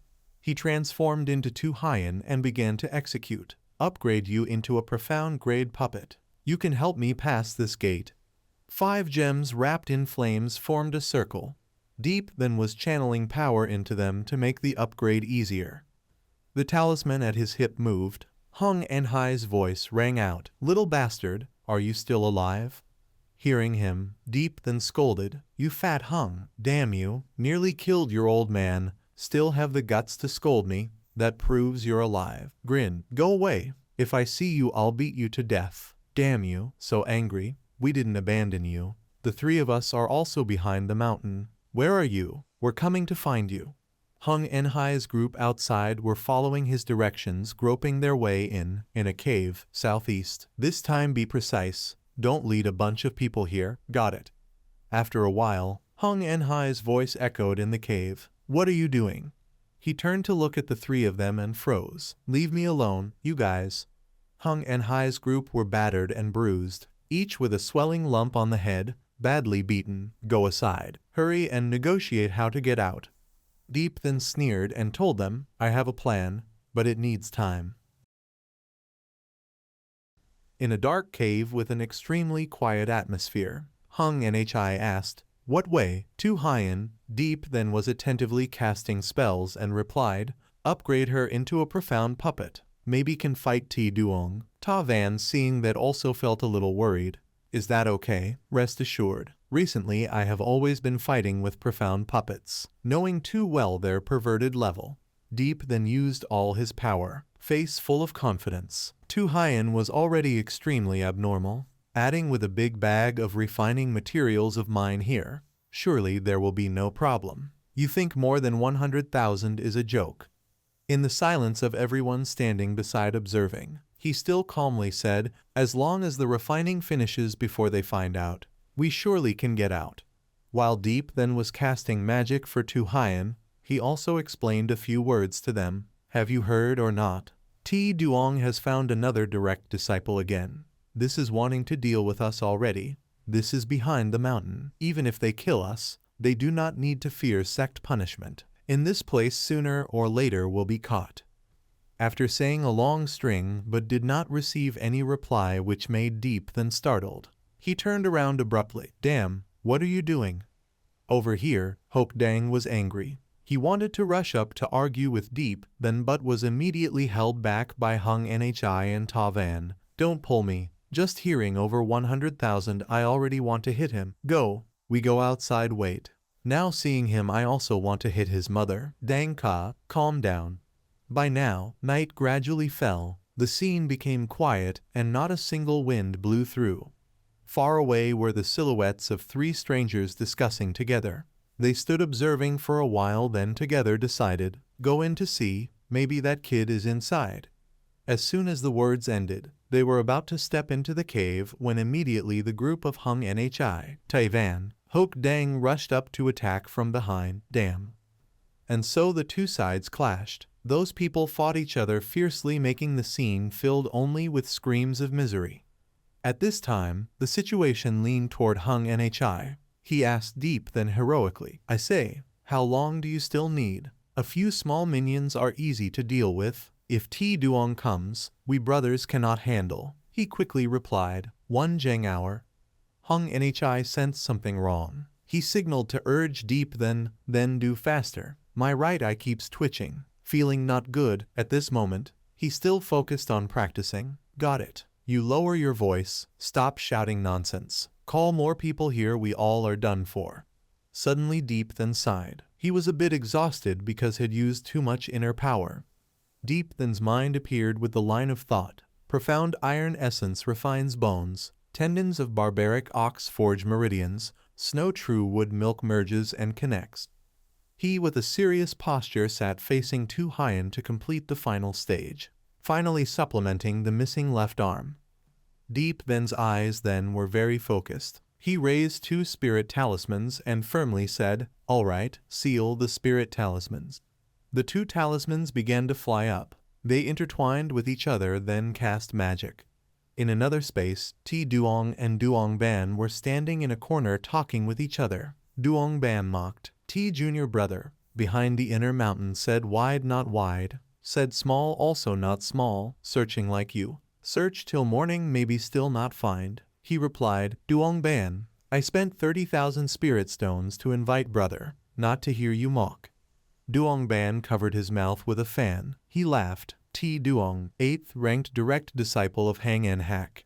When did you become so impatient? So many people like that. Even one condensation stage cannot catch. Spread outside, not afraid people laugh. T Duong hearing that frowned. He was annoyed. Brother, are you looking down on me?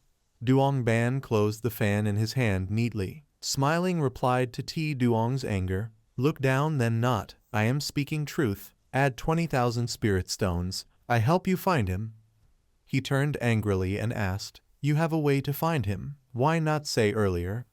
Duong Ban smiled. He stated his view, only 20,000 spirit stones. Young master of T family South region, will not be stingy right?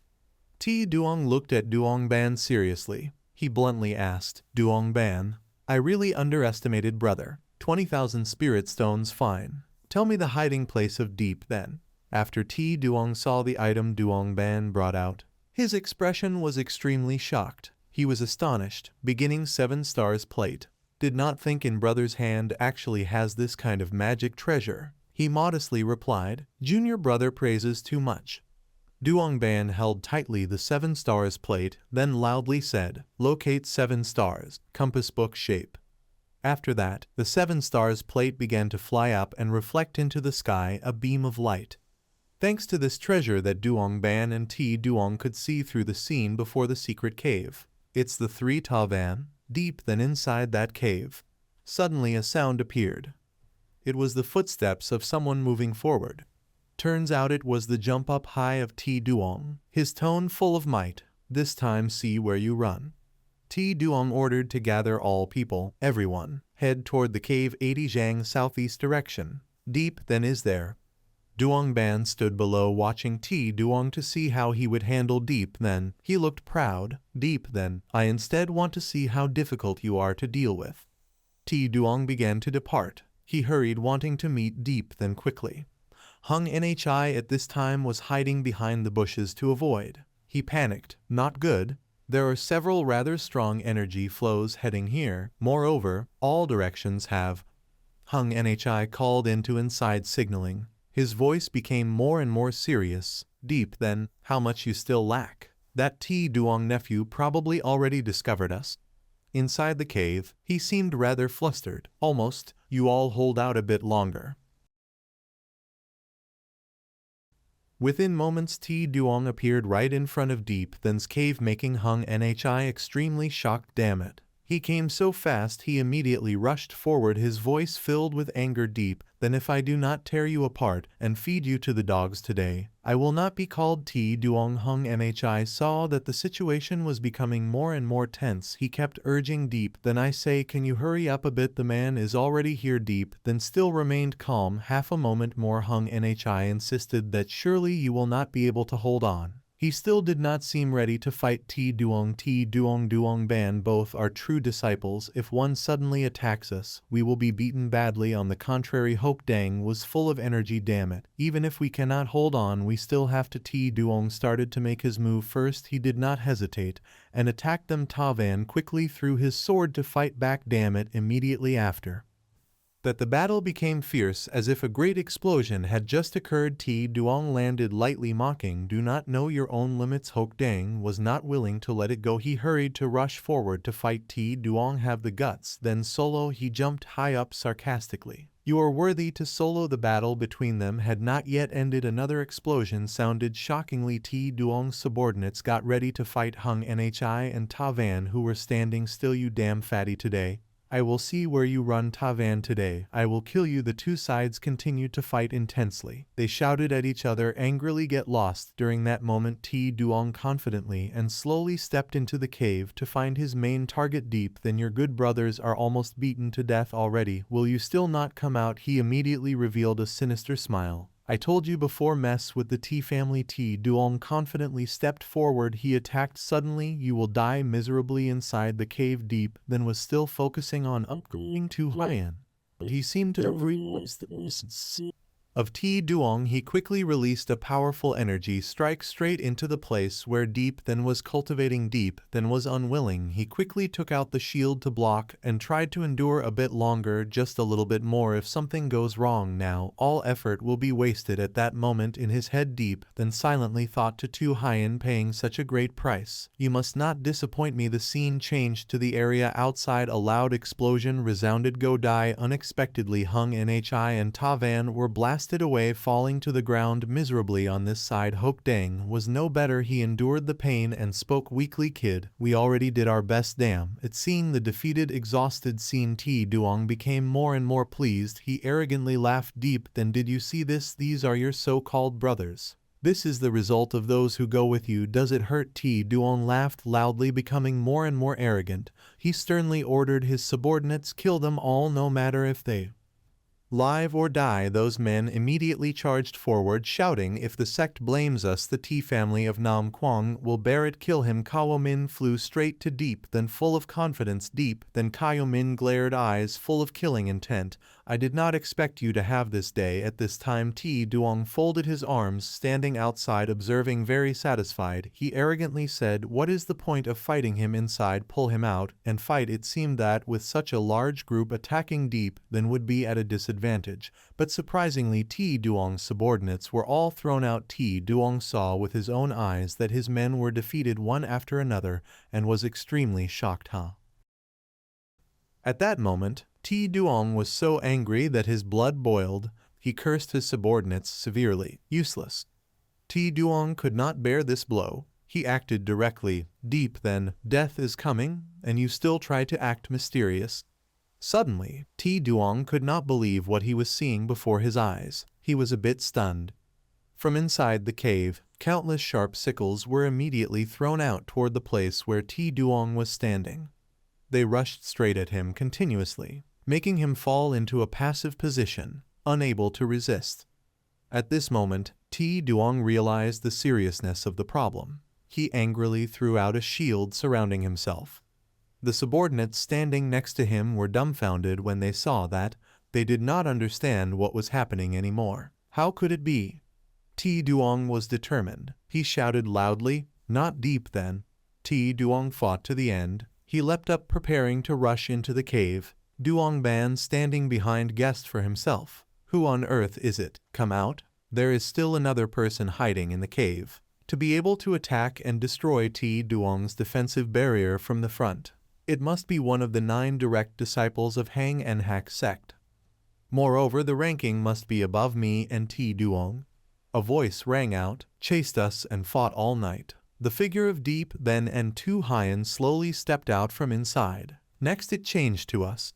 Duong Ban and Ti Duong, seeing this scene, opened their mouths wide. They could not believe what was happening before their eyes. Puppet. How could he have a profound grade puppet?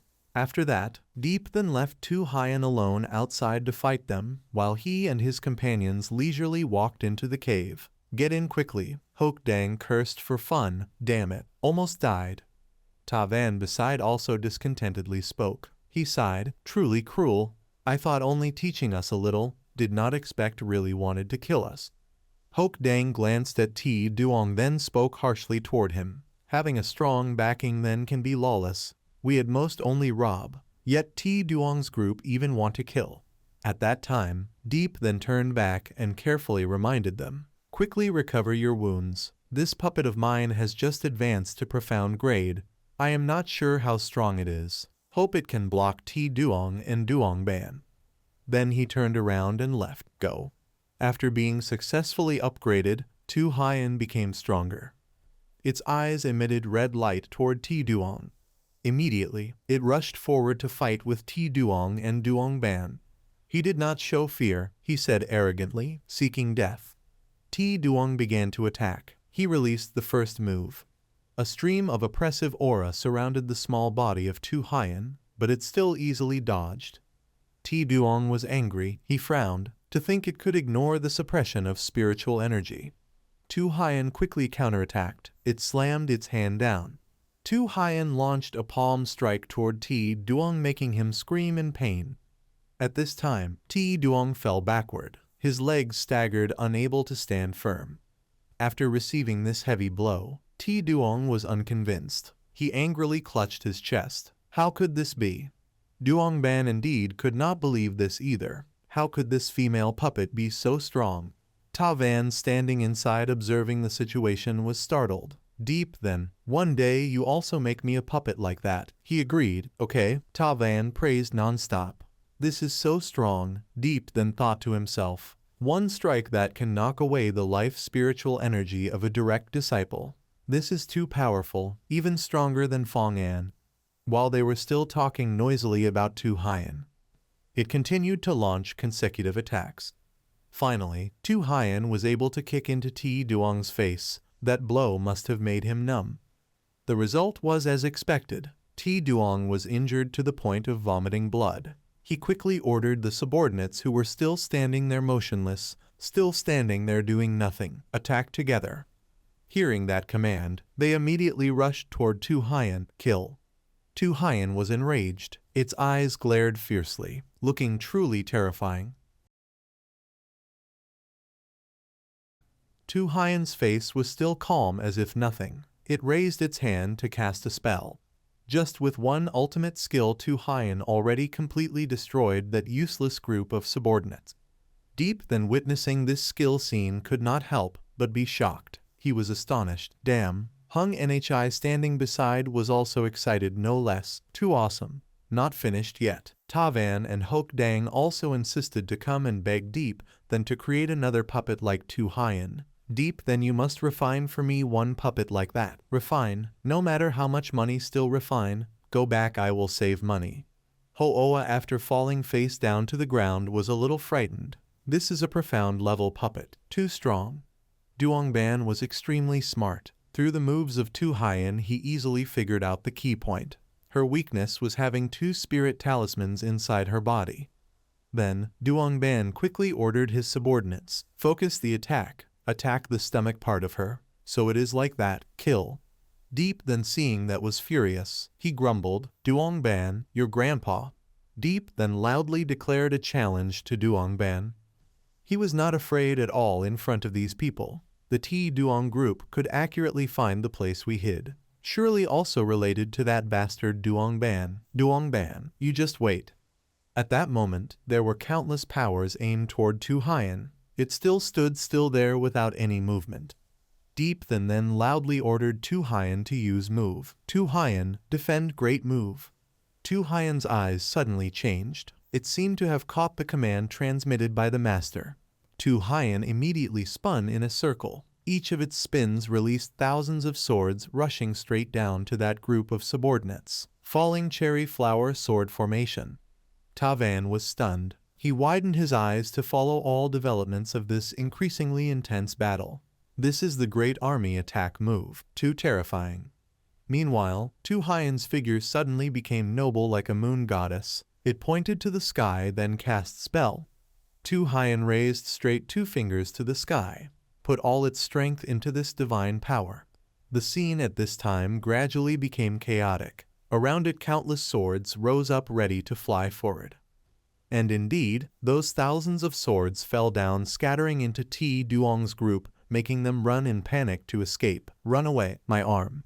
Suddenly, there was a foot taking momentum to jump up high. Turns out that was Duong's. He still did not give up but jumped high to surprise attack Tu Haiyan. Unexpectedly, it had timely dodged that sneak attack of Duong, throwing dart sword art. Tu Haiyan counterattacked immediately. It put its hand in front as if to gather demonic energy. In just a moment, Tu Haiyan swung its hand, knocking Duong tumbling backward. This demonic power was truly terrifying. Duong's subordinates, after regaining strength, continued rushing up to fight to the end with Tu Haiyan. All together go. They intended to ambush suddenly from behind Tu Haiyan, but how could it be hidden from it? Tu Haiyan sensed it, then suddenly turned around. It gave Kyomin a slap so painful on the face, making him ache all over. Tu Haiyan also sent one more to death with just one divine spell. Not only that, it also continuously struck and defeated all Duong's subordinates. At this moment, the whole group of Deep then were amazed to astonishment, felt so great, awesome, lawless, truly too lawless already. Duong could no longer fight them alone. He spoke to Duongban, Duongban, brother still plans to watch until when, helping you also fine, 100,000 spirit stones. He thought to himself, bastard, really knows how to take advantage when water is muddy. Duong, having no other way, finally also accepted this offer. 100,000 spirit stones, brother, take it. Duongban immediately caught it. Fine. As soon as finishing words, he directly started to fight against Deep then, Duongban with mighty courage. Deep then observed, seeing the battle now really met some problem. He growled, not good. Duong seemed to have grasped Tu Haiyan completely, making her unable to move. Good binding. Deep then from afar saw that things were turning worse. He worried, not good. The spirit talismans have surrounded Tu Haiyan. Deep then immediately gave an urgent order. Hung Nhi, wind chasing arrow, okay. Right after that, Deep then aimed the arrow toward Duongban. He shot the bow and loudly said, Duongban, taste the wind-chasing arrow of your grandpa. Duongban with sharp instinct quickly discovered Deep then's arrow was rushing toward him. He hurriedly grabbed the arrow flying at him and mocked, not knowing your own strength. Truly a formidable opponent. Duongban easily broke the arrow in half with one hand. Meanwhile, Duong on one side attacked Tu Haiyan continuously, not sparing her even a single moment. Duongban at that time showed a face full of arrogance, proudly said, I thought you had some ability, but this arrow is nothing. Deep then hearing that responded, shooting continuously at Duongban, don't be impatient, it's just starting. Duongban with strong power was not simple either. Just with one quick wave of his hand, he destroyed all of Deep then's arrows. At this moment, Deep then was extremely angry, shouting loudly, Tu Haiyan, turn back and hit that one for me. As the blade was about to pass by her, Tu Haiyan immediately jumped up and skillfully dodged. That made Duong surprised.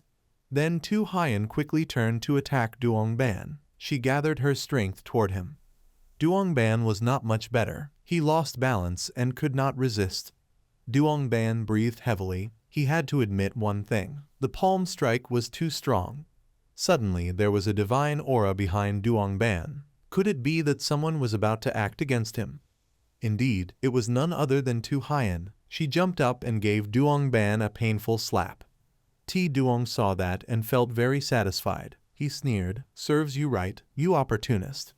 Duong Ban seemed to be beaten miserably by Tu Haiyan. He no longer had the strength to fight back. But in the end, Duong Ban still stubbornly wanted to defeat Tu Haiyan. He crushed all the arrows, shouting like wanting to devour her alive. The eyes of Duong Ban at that time were full of killing intent. "I want." Then flames burst up around his body. Duong Ban burned with anger and shouted, "Tear you apart." Tu Haiyan was not easy either. She raised 2 fingers in front to prepare to cast divine power. Tu Haiyan released her ultimate skill, and the pressure overwhelmed Duong Ban. The scene before them was like a furious storm. Deep then still watched this fierce battle. After seeing Duong Ban lose miserably, Deep then finally felt at ease. He sighed, "Finished one, finally can escape." Not long after that, suddenly behind him appeared the figure of Kaiu Min. He shouted loudly, "Want to escape? No way."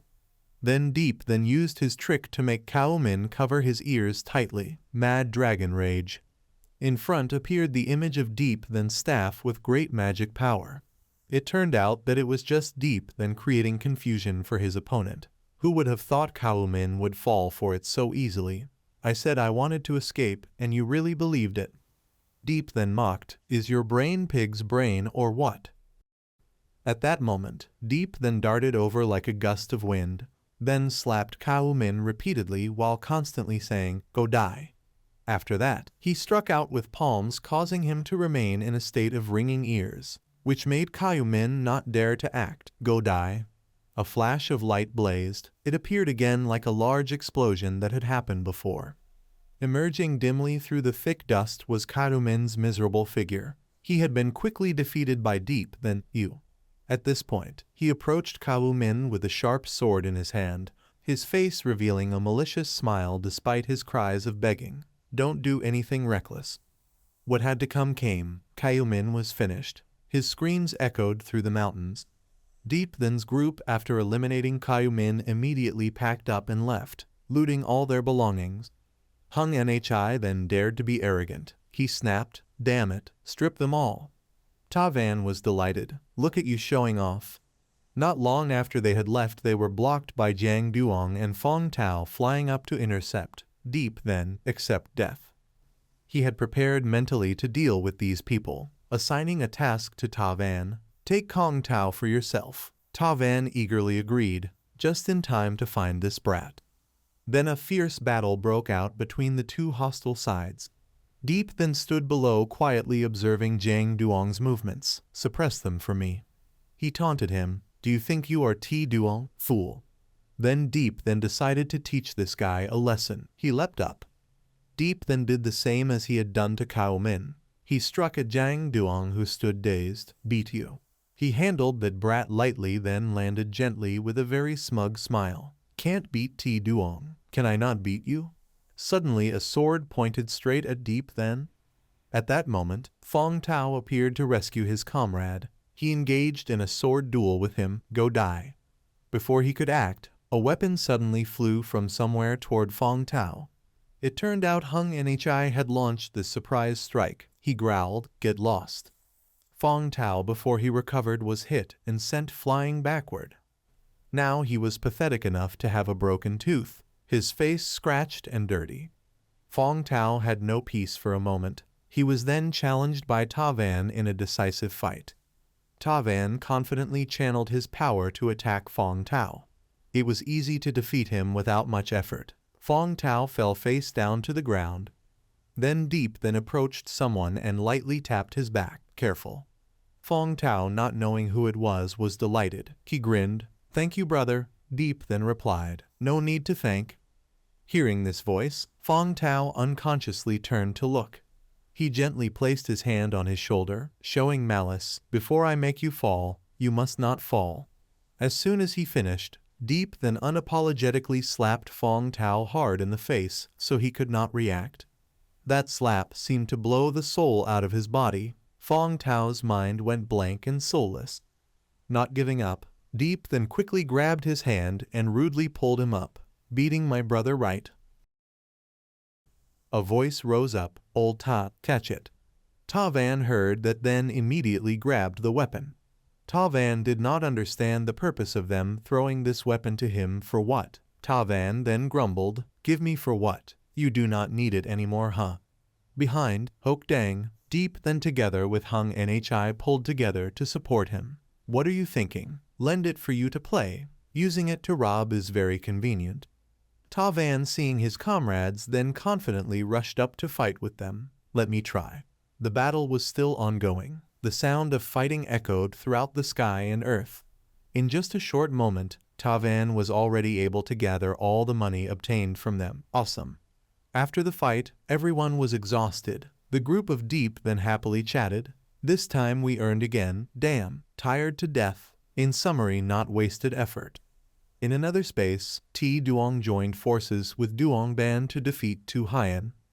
Deep then at this time also looked up to the sky to observe the development of everything. After that, he came up with a very bold idea. How about robbing from those two guys as well? The three of them also agreed with this idea of Deep. Then, "This one is good, rob the hell out of them. Those two are quite fat." Deep then calculated carefully, not knowing how long Tu Hien could hold out. Must think of a way to deal with them. After thinking for a long time, he turned to ask Hung Nhi and Duong Ban, "Have heavenly spirit talisman or not?" "Have then have, but our heavenly spirit talismans are all low level. I also have a few, afraid that have no bit of effect toward T Duong, Duong Ban they." It seemed in Deep then's mind already had a specific plan. He then said, "1 or 2 pieces have no effect." Deep then started to act proud. "But if it is a dozen or 20 pieces, then what?" After hearing that, the three of them were all amazed. "Wow, at least conceal one of them." He immediately sat down to discuss with his group to calculate the next plan. Deep then urgently gave order, "It is you." Tu Hien had heard the command of its master. It attentively listened to the instruction. Deep then right after that transmitted order, "Tu Hien, hit that brat Duong Ban over here for me." Tu Hien's eyes blazed with fighting spirit. It understood clearly the command, just waiting for the time to strike. Tu Hien quickly flung Duong Ban far away. Ta Van also appeared. He shouted loudly, "Start action." Duong Ban had sensed something strange. He immediately dodged in time, not knowing his own strength. The successful dodge, then Duong Ban started to use move. He valiantly unleashed power. "Get out." Hung Nhi and Hok Dang also in turn rushed forward. "Go die." Duong Ban, without wasting words, struck them a palm, knocking them tumbling backward, seeking death. He quickly rushed toward Deep then's position, really hard to deal with. The two of them just kept fighting back and forth. The battle still had no end. Beast, anger, affection, righteousness. Duong Ban gained the upper hand. He directly struck at Deep, then, "Get out of the way." He did not stop but continued to launch many hard-to-block moves. Trash. At this moment, Duong Ban's murderous eyes revealed. He clenched his hand tightly. "I want to kill you." Duong Ban was preparing to strike, then countless spirit talismans suddenly applied onto his body. Suddenly Duong Ban stood still. He panicked. How could this happen? The scene before their eyes was truly astonishing. These spirit talismans seemed to have suppressed Duong Ban's divine energy. Low-level heavenly spirit spells. How could they possibly seal my spiritual power? Deep then spoke. "Low-level, then what?" He laughed, full of satisfaction. "Low-level, but many. They can still seal you to death." Deep then together with Hung Nhi, Hok Dang, and Ta Van surrounded Duong Ban, leaving him no way to escape. "4 junior brothers, if there is anything, let's talk it out slowly." Deep then did not want to waste any more time. He immediately waved his hand. "4 junior brothers, if there is anything, let's talk it out slowly." Ta Van on this side kicked straight into Duong Ban's stomach. cursing, "Get lost, old woman." Hoke Dang continued attacking, "Get lost." Then came Hung Nhi, who also taught him a lesson, "Get down below." At this moment, Duong Ban looked as if living was worse than dying. He fell face down on the ground, looking utterly miserable, still not fainted, really good at taking hits. Deep then would not let this matter go. He still had to settle his old score. Out in the world, in the end, debts must be repaid. In another space, Tu Hien was still fighting fiercely against Ti Duong. Ti Duong lost his balance. He was exhausted, standing in a corner watching Duong Ban's miserable end. Ti Duong cursed, "Damn it, arrogant fool, take this for your arrogance." He rushed over to intervene, "Stop." Deep, then still vigorous, kept counting punches like doing an exercise routine. Ti Duong approached shouting harshly, "I told you to stop." His eyes were sharp, clearly unwilling to let this go. Tu Hien suddenly appeared, standing in front of Ti Duong. "Stop." Duong Ban had been defeated under Deep Then's hands. He could not utter a word. Ti Duong growled, "Damn it." Finally, he yielded. "Deep Then, you wait. I will definitely come for you again." Deep then mockingly replied, "Coward, if you're brave, don't run." A voice sounded, "Everyone gets 1/4. Don't take more." In the desolate forest, Ta Van pointed at the pile of loot and spoke first. "I want that compass. No one better try to snatch it from me." Hope Dang and Hung Nhi also excitedly picked up the items they liked. "This mountain-splitting axe is mine. This spirit pearl isn't bad." Deep then folded his arms thinking, "Damn, you all snatched the good stuff. I can't keep up. What good things could possibly be left after you've all chosen?" A spark suddenly flared up. In Deep Then's eyes appeared a glimmer of discovery. He thought to himself, "A treasure." While everyone was distracted, Deep then cleverly took it. "This leftover spirit sword, I'll take it." Everything went smoothly. They wandered together through the forest. "Next time when we return, all of you hide well. If there's nothing important, don't go down the mountain wandering around. Who knows, maybe those brats are still at the foot of the mountain waiting." That's true. This time they fell too hard. Surely they will come for revenge. Everyone must be careful. The sky was bright. The weather was cool and clear. Before their eyes appeared the graceful and beautiful figure of So Lin. Indeed, the spiritual aura outside was fresher. So Lin was enjoying the cool atmosphere outside when Deep Than barged in. He waved at her and said, "I'm back, master. Do you miss me?" So Lin showed anger on her face. She frowned. "Really wore out my shoes not finding you." Deep Than was stunned. He stood there dazed, looking at So Lin. Suddenly she grabbed Deep Than by the collar.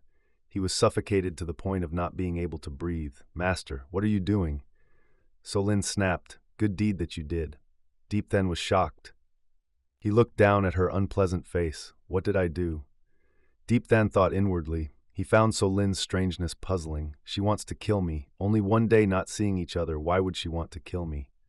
So Lin grew angrier and tightened her grip on Deep Than's neck, causing him to struggle and cry out, "Lin Yi, stop." Finally, So Lin let go. Deep Than narrowly escaped. He was stunned, cursed. She then introduced to Deep Than the appearance of So Huyen. "He is my disciple." He could not believe his eyes. Here, how do they look exactly the same? Twin sisters, perhaps. Deep Than recalled the chance meeting before. Could it be that behind the stone gate was her? He recollected past events. So Lin Ni has emerged from seclusion. So Lin Ni, who is So Lin Ni?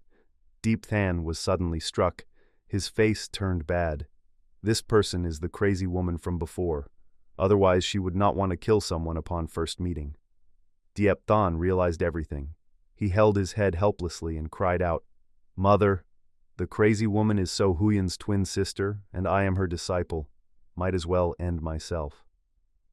Then, So Lin pressed, "So Huyen, is he your disciple?" She bluntly answered, "He is Deep Than." So Lin, hearing that, turned abruptly to Deep Than, acting shy. She loudly declared despite So Huyen's attempts to stop her, "I don't care. Today I will definitely kill him. What did he do to offend me?" Suddenly So Lin began to feel unwell. She staggered. Too hot, So Lin and So Huyen began to argue back and forth. "I don't care. I must kill him. What is wrong with you? Killing someone still needs a reason. So Huyen grabbed her hand. She pressed Deep Than. That guy. What exactly did you do with her? That. At this point, he stammered without finishing. Me and her. The two of us. Before he could finish, So Lin came to clamp his mouth shut. She was furious and squeezed his mouth. If you dare speak it now, I will kill you. So Lin ground her teeth. So Huyen sensed something suspicious, so she immediately interrogated. That guy. You just said with her. So Lin pretended to sling an arm around Deep Than, as if they were very close. Me and her. Met and opposed each other right away. Yes, met and opposed, right away. So Lin pulled him away to divert the issue. Let's eat. Just kidding with you. Not to scare you. Interesting. She placed a bowl full of rice for Deep Than to eat as he pleased. Eat plenty. So Lin deliberately put on that expression. This is spreadable. This is tasty too. But inwardly she thought differently.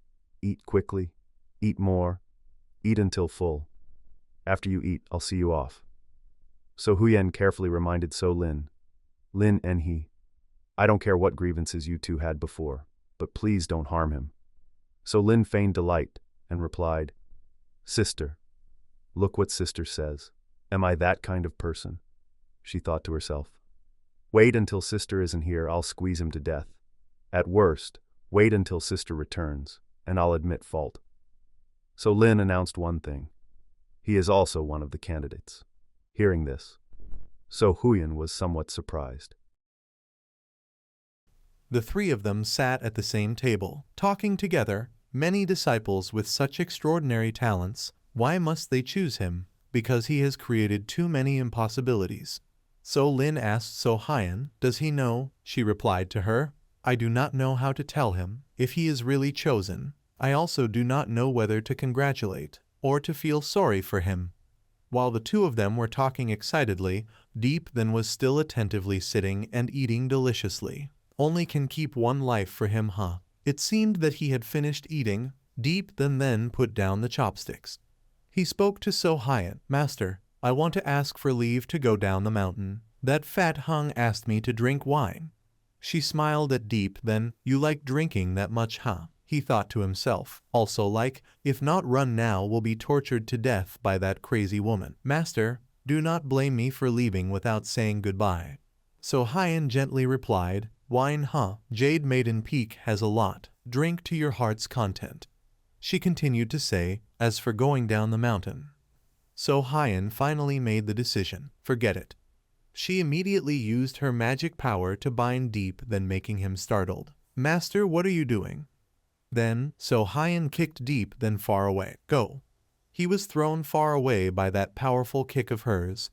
Deep Than was about to fall headfirst to the ground. His eyes were a bit panicked. Damn. Just after saying that, countless wine jars fell onto him. So Hyun appeared then said, drink slowly. If not enough there are still more. Deep Than angry. Too much. Damn it. How can I be in the mood to drink wine? After cursing enough he hurriedly left. If not run now then wait till when. Goodbye, beautiful master. A stream of yin energy suddenly appeared from somewhere. It surrounded Deep Than. He was wondering, what is this?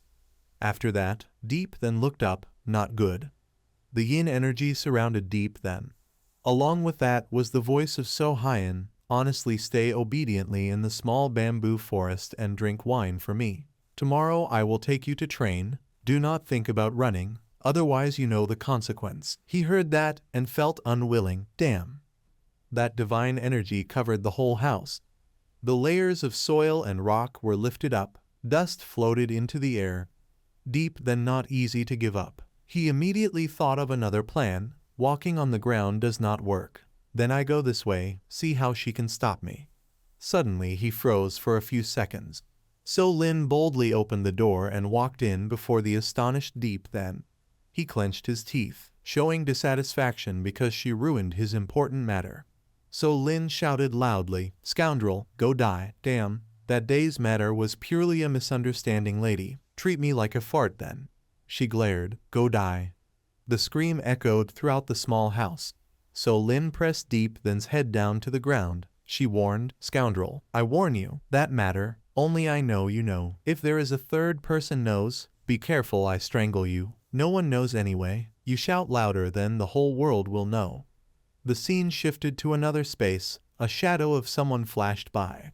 The footsteps of that person lightly moved forward. At this moment, So Lin turned her eyes to look behind. So Lin cautiously stepped closer to the door. She peered out to observe. At a glance So Lin slammed the door shut. She was worried. This is bad. So Hyen was outside. She slowly walked toward the room where So Lin was. Inside the room So Lin was in a panic. She kept pacing back and forth.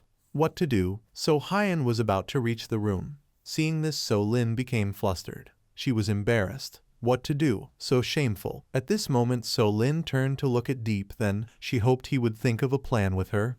However, So Lin had already decided for herself. It had to be done this way. Seeing her like this, Deep then looked frightened. What are you going to do? I am not that kind of person. Then So Lin tiptoed and jumped up. She lunged quickly toward Deep, then who was suddenly there.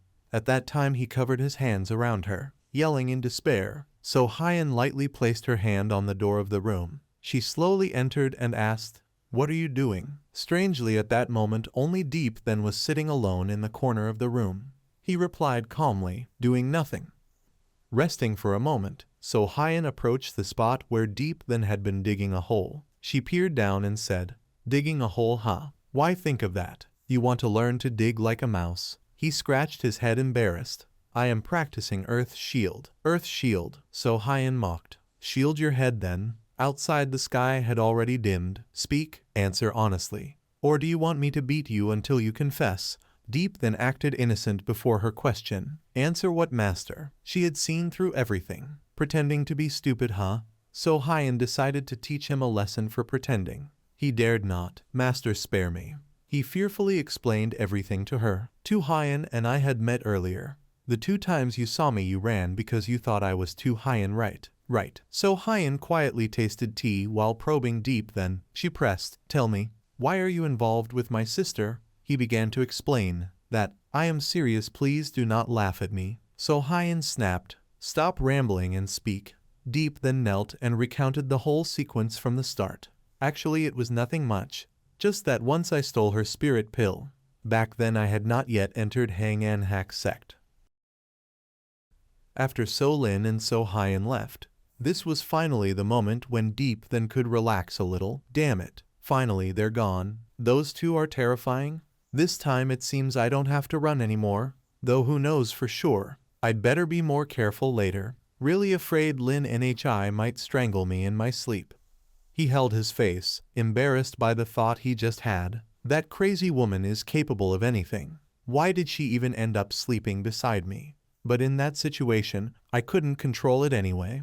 Deep then decided to loosen up. He sighed in relief. Whatever, let it be. No need to think about it anymore. Right after that, Deep then pointed forward as if giving a command to summon. Just like that, Tu Hyen immediately appeared in front of him. If not for her, this time we really would have been beaten to pulp. Deep then stared blankly at Tu Hyen. He was thrilled. A profound level puppet is already this strong. If she ascends to the earth level, then even an ordinary spirit void cultivator couldn't defeat her. What a monstrous little lady. Deep then sighed again, his eyes thoughtful as he looked up at the ceiling. But to upgrade to an earth level puppet, having money isn't enough. Without the materials, it's impossible. Then, Deep then started searching for something hidden under that robe, but thinking about it was pointless. Better focus on the matter at hand.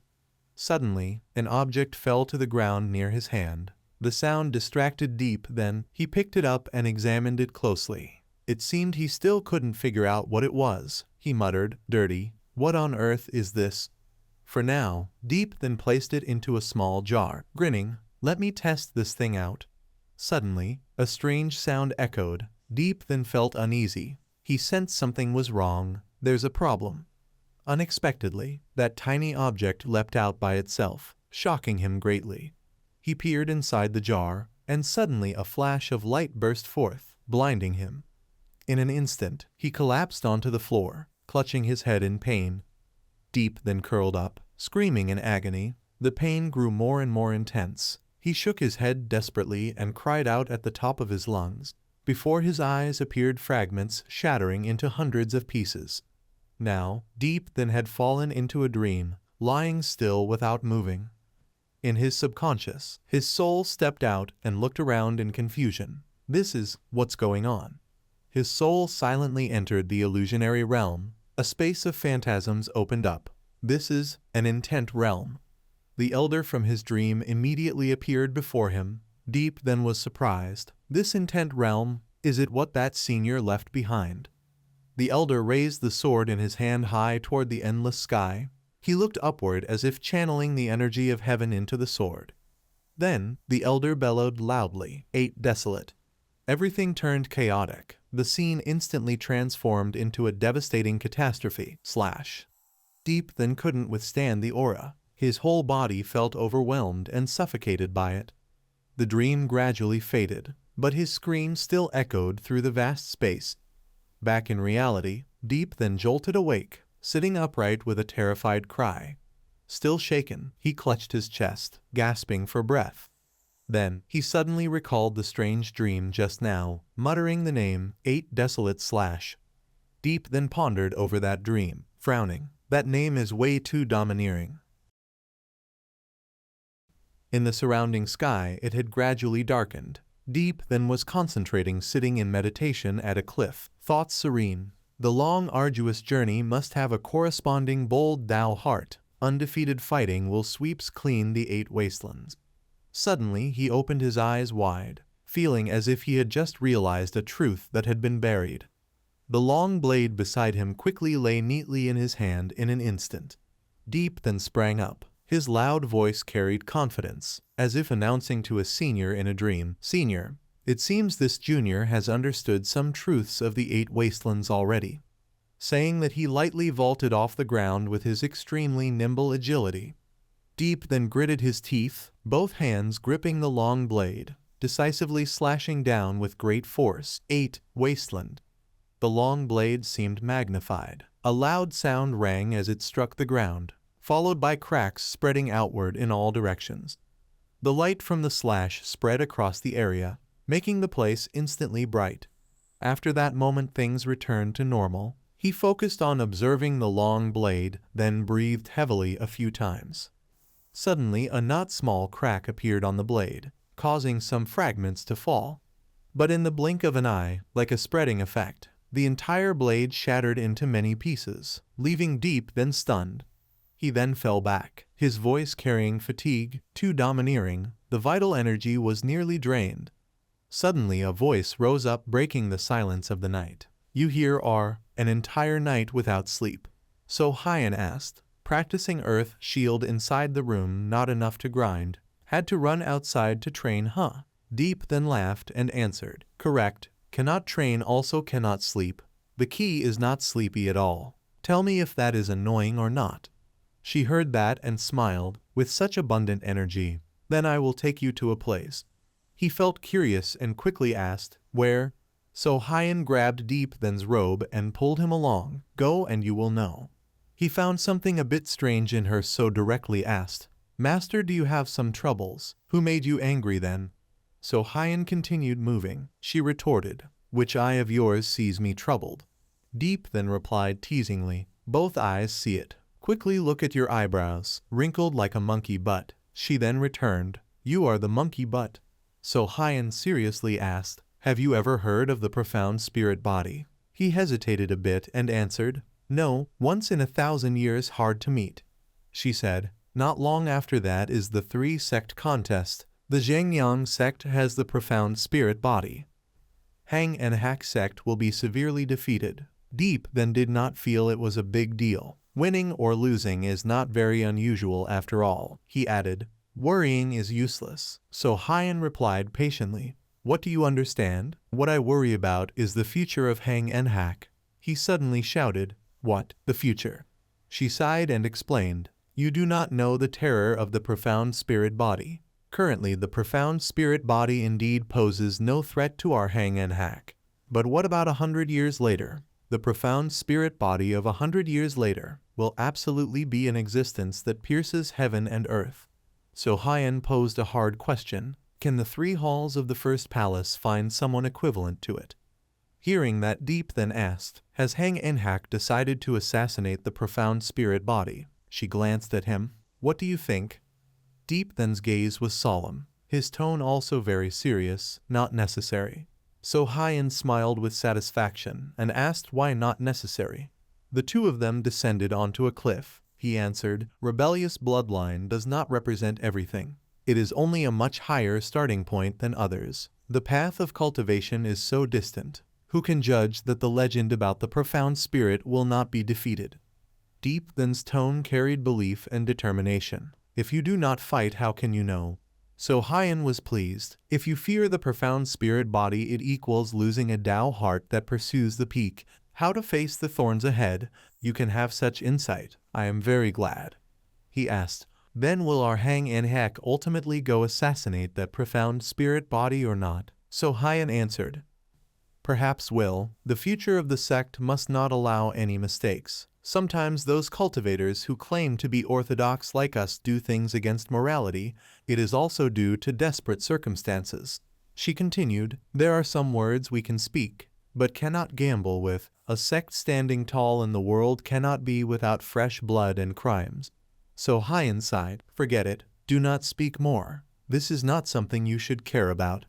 She quickly changed the subject. Hey, the next few days you will cultivate here? Deep then, a little displeased, asked back. Here, huh? He hesitantly requested. Master, can we not joke around?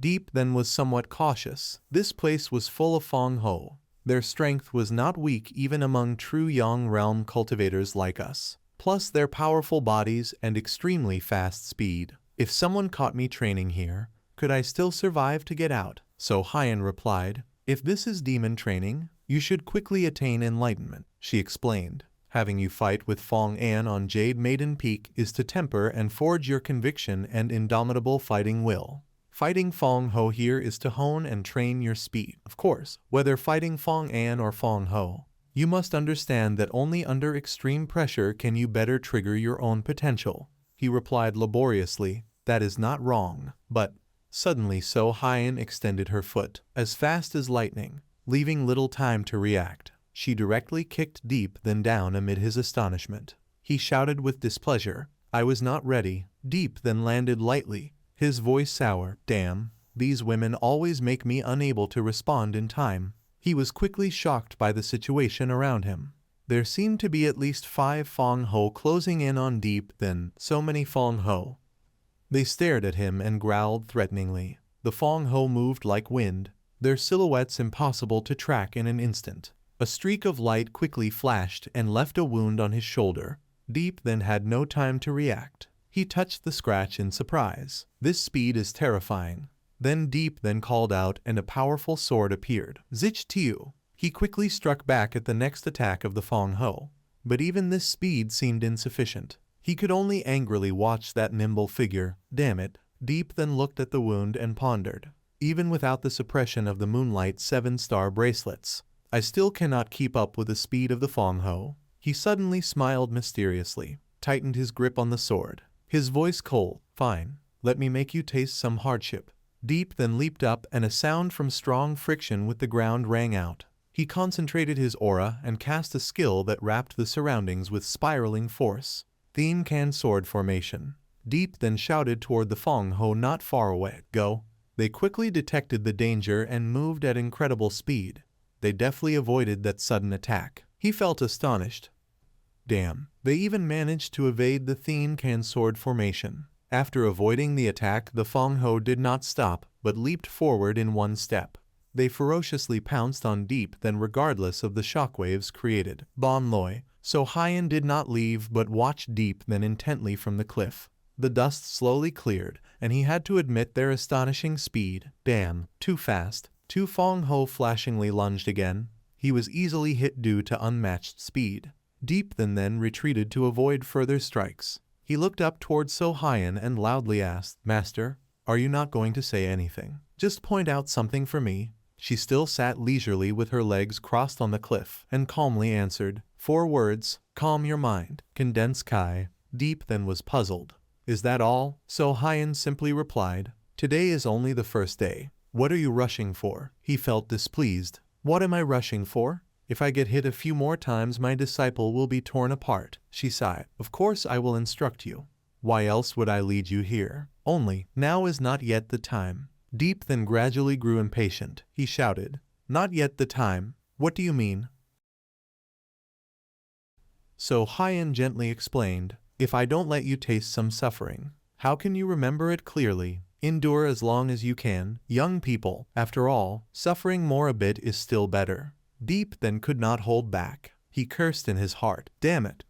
He gritted his teeth, his face pale. Deep then felt unwilling. Is there anyone who teaches their disciple like this? Letting himself take beatings to learn skills? Then what do I even need a master for? But the resting time was over. He glanced back and saw two winged foxes ferociously rushing toward him, coming again.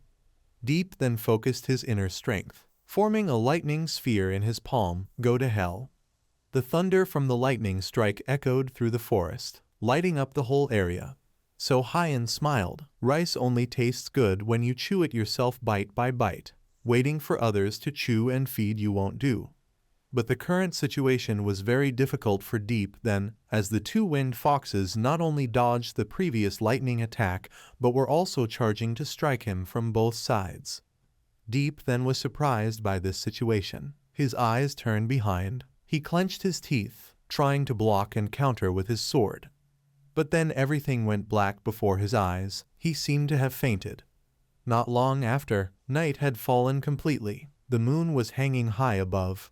Deep then was lying beside a campfire, with a few scratch marks still left on his face. He woke up, his eyes opened, not remembering what had just happened. Deep then sat up, his left hand raised to his head. Hurts like hell. A familiar voice sounded from behind, not far away. Awake already? He briefly replied, yeah. So Hyan asked, tell me how you felt when fighting with the winged fox. Deep then touched his face in pain. Hurts. She continued asking, how much slower do you think your speed is compared to the winged fox? After a brief pause, he admitted, not even the same level. So Hyan suddenly said, actually, you can make their speed slow down. Deep then's eyes suddenly shone bright like stars. Really, please master, give me some guidance. She smiled and spoke lightly. It's very simple. If your speed becomes faster than theirs, won't that make their speed naturally slower? He broke into a sweat. But my speed has already reached its limit. So Hyan raised her chin, her tone slightly mocking. Seems like you still haven't suffered enough. Then she directly dragged Deep then outside. Continue the demonic training. Deep then was unwilling. Damn it, what's happening? Did I say something wrong? Say something at least. So Hyan showed no mercy. She immediately kicked him down below, her voice loud and stern. Shut up. One more word and I'll smash you flat. This time Deep then didn't seem to land well. The sounds of pain echoed up the cliff. He angrily cursed, damn it. The sound of footsteps from a winged fox approached. It growled and advanced toward Deep then lying motionless on the ground. Then the fierce winged fox leapt up to pounce on him, but it was instantly blown away by a powerful lightning blast. The winged fox fell painfully while Deep then was lifted up and dragged away by So Hyan. In a flash, 9 days had passed. The forest echoed with the familiar sound of painful screams. So Hyan stood atop the cliff and shouted down, do you know why I made you taste all this pain without giving you guidance yet? He was struggling to dodge the winged fox's attacks and answered, no idea. She didn't mind explaining, what's called speed. It has nothing to do with your cultivation level. Your movement technique is indeed profound. But it's exactly that profundity that made you follow its fixed rules too much. So it's not you who are controlling it, but it that's controlling you. Speed is also a kind of Tao. The Tao of speed. It is man who should control the Tao, not the Tao that controls man. Deep then kept dodging while seriously reflecting. Man should control the Tao, not the Tao control man. His eyes became sharp, his movements more fluid. Speed has no limit. Form follows shadow. Heaven has no bounds. Mind follows joy. The speed shadow of heaven is indeed profound, so profound that it made me not dare to question its reasoning. But it's exactly this profundity that has drawn a circle around me, making me afraid to step outside those constraints. So from beginning to end I have only moved around within this circle. Deep Then's whole body crackled with lightning. He asked Sohyan as if asking himself, "You want me to step out of this circle?" Deep Then stood still. Around him emanated a rich aura, speed heaven joyous, invisible realm, infinite joyous. Deep Then felt his strength increasing day by day, muttering, Tao speed. At his feet a magic circle had also appeared, gaining momentum for Deep Then to launch a very long shot. He was happy. It seems I have understood a bit. In just a few seconds Deep Then had appeared in front of the wolves. The pack leader saw him and howled, signaling all to charge and attack Deep Then. The wolves leapt up at the same time. Through Deep Then's mana-activated eye there was an observation. It seems they have become slower. He immediately ran a zigzag path to dodge the pack. Sohyan, seeing Deep Then progress so quickly, was also delighted. The capacity for comprehension is terrifying. It seems the suffering of the past few days was not in vain. Thunderbolt, he shouted once. Demonic force shot out, and all hit the wolves chasing from behind. They were burnt, immediately fell to the ground in a row. Deep Then looked at his achievement. Behind Sohyan smirked happily. Somewhat interesting. Sohyan up on high also wore a proud smile. All right. She did not give him time to rest and folded her arms, saying, "Begin the next demon training item." Deep Then did not expect, of course, panic. Already finished? I hardly just found the feeling. Already want to start the next item. But Sohyan just turned her back and said, "If you have understood the principle, there will be time to spar later. Do not waste time. Quickly come up here with me to the next place." Deep Then truly could not accept. Quick, so quick. My body still has many wounds. Sohyan did not want to argue and threatened, "Thick skin, fat flesh. Those wounds are called injuries. If you continue nagging me, be careful, I will really make you a little hurt." He had not thought of a rebuttal, stammering, She quickly cut him off. You? Deep Then in the end only dared to obey Sohyan. I yield. Is that not enough? Seeing this obedient reaction, she let out a laugh. Then, when Sohyan rode clouds to bring Deep Then to a place, he discovered under a pit a strange shape. This seems to be the footprint of the Zion Ice Relic. Sohyan explained, "Indeed it is Zion Ice Relic. Use it to temper your strength."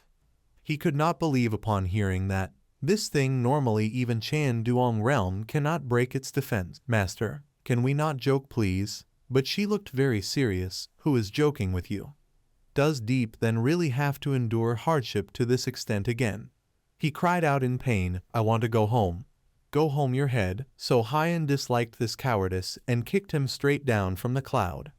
Deep Then lay on the ground squealing painfully. "People basically do not regard me as a person." Sohyan laughed loudly. She also said, "You are originally an aberrant species. How can you be trained normally?" Not finished, she also cast a force straight down. Dust cleared, revealing a Deep Then in pain curled up, not forgetting to complain resentfully, "Damn it. Kicked again, just wait. When I become strong, see how I deal with you." But he suddenly realized something strange. It seemed danger was approaching. A giant foot 10 skulls in size, a human skeleton combined is not equal appeared.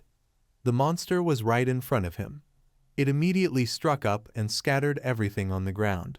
Deep Then was so frightened he shut his eyes and covered his ears. Zion Ice Relic, too ferocious. The ice crystal lizard suddenly appeared towering in front of him. Deep Then immediately activated his ability, Celestial Flame Manifest. This was the first time Sohyan had witnessed this power from him, and she was astonished. "You possess true flame." He simply replied, "I already had it. Did you not know?" Sohyan was truly surprised. "You never told me." Deep Then didn't think much and casually answered, "I thought Elder Tufok had already told you." But in Sohyan's mind, her thoughts wandered far astray, drifting off to another horizon. Both of them thought the other had spoken, yet neither mentioned their feelings.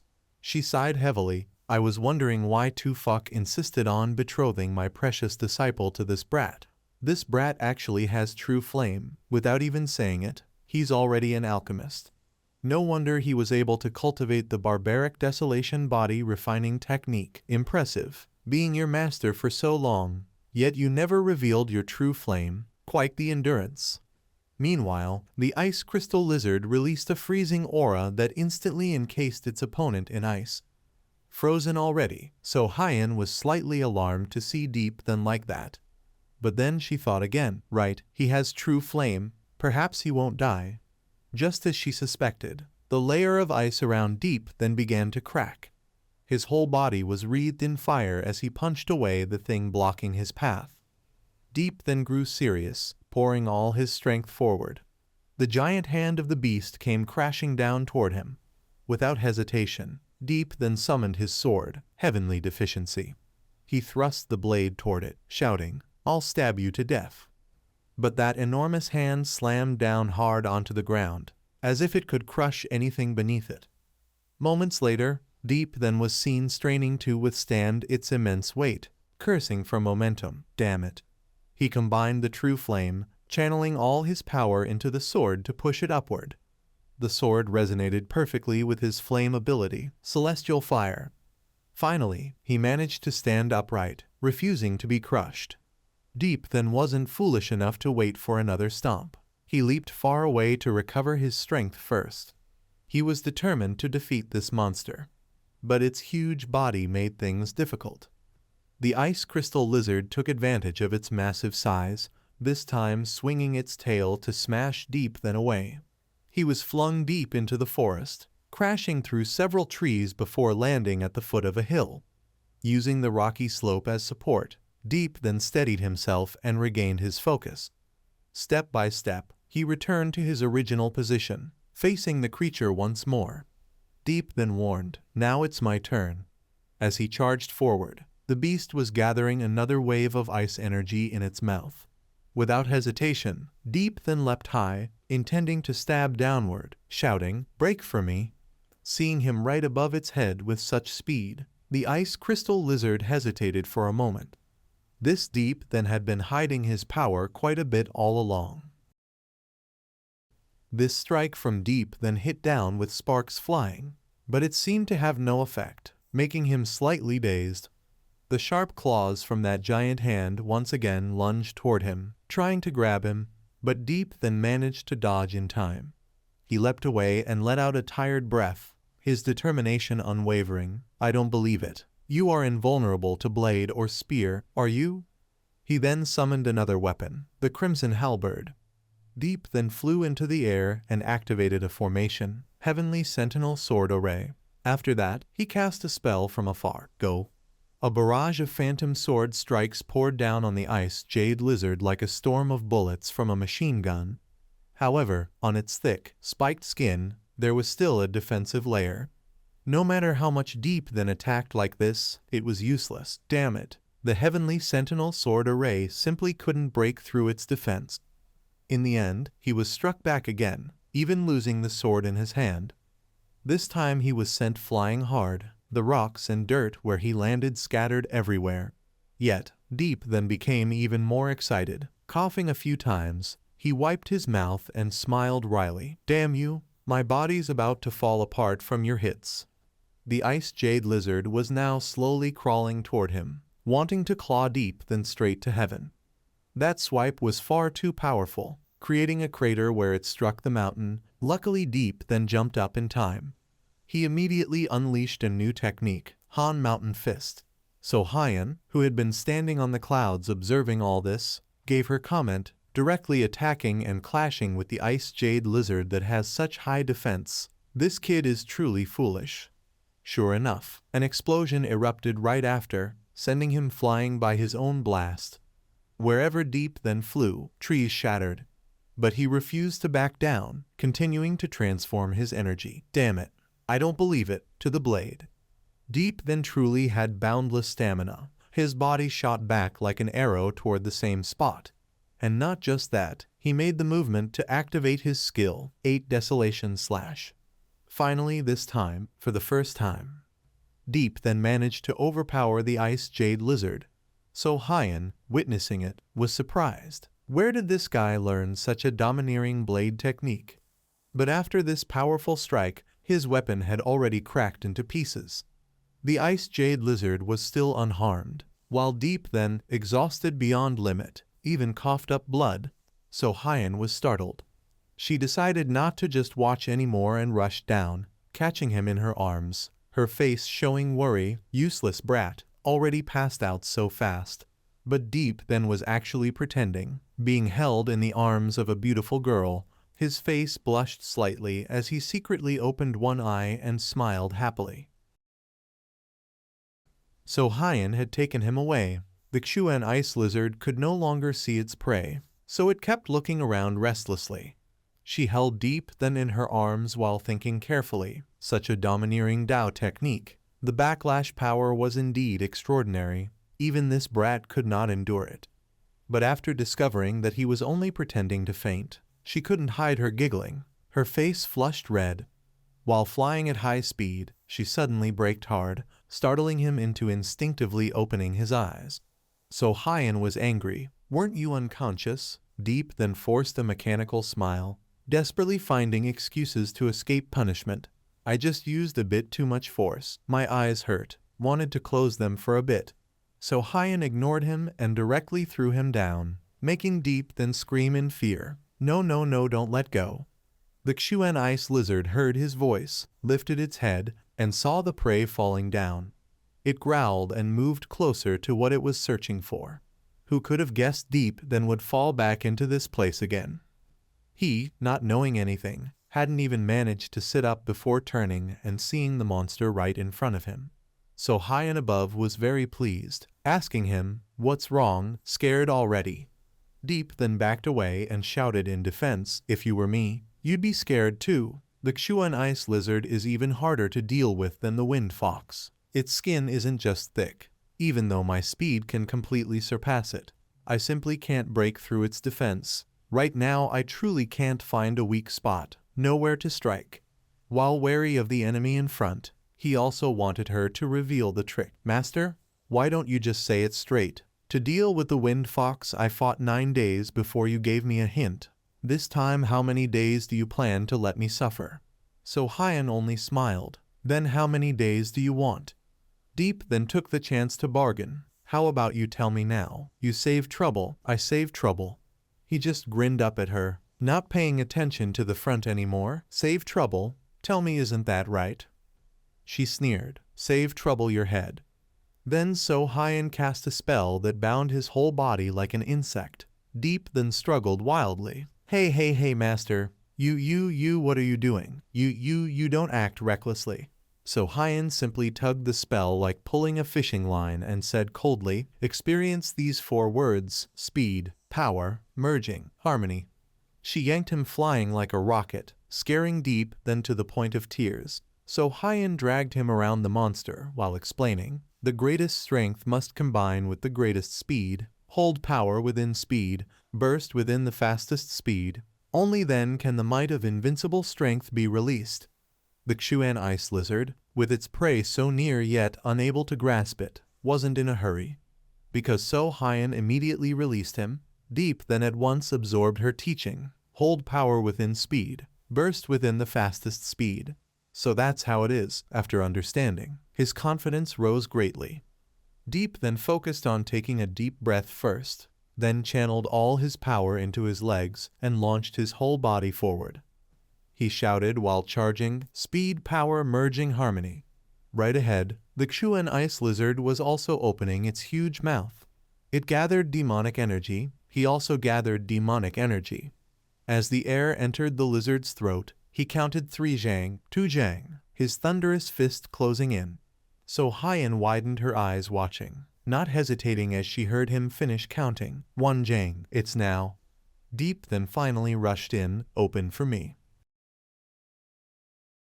No one could have expected that this time Deep then would actually be able to strike down the ice crystal lizard. It was sent flying deep into the forest, finally reclaiming the honor he had lost earlier. So Hyan, witnessing the entire scene, praised him.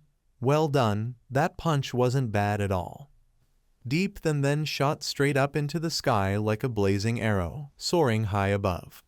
His entire body was enveloped in fire, looking no different from a second sun. Even so, Hyen was taken aback, surprised that he could actually fly. She thought to herself, is it because of the true flame? No wonder he climbed up the cliff so quickly last time. Then she smiled brightly and called out, "You little brat, you're becoming more and more interesting." Without hesitation, Deep then dove straight back down from the sky, a fiery punch ready to strike one flight up, one fall down. But to his surprise, the ice crystal lizard could also breathe fire.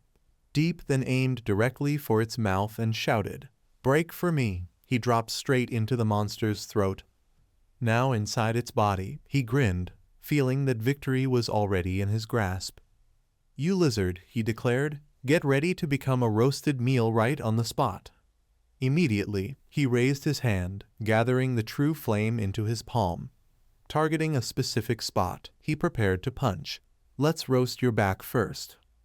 The ice crystal lizard howled in pain, its stomach acid spraying outward. Deep then had no intention of showing mercy, nor did he even consider stopping. He unleashed a flurry of fiery blows, roasting the belly, roasting the heart, roasting the intestines, roasting the back, roasting the lungs, and even roasting the tendons. Finally, with one last mighty strike, he roared for momentum, then blasted his way out after thoroughly pummeling the creature from the inside. From above the clouds, So Hyen watched and couldn't help but comment, "This guy is such a maniac. Already done, just like that." Deep then, thrilled by the rush, could only say one word, "Amazing." At last, So Hyen's expression softened with pride. "All right," she said, "today's training ends here."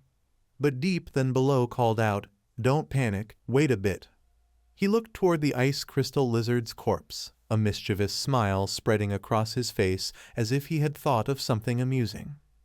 Grabbing the beast by its tail, Deep then lifted the massive body off the ground and shouted, "Get up!" Then he slammed it back down with all his might.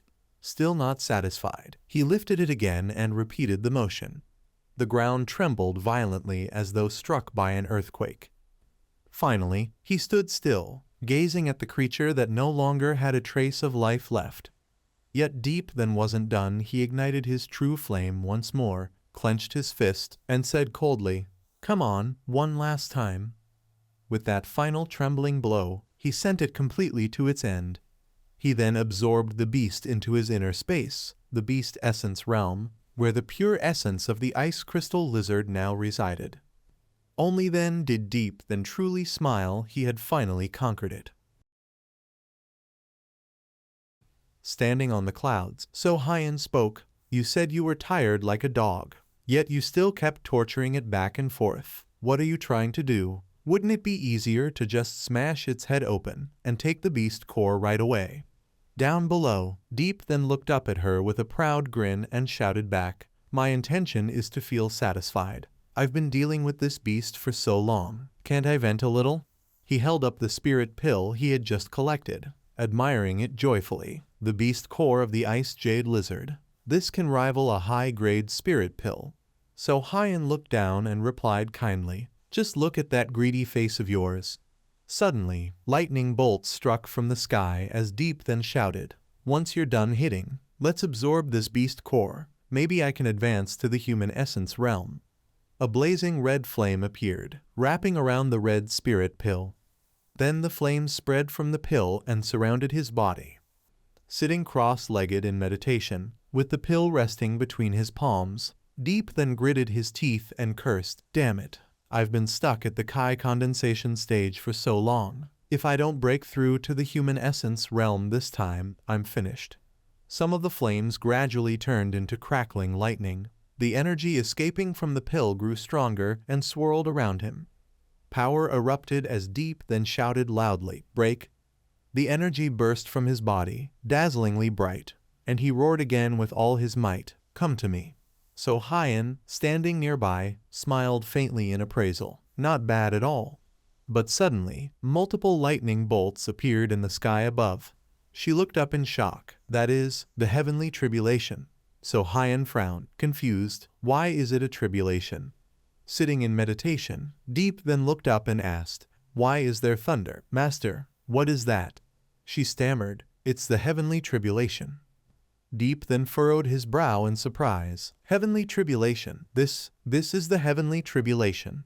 Thunder roared across the heavens as people said, "There exists in this world a kind of person so talented and exceptional that even the heavens grow jealous, and will send down tribulation lightning to destroy them." Deep then stood up and asked, "Who the hell is that strong to cause even the heavens to strike them down?" So Hyan ran toward him, shouting, "You idiot! What are you still staring at? That tribulation is yours." He turned sharply, shouting in shock, "Me? Mine? I'm just advancing to an ordinary human essence realm. How could I trigger a tribulation? Has it become that cheap now?"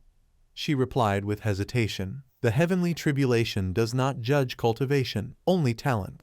So Hyan placed her hand on her chest and said sincerely, "Deep, then, this tribulation is yours to overcome. I can't help you. If you survive, you live. If not, you'll turn to ashes."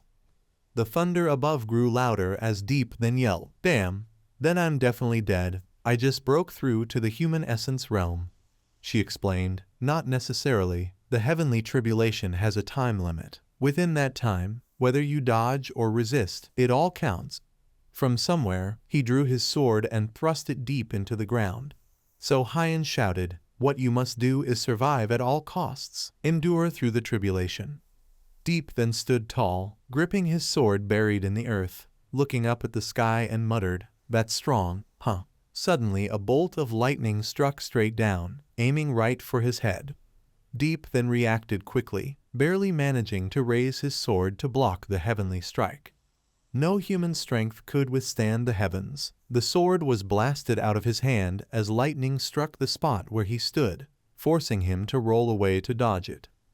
Deep then was thrown to the ground, clutching his head painfully. "That's strong, huh?" Dozens of lightning bolts from the sky followed one after another. Deep then shouted furiously, "Damn it, that many!" The bolts kept raining down upon him, and the more he dodged, the more they came, striking all around. Struggling to evade them, he cursed angrily, "Damn it, that much lightning just to hit a newly advanced human essence cultivator like me. Doesn't that make heaven look bad?" So Hyan, watching from the side, sighed softly, "It seems I really underestimated this boy's talent." Lightning struck down from the heavens. The bolts gathered together, crashing upon the spot where Deep then stood. He struggled to dodge, moving continuously to escape with his life. Then he fell to his knees, panting heavily. A bolt struck a tree nearby, and Deep then suddenly turned to look, eyes wide in shock at what stood before him. So Hyan, watching from the side, shouted in worry, "Deep, then." He remained there, breathing hard, his clothes torn in several places, his body covered in wounds. The lightning kept raining down, and he lifted his gaze toward the sky, shouting, "I only broke through to the human essence realm, and yet you still want to strike me dead." Deep then furrowed his brows, his eyes filled with determination as he declared, "No way." He yelled loudly, "Celestial flame." Flames appeared across his palm, blazing fiercely. Then Deep then leapt upward, running straight toward the lightning. He kicked off with force, flames swirling around his arm as he commanded, "Merge the velocity." A brilliant red blaze surrounded him, his body shooting upward toward the descending thunder. Seeing this, So Hyan cried out, "That fool, what are you doing?" Two forces surged toward one another, one of lightning, one of fire, colliding in midair as Deep then roared, "Break from me." The two energies clashed violently, and he let out a strained cry. A massive surge of power exploded downward, sending a deafening shockwave through the ground. So Hyan hurried toward him in alarm, shouting, "Then, are you all right?" She saw him rise again, battered but unyielding. Deep then declared through gritted teeth, "Can't die yet." His face was covered in wounds, yet his voice was steady, "Damn it, if you've got the guts, then kill me." Lightning struck once more. Reflected in Deep then's eyes were the blinding flashes of thunder descending from above. He narrowed his eyes and shouted, "8 desolation /" His body was suddenly clad in golden armor, his sword glowing with a dazzling radiance, majestic and divine, standing upright through the ages, ruling over the 8 desolations, unmatched beneath the heavens. Deep then gathered his strength into his palm, raised it toward the sky and bellowed, I fear nothing, I fight and nothing else. Once again, the clash of 2 immense forces erupted, one man against the heavens, his voice thundering, 8 desolation. His eyes rolled back, leaving only the whites as he screamed, fist. A tremendous explosion shook the world, unleashing waves of energy in all directions. Deep then appeared again, barely standing, one arm scorched and blackened. His lifeless eyes flickered as he muttered weakly, damn you. Then his body fell, consciousness fading, his lips whispering faintly, I am not afraid of you. The hand of So Hyun caught him as he fell. She leapt upward, cradling him in her arms, lifting her gaze to the sky with a soft smile and whispered, at last, it's over. The heavens slowly cleared, revealing the bright light of life once more. So Hyun held Deep then in her arms as she descended to the ground and asked, Deep then, are you all right?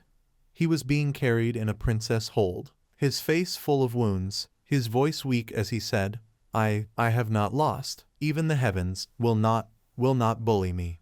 She looked at him with a helpless smile and replied, fool. Then So Hyun carried him and leapt straight into the sky, saying, I have met many who are determined to win, but never one who risks his life to win like you. At the place where the 2 had just left, Truong Than was descending nearby. He frowned and said, who on earth is transcending a tribulation? He turned to Sawman behind him and asked, even people from Than Van's sect have come to snoop around. She smiled and answered, I just happened to pass by. Fellow Taoist Vuong, do you know who is facing the tribulation? Truong Than pondered and replied, I could not see the person in the tribulation. Perhaps they already died beneath the heavenly wrath. Hearing that, Sawman waved her hand and said, then fellow Taoist Vuong, who do you think it was? Could it be someone from Hang En Hak sect? He stroked his beard and said, Hang En Hak sect? Could they possibly have someone with talent that high? Do you truly believe everyone possesses the mysterious spirit body? Truong Than shouted angrily, just wait, in 10 days, the mysterious spirit body of my Chin Duong sect will open your eyes. He laughed loudly, rode a cloud, and flew away, while Sawman stood there with her arms crossed helplessly, saying, look at that braggart, as if he himself possessed the mysterious spirit body. Scene shift. From somewhere a cheerful voice called out, sister, you have returned. It was So Lin, running toward So Hyun who was carrying Deep then in her arms, asking worriedly, what happened? So Hyun replied, we will talk when we reach the Jade Spirit Pool. Seeing his injuries, she cried out, heavens, how could he be hurt this badly? So Hyun said, do not touch him, go bring the tonic medicine you have hidden and bring it here to me. By a stream, So Lin curiously asked, what exactly happened? How did he get so badly injured? Did you 2 encounter some fierce beast? She placed the one-armed Deep then into the water, poured medicine in, and replied, after this kid broke through to the human essence realm, he triggered a heavenly tribulation. So Lin exclaimed, heaven, a heavenly tribulation. How could advancing to the human essence realm trigger one? Even senior brother the sect master, with all his talent, never faced a heavenly tribulation. Sister, you must be joking. So Hyun kept working and smiled, do I look like I am joking? Her sister's eyes widened in disbelief as she muttered, how could such a thing be possible? So Lin said again, those who face tribulation are always the most perfect beings, possessing heaven-defying talent. For a mere cultivator just stepping into the human essence realm to trigger a heavenly tribulation, truly unheard of. Even in the history of the Great So, there has never been such a precedent. She thought to herself, this man's talent is truly monstrous. When So Hyun finished applying the medicine, she sighed in relief, finally saved him. Fortunately, we returned in time.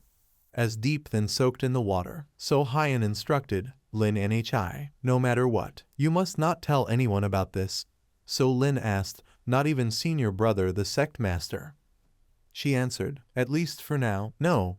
She sighed deeply and continued, the fewer who know, the better. The matter of the heavenly extinction pill has already caused such chaos. One hall and 2 sects have sent spies into our hang and hack sect, and we still have not rooted them all out. To protect Deep then safely, it is best that we remain cautious. The key point is, she hesitated, then said, this one is also an alchemist. So Lin was startled and asked, an alchemist? He is an alchemist? Why have I never heard you mention this before? So Hyen closed her eyes, pressed her hand to her forehead, and said wearily, I only just found out. That brat even has true flame within him. Hearing this, So Lin was shocked, frozen on the spot, stammering, true flame. Then she said, your disciple is far too mysterious, sister. So Hyen stretched and smiled, indeed, quite mysterious. She turned to leave, waving her hand as she said, I am going to the alchemy hall. You stay here and keep watch over him. So Lin, still in disbelief, nodded in agreement. Night fell, and a crescent moon appeared in the sky. On a cliff, Ngung Seong bowed before So Hyen and said, Senior Sister Ko, I have inquired everywhere. There is no disciple named Tranda within Hang and Hack sect. So Hyen replied, there is not. Hearing this, the girl looked up, startled, and muttered, then, did that person deceive me? Tranda, why are you unwilling to reveal your true name? At a nearby sacred lake, because he wanted to heal his wounds, Deep then soaked himself in the water. Beside him was So Lin, who was watching and muttering to herself, the recovery ability of this guy is truly monstrous. Just like that, a bad thought suddenly appeared in So Lin's mind as she said, what kind of freak are you anyway? The moment she thought that, Deep then frowned in discomfort. A second later, he let out a faint hum. Then, in So Lin's mind appeared the image of him forcefully kissing her, making her cover her blushing face in embarrassment. To stop herself from having such strange thoughts, So Lin kept slapping her own cheeks and shouted loudly. She was truly flustered, so she asked herself, what on earth are you thinking? After a while, So Lin sighed out of frustration. Then she turned back to look at Deep then and said, for my sister's sake. So Lin decided to leave him there alone, muttering as she walked away, I will not kill you for now. That night happened to be a full moon, so the mountain was not as dark as usual. Deep then's arm had finally healed completely. At the same time, his entire body was surrounded by a mysterious divine energy. Immediately after, Deep then suddenly opened his eyes. Very quickly, he jumped out of the lake. A moment later, he landed on the ground. Looking at his fully restored hands, he spoke excitedly, the human essence realm truly is different. Not stopping there, Deep then sat down in meditation to harmonize the new power with his body, and thought to himself, my elixir sea has expanded more than tenfold. Unbelievable, truly unbelievable. After a while, he opened his eyes with a puzzled look. Deep then felt a thunderous energy within his body, and asked himself, this is lightning. Moreover, he scratched his head in confusion and asked, why is there lightning inside my body? Where did it come from? Deep then looked at his hand and guessed, could it be the heavenly lightning left behind from when I faced the tribulation? He tried to grasp the lightning, and upon feeling its strength, Deep then had to admit, it's powerful. His face showed pure excitement as he realized he had gained a new ability. In addition, Deep then tested it by lifting 2 rocks nearby with the lightning. He was surprised to see that the heavenly lightning was gradually harmonizing with his own power. In an instant, the entire strand of heavenly lightning finished merging. Now it floated before his eyes. The more he looked at it, the more excited Deep then became. Damn, I've picked up a treasure. Both are born of heaven and earth, perhaps of the same level as celestial fire. My luck has exploded. So you've woken up, huh? Just then he heard footsteps and frowned in annoyance as he spoke. The one approaching was So Lin, who kindly brought 2 jade bracelets and asked about Deep then's condition. How does it feel to be struck by lightning? He hesitated and replied, no, not much. I was almost turned into a pile though. Then So Lin honestly said, do you know how many people wish to use heavenly tribulation to temper their bodies, but are not qualified to do so. Some never experience a tribulation in their entire lives. Saying that, the two sat down together, and So Lin asked him again, compared to them, do you not feel that you are very fortunate? Stop acting as if you have gained some great benefit and showing off. Put this on for me. Deep then obediently followed her words. You're right. However, as soon as the bracelet rested on his wrist, it began to tremble. Then the jade embedded within started to glow. This made Deep then confused as he asked, why is that? So Lin looked at Deep then with a tense expression and thought to herself, he just advanced to the human essence realm, yet he can already withstand a weight of 1,250 kilograms. This guy is truly a monster. Meanwhile, he was holding his arm, trembling all over as he cursed, damn it, so damn heavy. At the same time, she recalled what happened before and muttered in her heart, I remember 2 days ago there were only 2 stars lit. But in just a short while the gravity suppression has increased by 500 kilograms. After a while, feeling uncomfortable, Deep then stood up and called out to her, little martial ant. Moreover, when he noticed her uneasy expression, he asked, what are you thinking about? Being suddenly questioned, So Lin was startled and awkwardly replied, nothing. She even turned her face away pretending to cough and said, rest well tonight, starting tomorrow, I'll continue to train you in hellish practice. Hearing that, Deep then tensed up and asked again, hellish training, there's still more training. Right after that, when he saw So Lin hurriedly leave, he shouted loudly, then where is my master? But she refused to reveal anything and only replied, not telling you. Left alone, Deep then began grumbling, falling into her hands, even if I don't die, I'll lose a few layers of skin. Scene shift, the next night under a crescent moon at the sect.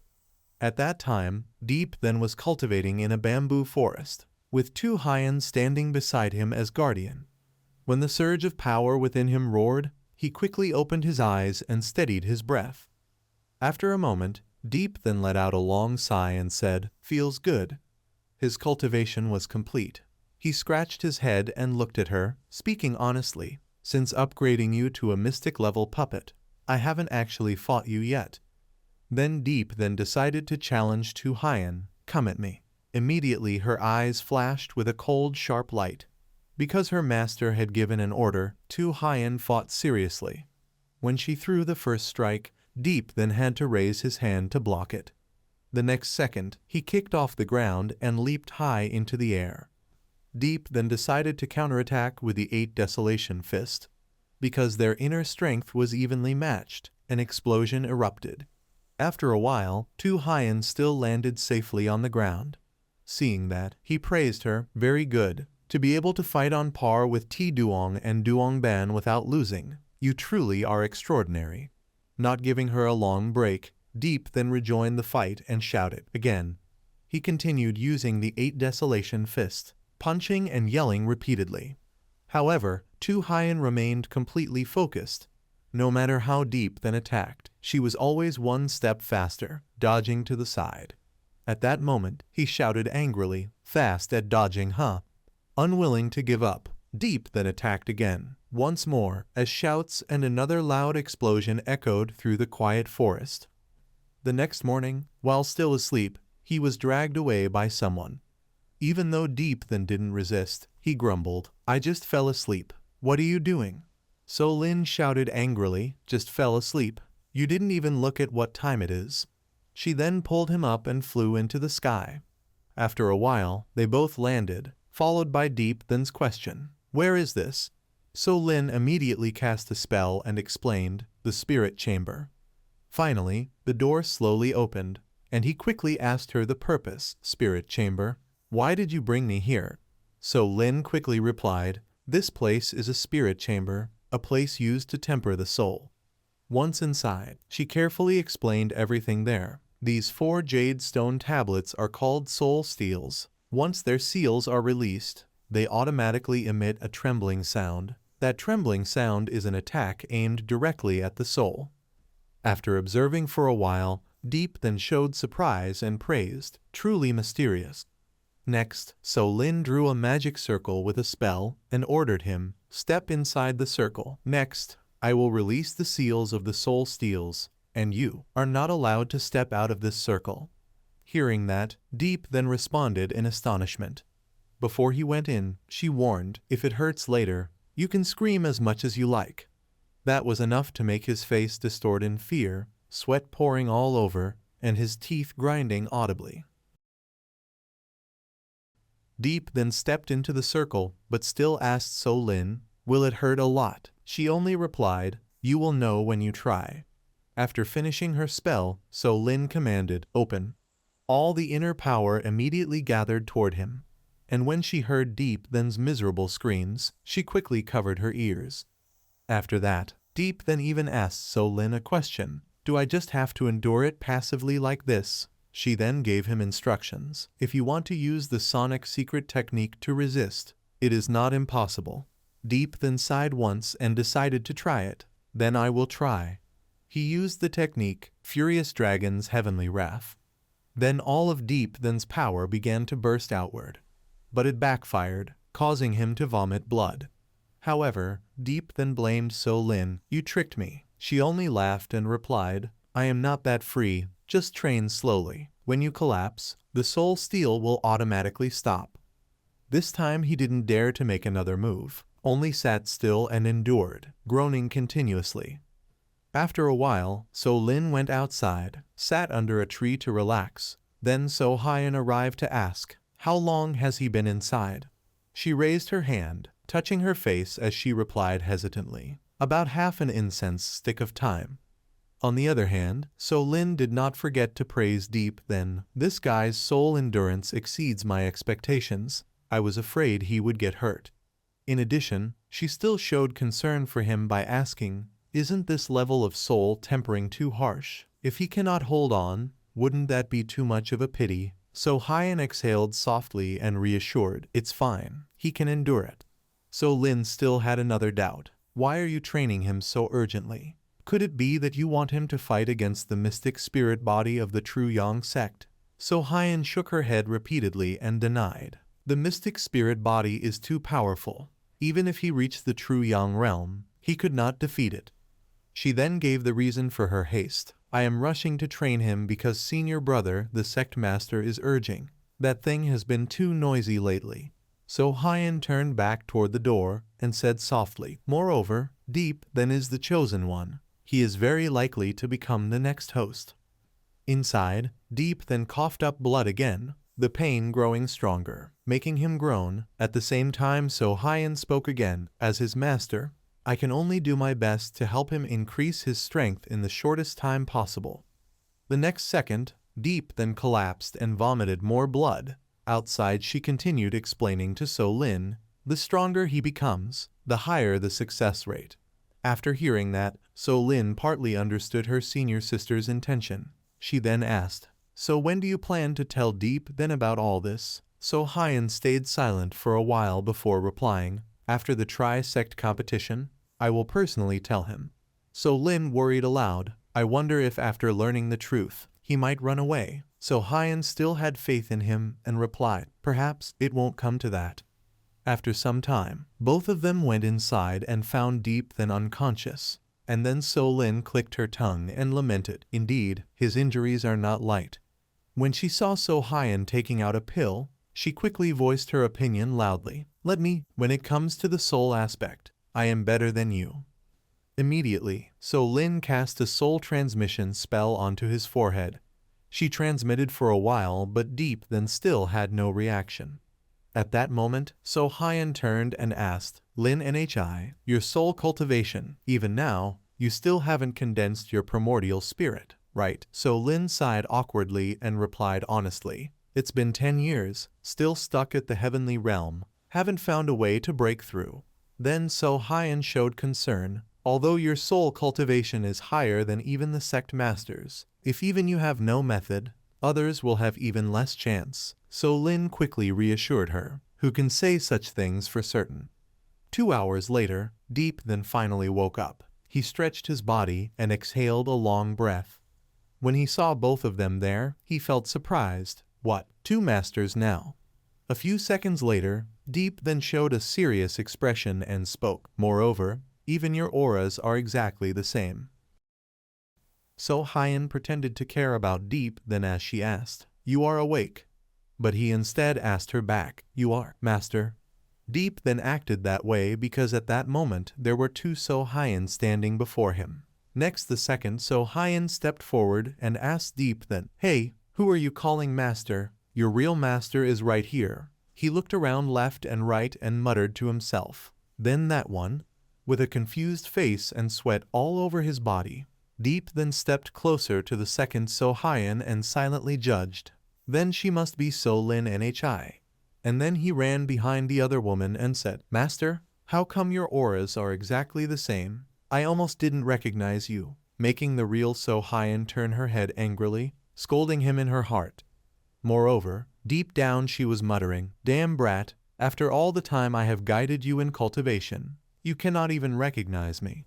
In addition, So Lin took advantage of the situation, pretending to be So Hyen and ordering, "Lin Nhi, if you are done here then go back first. I still have something to say to him."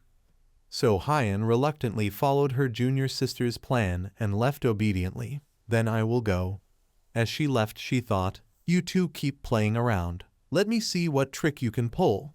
Seeing Deep then still watching the fading figure, So Lin began to tease him. "It seems you are very afraid of my younger sister." He immediately denied, "Not at all." Even so she still pressed him against the cliff wall, making him frightened as she deliberately asked, "Then what do you think of my younger sister?" And then the answer that followed made So Lin blush deeply. At that moment Deep then closed his eyes and shouted loudly, "Very white." The words "very white" kept running chaotically through her mind, along with an image of So Lin pushing Deep then down on a bed, which made So Lin herself feel extremely embarrassed. A second later she angrily called his name, Deep then. Without stopping there, So Lin cast a spell and shouted, "Take this whiteness." This time she struck with great force, making him cry out in pain. Why is this attack so much stronger than before? While Deep then struggled within her formation, So Lin gritted her teeth and replied, "Just slowly enjoy it." Seeing So Lin angrily storm out, So Hyen, who had not gone far and was still sitting outside the door, covered her mouth and laughed. Taking the chance, she teased her junior sister, Lin Nhi, "Very white indeed." So Lin angrily turned back and scolded her, "Look at the kind of lecherous disciple you took in." So Hyen was not angry. She even touched her junior's face and said, "I leave him to you. I will wander around the alchemy pavilion for a while." After walking some distance, So Hyen spoke again. "He really is quite white though." So Lin replied irritably, "Hurry up and go, annoying." That night was a crescent moon night, but there were still many stars outside. Time passed quickly until the full moon returned. At that moment, because he could not sleep, Deep then grumbled, "Today is the 15th already. I have been here for 3 days." A second later he held his head, recalling what had happened, muttering, "If I am not beaten, then I am unconscious. My beautiful master ignores me as if I offended her." Moreover, Deep then questioned himself, "Recently I don't think I have offended her." After a while So Lin came to find him. "You are awake." Seeing her, Deep then happily asked, "Master, how much longer must I stay here? These days have tortured me so much. My head is about to explode." Taking the chance, he even complained to her, "Truly only when I am unconscious do I feel a bit comfortable." But So Hyen did not comfort him. Instead she pointed at his forehead with an unhappy look and replied, "You really are someone blessed, but unaware of it, cultivating in this place, and you still complain." Moreover, she lectured Deep then for a while, "Do you know how many people fight desperately just to enter this spirit chamber to cultivate?" D-I letter 1 EC7 PTH letter 1 EA7N shouted in surprise at S letter 1 EDF Lin. The two of them were standing on a stone step engraved for secluded cultivation. Huh, who would fight and bleed just to come here, enduring soul tablet attacks day and night. She crossed her arms and smiled. Of course, those who want to temper their soul power for real gains. Think about it. Hasn't your soul power grown stronger? He tried to form a flame in his palm and was startled it really had increased. S letter 1 EDF Lin smiled and asked, soul power is useful for alchemy too. How many pill patterns can you make now? DI letter 1 EC7P TH letter 1 A7N scratched his head and raised 2 fingers. Barely a 2-pattern spirit pill. S letter 1 EDF Lin widened her eyes. 2 pattern. Not bad. Then she looked at him darkly. Impressive. With your current level you can do that. Even T letter 1 EB fuck couldn't. DI letter 1 EC7P TH letter 1 A7N hurriedly asked, Master, any way to help me improve? S letter 1 EDF Lin answered, None. You must wait until your soul reaches the profound rank. Her words crushed his confidence. When will that be? She explained. Normally, soul power equals cultivation, though you're an exception. Advancing the soul is harder than advancing cultivation, so most can't raise it in time. Those with higher soul rank are always stronger, because they're closer to heaven and earth. He asked, Closer to heaven and earth. What does that mean? S letter 1 EDF Lin replied, Haven't you heard of the primordial spirit? DI letter 1 EC7P TH letter 1 A7N said yes. Elder T letter 1 EB fuck told him only heaven realm cultivators can form it. It's above the soul and far stronger. S letter 1 EDF Lin nodded excitedly. Once the soul becomes the primordial spirit, it can draw the power of heaven and earth. DI letter 1 EC7P TH letter 1 A7N was stunned. What is that? She explained. That power is vast as the sea, endless as the stars, mighty as mountains once drawn. One can move mountains and fill seas, pick stars and mend moons. He asked again, That unbelievable? Then it's invincible. S letter 1 EDF Lin shook her finger. Not that exaggerated, it depends on one's fortune. Some, even without a primordial spirit, can awaken heaven-defying bloodlines and still draw that power, like the mystic spirit body. DI letter 1 EC7P TH letter 1 A7N finally understood, rubbing his chin. No wonder. S letter 1 EDF Lin asked, Don't you feel pressured? He was confused. Pressured by what? She said, Being born in the same era as a mystic spirit body, of course. He thought of that proud figure on a mountain. Surrounded by heaven and earth's power, such beings are legends. Others can only serve as background. The cold face of Ngung Suong appeared in his mind. That's what makes them so despairing. He frowned. Is it fated she'll always be above me? S letter 1 EDF Lin comforted him. Do your best. Temper your soul. It will still help with your cultivation and alchemy. DI letter 1 EC7P TH letter 1 A7N smiled. You're right. She added, Speaking of alchemy, I have a treasure every alchemist dreams of. What treasure? He asked. She raised her thumb. A 3-pattern pill formula. He nudged her playfully. Please, let me see it. She waved him off. Stop dreaming. You'll never get it. He called out. Why? DI letter 1 EC7P TH letter 1 A7N shouted in surprise at S letter 1 EDF Lin. The two of them were standing on a stone step engraved for secluded cultivation. Who would fight and bleed just to come here, enduring soul tablet attacks day and night? She crossed her arms and smiled. Of course, those who want to temper their soul power for real gains. Think about it. Hasn't your soul power grown stronger? He tried to form a flame in his palm and was startled it really had increased. S letter 1 EDF Lin smiled and asked, Soul power is useful for alchemy too. How many pill patterns can you make now? DI letter 1 EC7P TH letter 1 A7N scratched his head and raised 2 fingers. Barely a 2-pattern spirit pill.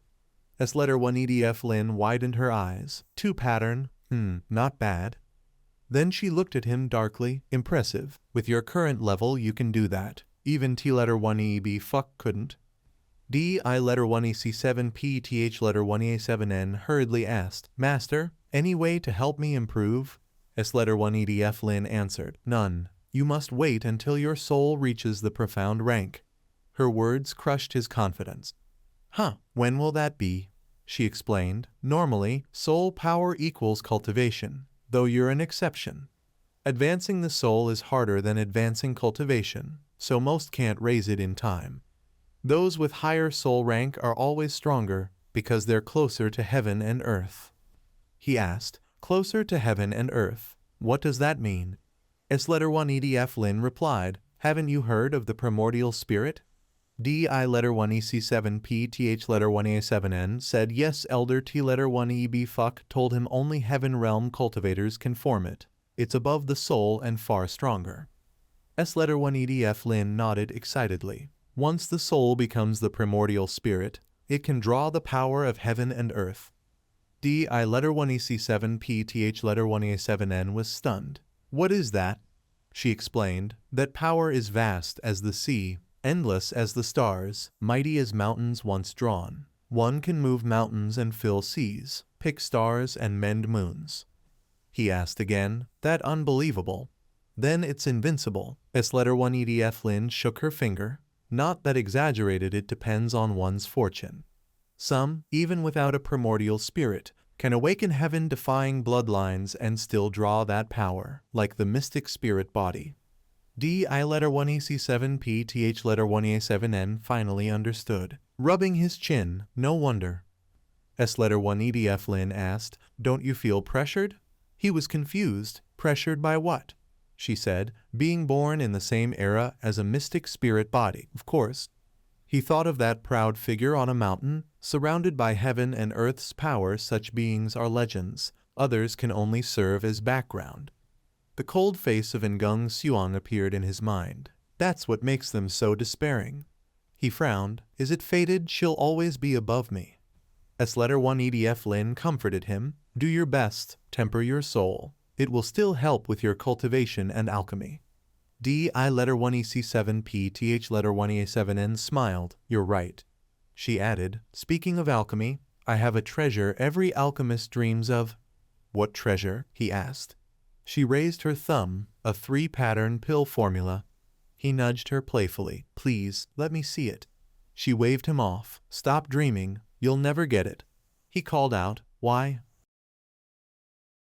S letter 1 EDF Lin, when questioned, snapped back angrily. What do you think? DI letter 1 EC7 PTH letter 1 A7N wanted to speak, but stopped himself, forcing a wry smile while thinking. I thought the one I've been with day and night these past few days was my master. T letter 1 ED Hiren NHI. He cursed silently in his head, flicking his fingers toward little S letter 1 EDF Lin a few times. Who would have known she was actually S letter 1 EDF Lin NHI pretending to be her? Puffing his cheeks and pouting, he turned to glare at S letter 1 EDF Hiren. Even my master joined you to prank me. Must have been hilarious for you too. S letter 1 EDF Hiren finally turned to ask S letter 1 EDF Lin. What happened? To which she pouted back. He hugged my leg. S letter 1 EDF Hiren crossed her arms and looked darkly at DI letter 1 EC7 PTH letter 1 A7N, who hurried to defend himself. She told me to do it. He quickly mimicked S letter 1 EDF Lin's earlier teasing tone. Didn't you say, do you want to hug your master's thigh? Then muttering pitifully, that's exactly what she did. S letter 1 EDF Lin blushed and protested. I said it as a joke, and you actually did it? But he answered seriously, a master's command cannot be disobeyed. Furious, she rolled up her sleeves and called to S letter 1 EDF Hiren, Sister, I'm going to kill him. But strangely, S letter 1 EDF Hiren only replied lightly, as you wish. Seeing no help from her, DI letter 1 EC7 PTH letter 1 EA7N panicked and turned to flee, waving as he ran, goodbye. But after only a few steps, his eyes went wide, and he shouted, damn it. A second later, S letter 1 EDF Lin flew forward and kicked him hard in the back. From within the chamber came his screams mixed with her curses. Look closely and see who I am. Spare me. Time passed day or night. Who knew? At last, when her anger was spent, DI letter 1 EC7 PTH letter 1 A7N was lying flat on the floor of the cave. Seeing her turn and walk away, he finally dared to open his eyes and glance up only to see S letter 1 EDF Hiren calmly sipping tea nearby. He quickly sat up, looking around nervously, then stared at his hands and muttered inwardly. This S letter 1 EDF Lin NHI, such a temper arrogant and fierce, yet that night she was actually gentle. S letter 1 EDF Hiren finally spoke. Daring, aren't you? Even hugging your master's little sister. He sat up straight immediately and explained. I thought the one guiding me these past days was you, Master. Catching the key point, she asked coldly, if it were me, you'd hug freely then? The I letter 1AC7P TH letter 1A7N scratched his head awkwardly. Master, if I hugged you, you wouldn't hit me, right? But the sound of a teacup shattering froze him. You can try, she said. Being sharp-minded, he forced a grin. No need, better not. Without wasting more time, S letter 1 EDF Hiron took out a golden pill from her pouch. Enough chatter, let's talk business. Without any explanation, she ordered him, eat it. D I letter 1 EC7P TH letter 1 EA7N examined the pill in shock. It was a 3-pattern spirit pill. Then he respectfully said, upon opening my sight, aside from half a heavenly extinction pill, this is the first time I've seen a top-grade pill with my own eyes. S letter 1 EDF Hiron explained, this pill is called the Soul Spirit Pill, a top-tier elixir for nurturing the soul. D I letter 1 EC7P TH letter 1 EA7N immediately bowed gratefully. Thank you, Master. But as he stared at the pill, he suddenly gasped. Looking closer, his face froze inside the pill. There was an image of a cultivator refining a pill, with even an arrow marking advancement carved on its surface. This was T letter 1 EB fuck, refining pills.